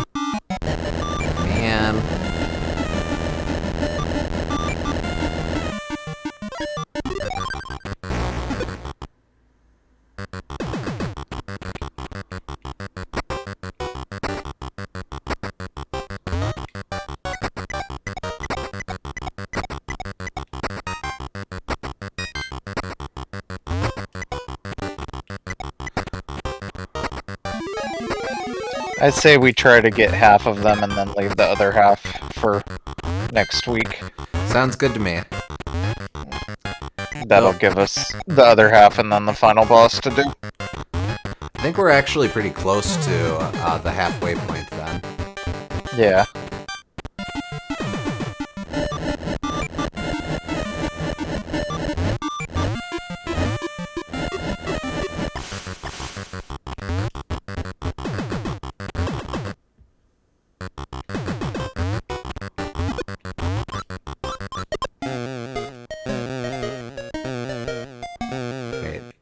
see if I can't be a fiery spring.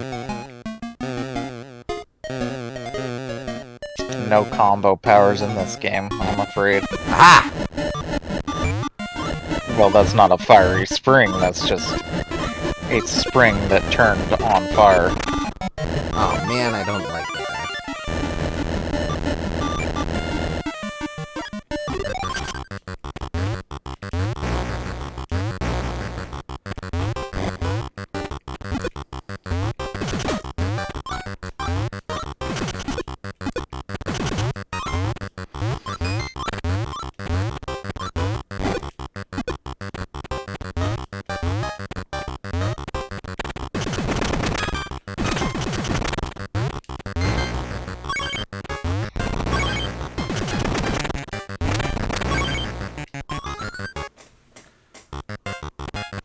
There is an odd number of stages, though, so you can only finish with just under half or just over half.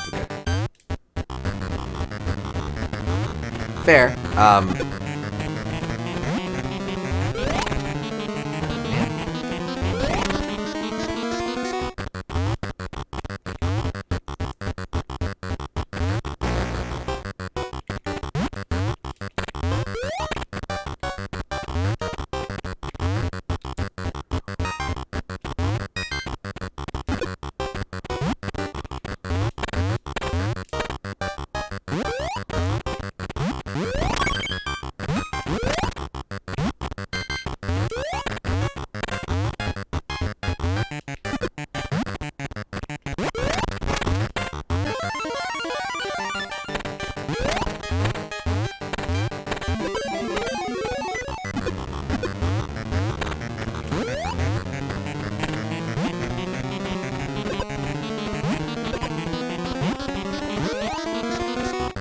Out of here. I'll come back into this room for the dumb old Silky. Nah, Silky isn't dumb. Silky didn't do anything wrong. You're right, I'm just being mean against poor Silky. Sorry, Silky. Your hatred of Jelly Bob is now extending to innocent civilians. You're right. You can't let this hatred fester. It's ruining you. I'm letting the hate flow through me.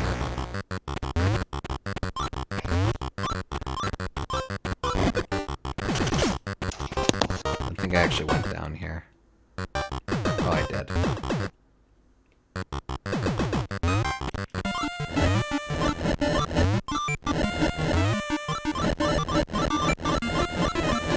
I guess I'll just burn it. As one does.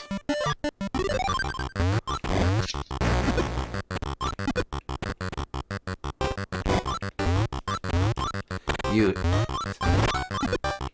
Hammer me. Hammer!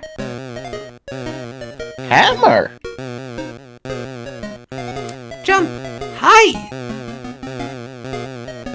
Spin! Fire! Thunder! Hi!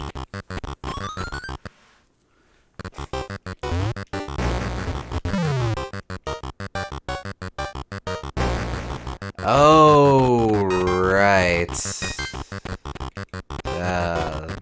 Okay.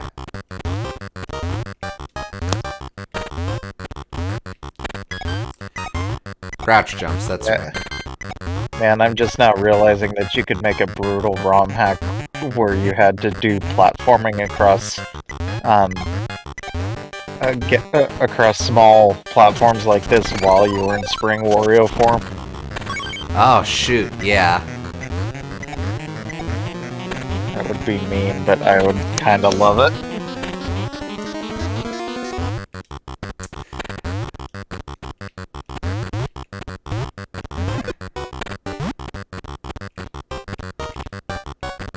Nah, I probably have to do this legit. Well, bye. Oh, shoot. Oh, no, we're okay. What the hell am I even supposed to do there? Do it better. Don't poke my butt.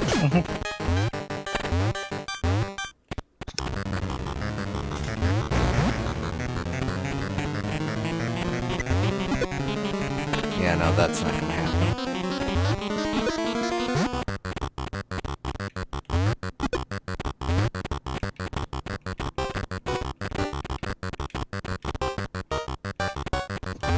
Is this a Mega Man game?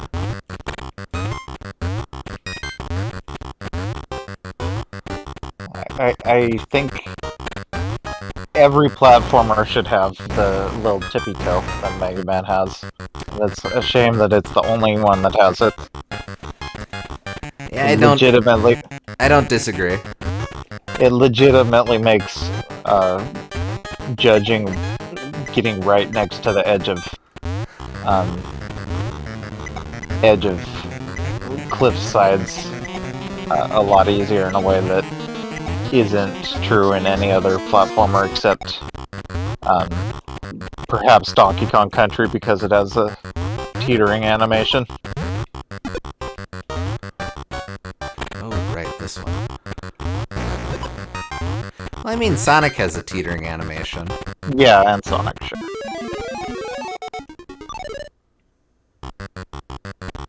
But it's still better to have the tippy toe because that lets you be more precise with getting to the edge. Two to go.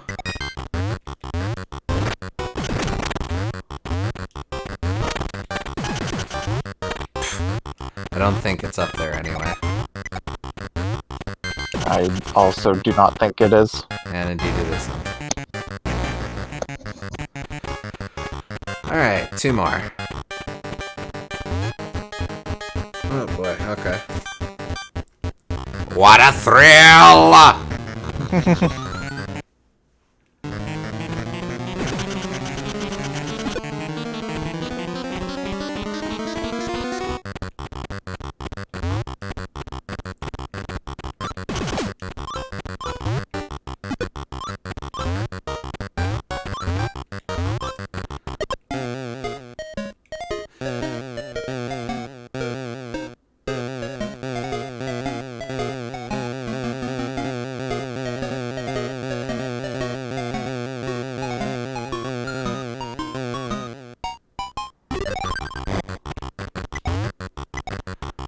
I was here, wasn't I? No, I wasn't. That's weird. Okay, this will definitely be the last two. Well, hopefully. I'm pretty sure I remember running into two during our when we were getting this treasure. Alrighty.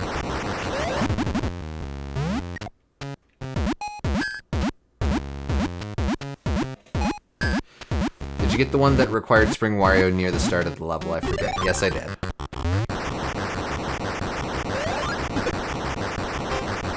There's one.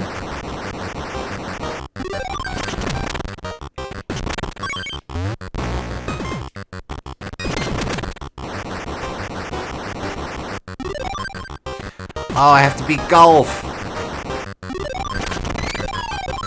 Man, okay.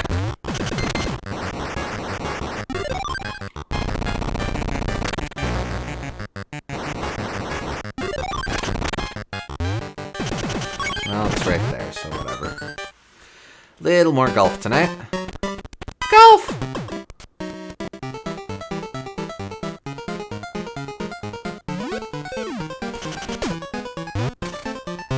Sucks.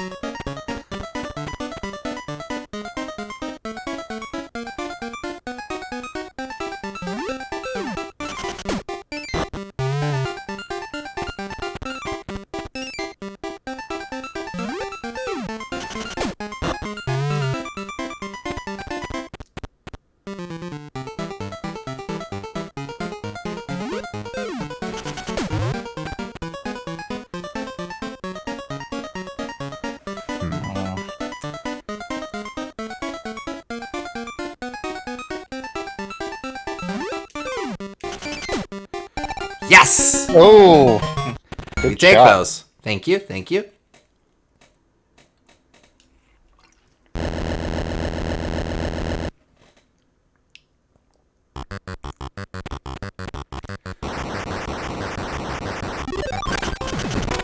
Okay, yep, and that's the other one. I need to be fat there, and I need to throw a man there. Nice on! Or barrel.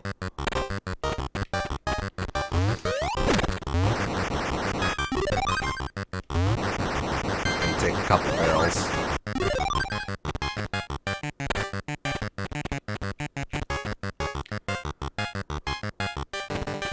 Just making sure.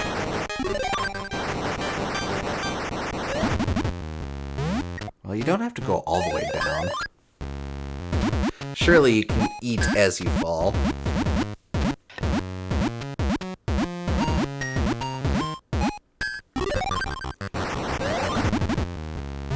Dick.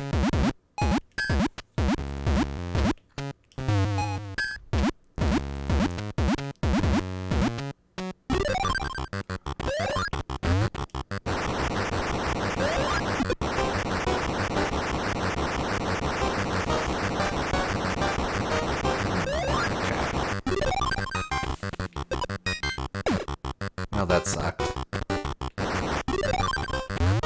But I do see how I can at least get that one.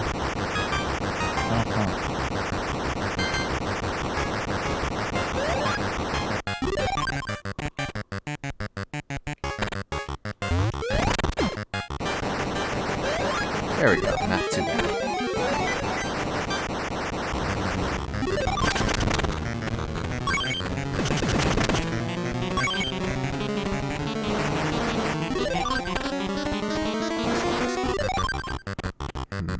Now just a matter of getting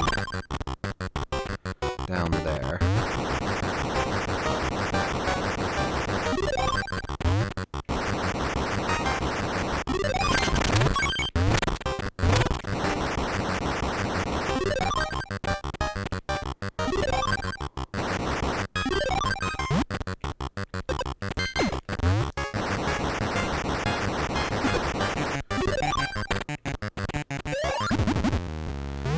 So this one...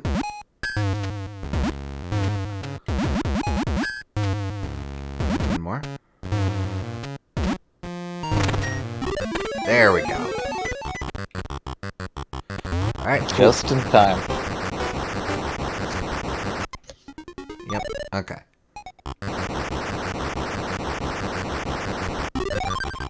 I had a feeling that that was my last jump where I could get at.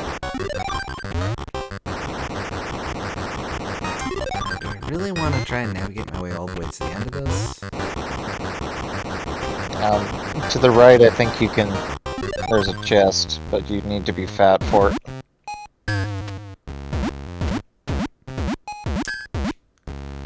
Yeah, that's right. Okay. There we go. Oh, okay. What do you think? One more? Let's do one more, yeah. Okay. That also clears out the west side. So we move on to the south. The grasslands. Yeah, okay.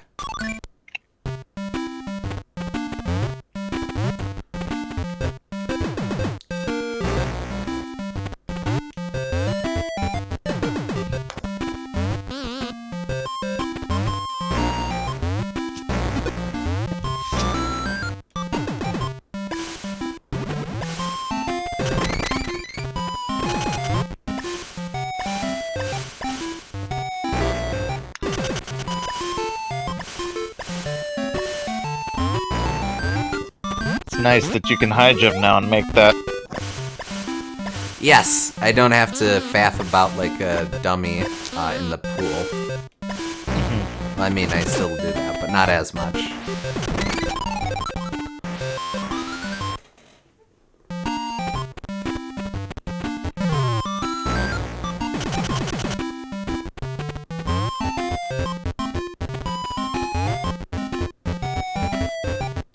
Don't have to risk getting dizzy, yeah.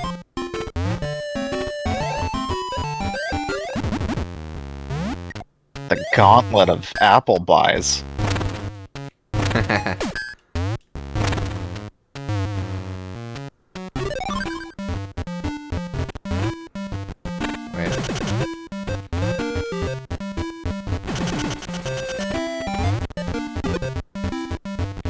Hit me.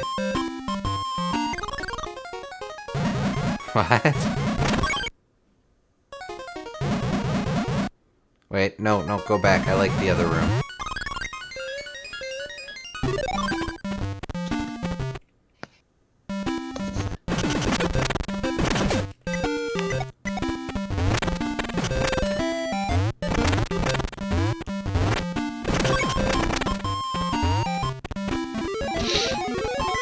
Cool.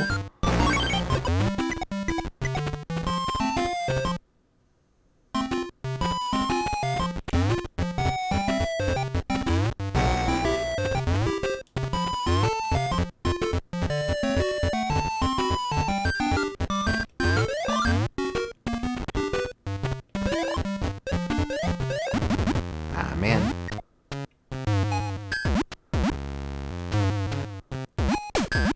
Oh, right. I'm actually supposed to use that to snipe the apple buys. I got sniped instead. Jeez Louise.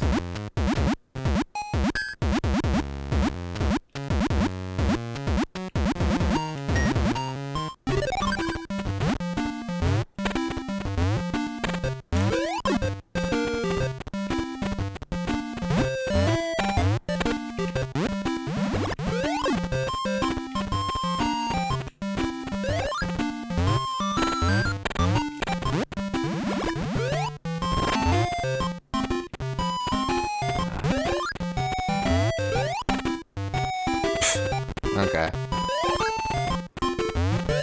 Ah, whatever. Not whatever. Dang. That's what you get for being lazy.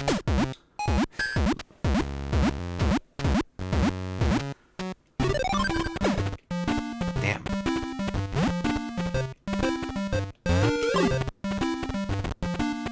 Okay, now you can do it.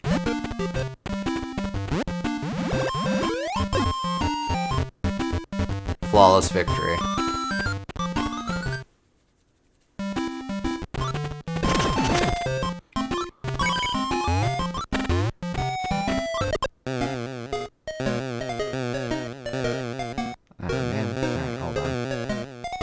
Ah, man. Dumb.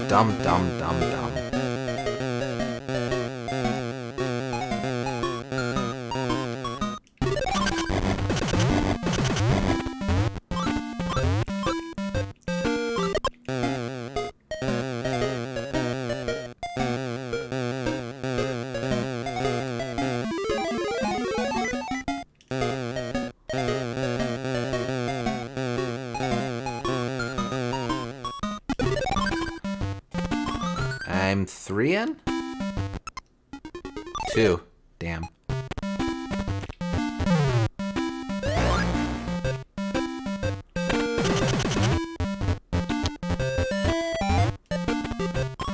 Excuse me?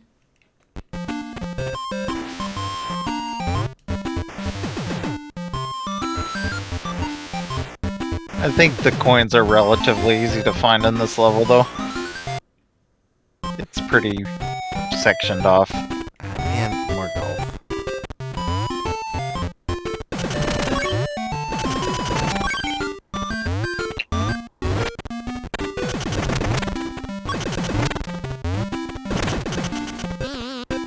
Oh, maybe not.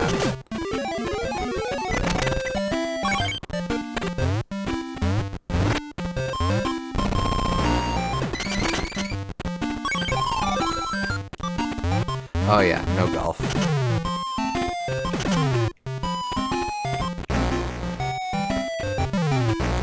All's good, all's good.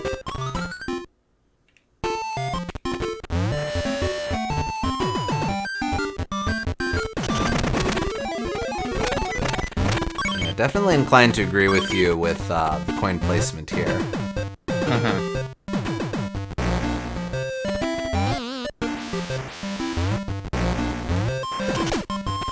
You don't a relief you don't have to play golf. A little bit. I mean, it's fun, but it takes a bit.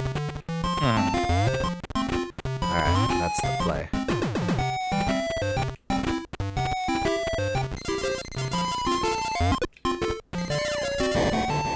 Oh wait, no, I want that.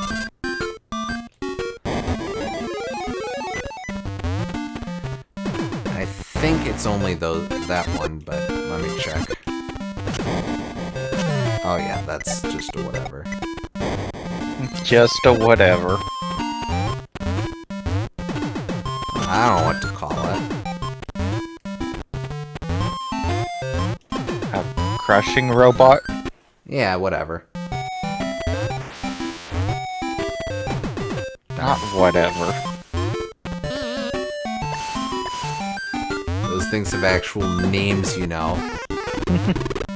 I guess the Hoozle Flues. Do I have to beat this boss? Probably not, but... And we'll come back if needs be. I'm at 5, right? Yes. You have the whole... Oh, hey, been a while.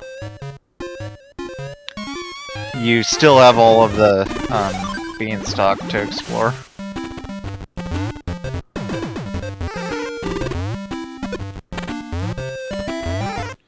Beanstalk, I thought I did.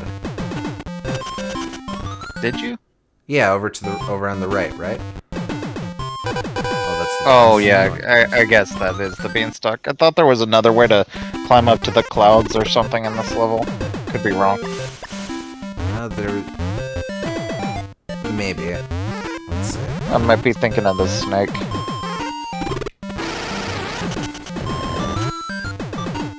Yeah. Over to the left, I think. Goes into like a sky area. Yeah, that's right. Okay.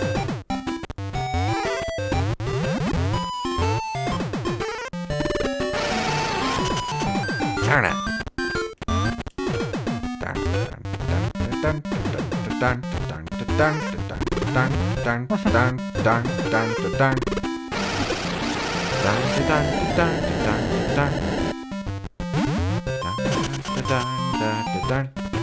There's one.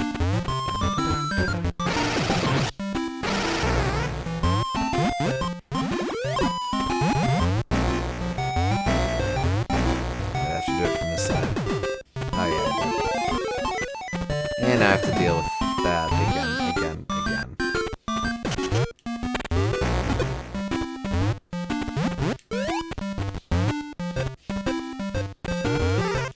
Darn.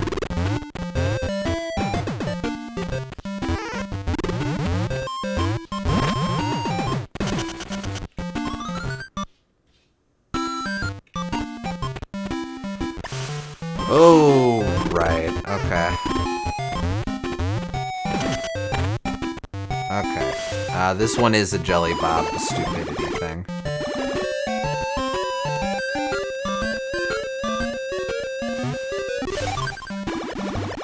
In this instance, Jelly Bob is dumb because he's all the hell the way down here for some reason. Also, he doesn't exist. There is no Jelly Bob. There never was a Jelly Bob. Now you're hating on Jelly Bob when he isn't even here. The Jelly Bob was years ago. You need to let go. There is no Jelly Bob, it's all in your head.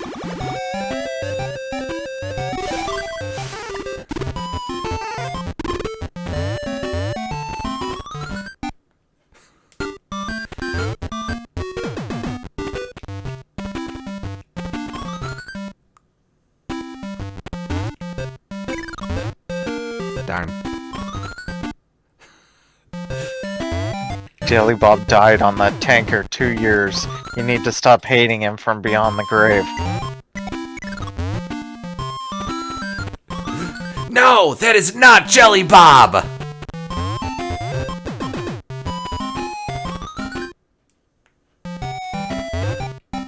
If anything, the ceiling enemies look more like a Jelly Bob than Jelly Bob does. I don't disagree.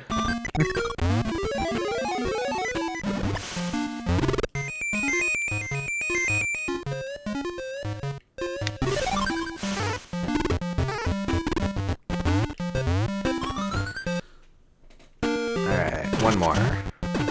Maybe I do have to fight Wormwood again. Oh, did I miss it? Maybe I didn't check all the way over there.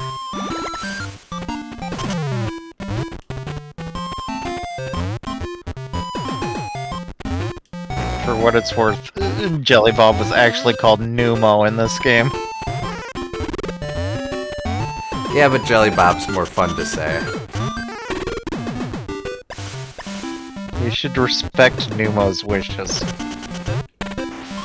Yeah, Jelly Bob changed his name to Jelly Bob. That's what he goes by now. I am respecting that.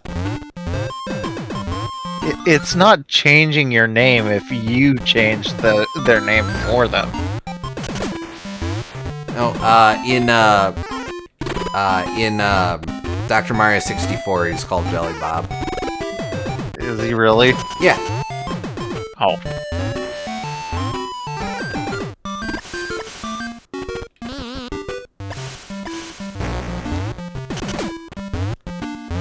Could not tell you why the distinction was made, but so it is. No, you're right. Oh, I recognize him. I didn't even make the connection that was Jelly Bob from Dr. Mario 64.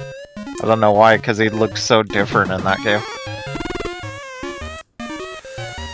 And you're the one getting on my case for not caring about Jelly Bob.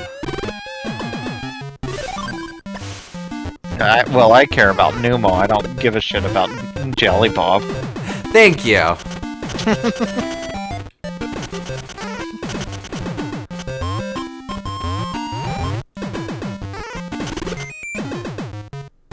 Can dizzy people be on fire? Yes, they can.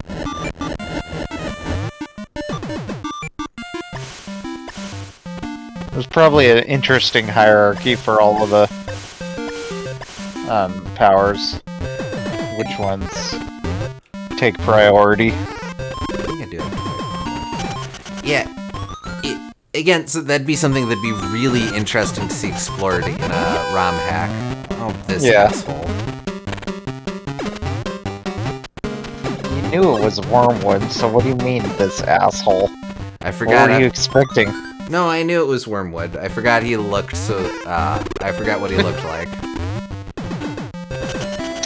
Oh, so you're judging him by his looks then, I see. Yes. I am very shallow.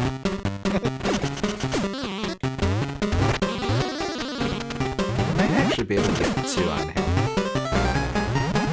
Oh, by the way, did we ever acknowledge that Tiny Wario wasn't brought back in this game? We briefly acknowledged in Wario Land 2 that was his last appearance, I think, but nope, he's gone forever.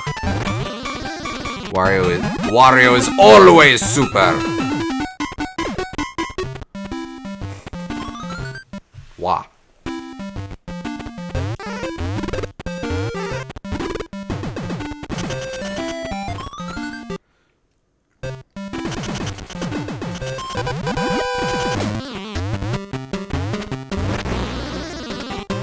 The only transformation to not be brought back. Well, unless you count Drunk Wario.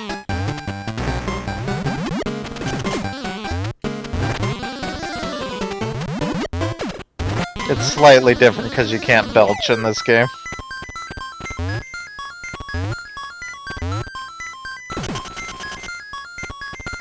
Man. Well, he's dead.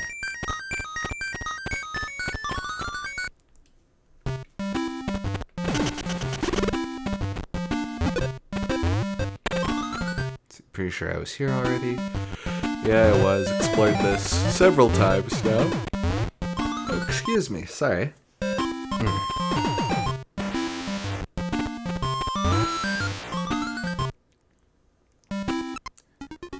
You fought a boss unnecessarily. It was very necessarily. No, I do not have to tangle with these doofs again.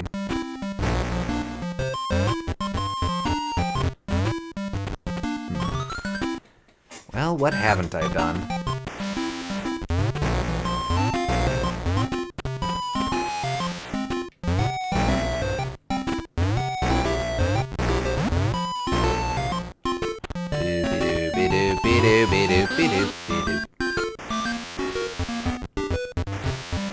I have 2 guesses as to where it might be.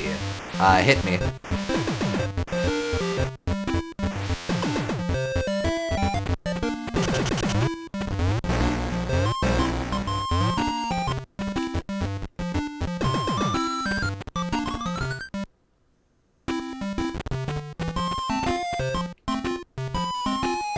Either in the upper left corner of the room with the Crusher and other robots, or way up in the air in the main area. Well, we're right by that.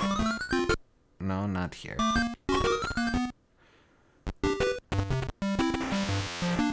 We'll try the Crusher or whatever bots.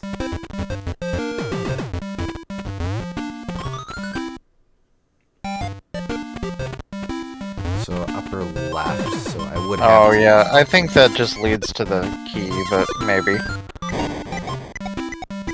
And if worst comes to worst, I guess you can golf.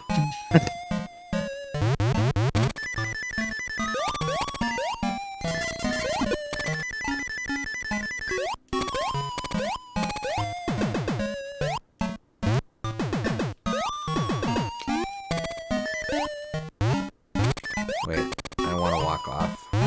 Yep. No, I don't. Well, you don't want to walk off the top, but... There we go. No dice.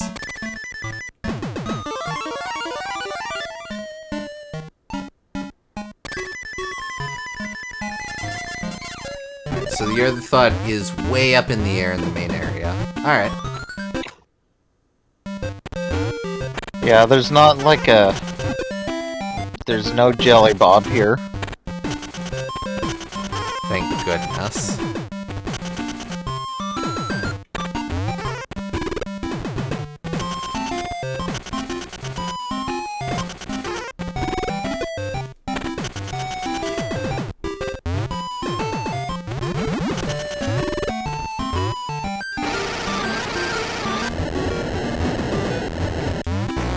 Is it to the right?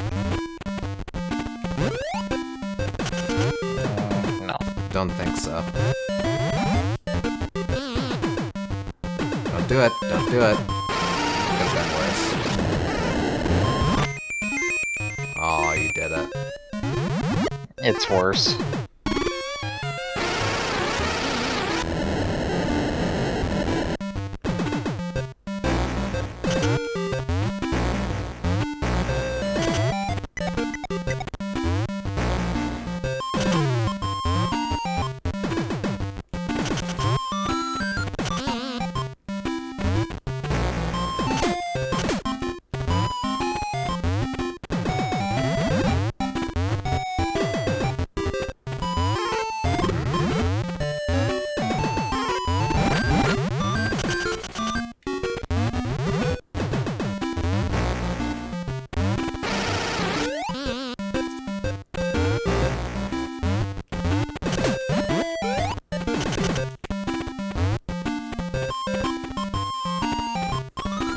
What am I missing?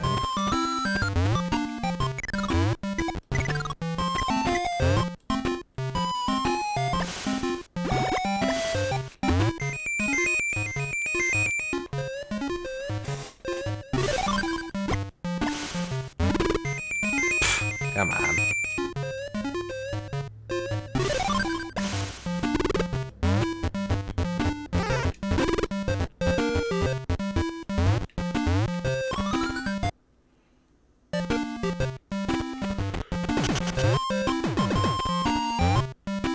Oh gosh, excuse me, sorry.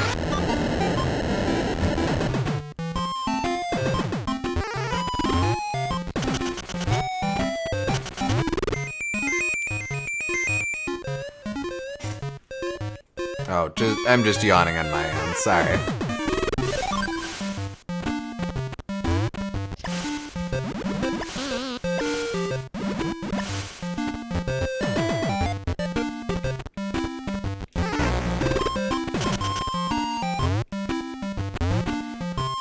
I just might have to accept my golfing fate. Well, let's get it out of the way, I suppose.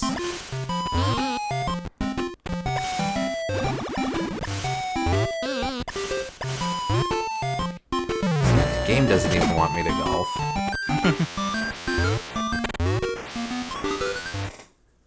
I don't actually remember where golf is, even.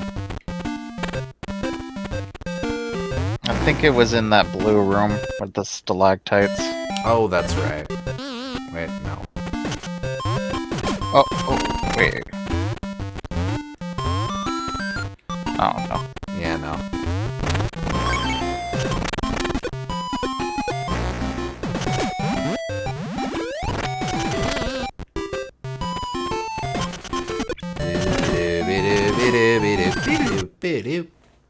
Excuse me. Yeah, I know, man. Okay, not here.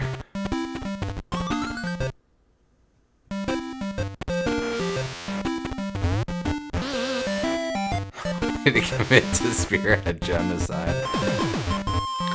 Excuse me, where to commit spear nose genocide? If you're going to commit genocide, at least do it right.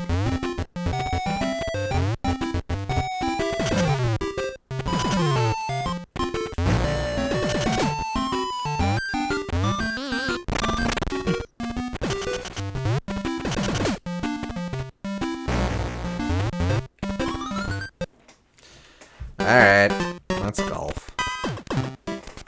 Let's golfing! Wolf!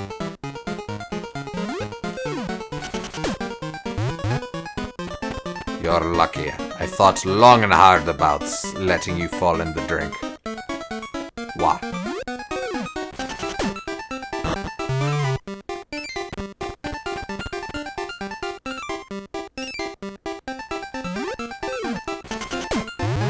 Oh, lucky. Boy. Ah! Zorched him. Rip. He died?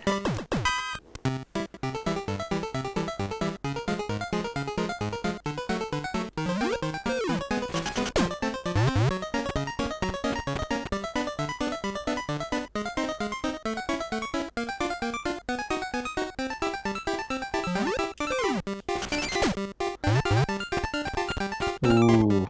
I could have let you fall, you know. I didn't, but I could have. So kind of a waste all around. Oh wait. There we go. Lucky it was at full power. No kidding. Okay.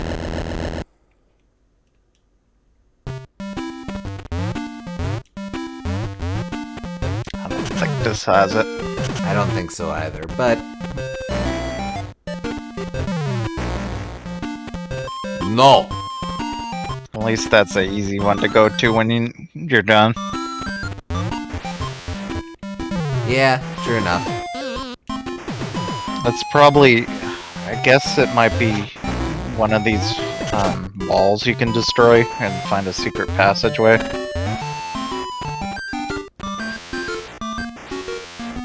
Yeah, that makes sense to me.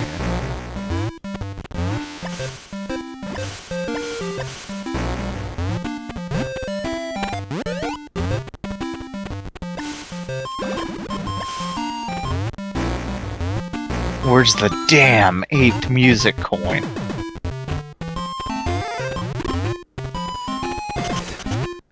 This is like taking candy from a baby, which is fine by me.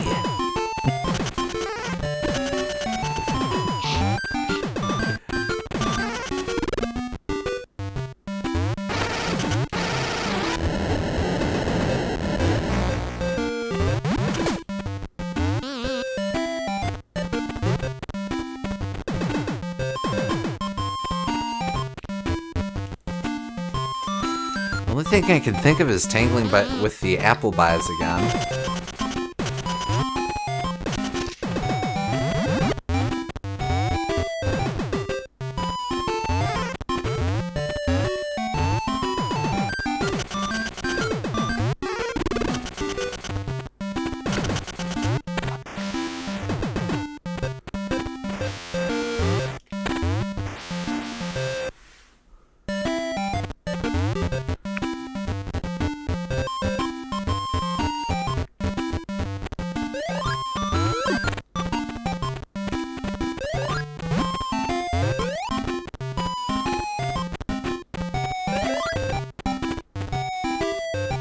Oh, I think I know where it is. I looked it up and I think I know where it is. Alright, great. What you got? Go down to the Applebee room below that. Oh. Down here? Yeah, keep going left. I did get the coin in here before, unless there's a second coin. There's a second one. Oh, alright. Well, let's see.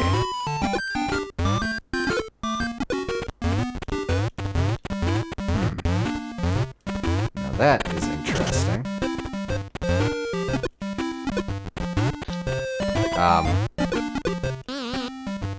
I'm going to leave for a second so that the ground can exist again.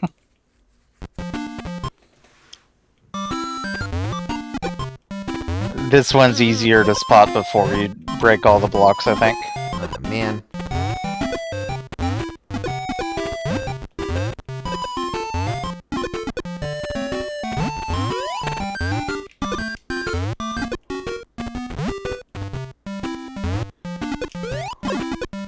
Yeah, I figured.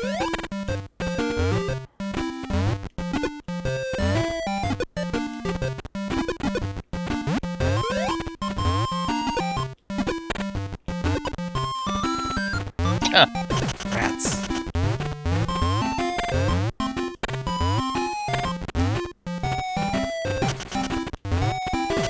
Wow, this is, it's kind of obnoxious.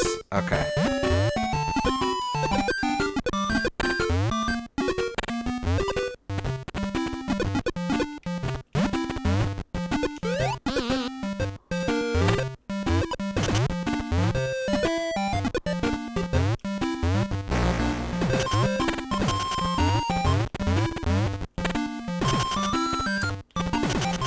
You're gonna need to jump off one of those guys. Yeah, okay, hold on.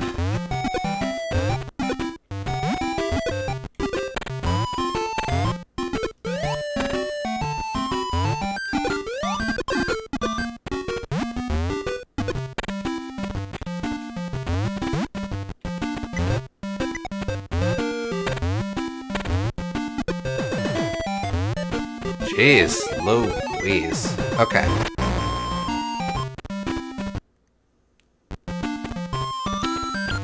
You looked it up and you're not sure. I wasn't sure because I wasn't sure if you got that coin yet or not.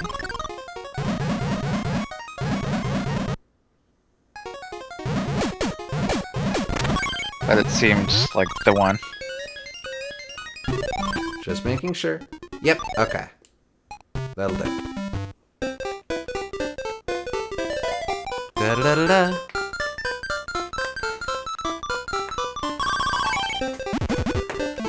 Alright. You made the green. I just need to make the other green. But we'll worry about that next time. Yep. We should have plenty to do next time. Mm-hmm. So, next time we'll wrap up then. Yep. But, in any case, I spent so much time searching there, I got all but one key. Right. So, thank you for tuning in, folks. We hope you all had fun. Be sure to check out, or be sure to stay tuned for tomorrow morning for our next Monday night stream announcement. And we will join you next week, Wednesday, for some more for the very end of Wario Land 3. Yep. We'll definitely finish it next time, so we'll see you then. See y'all.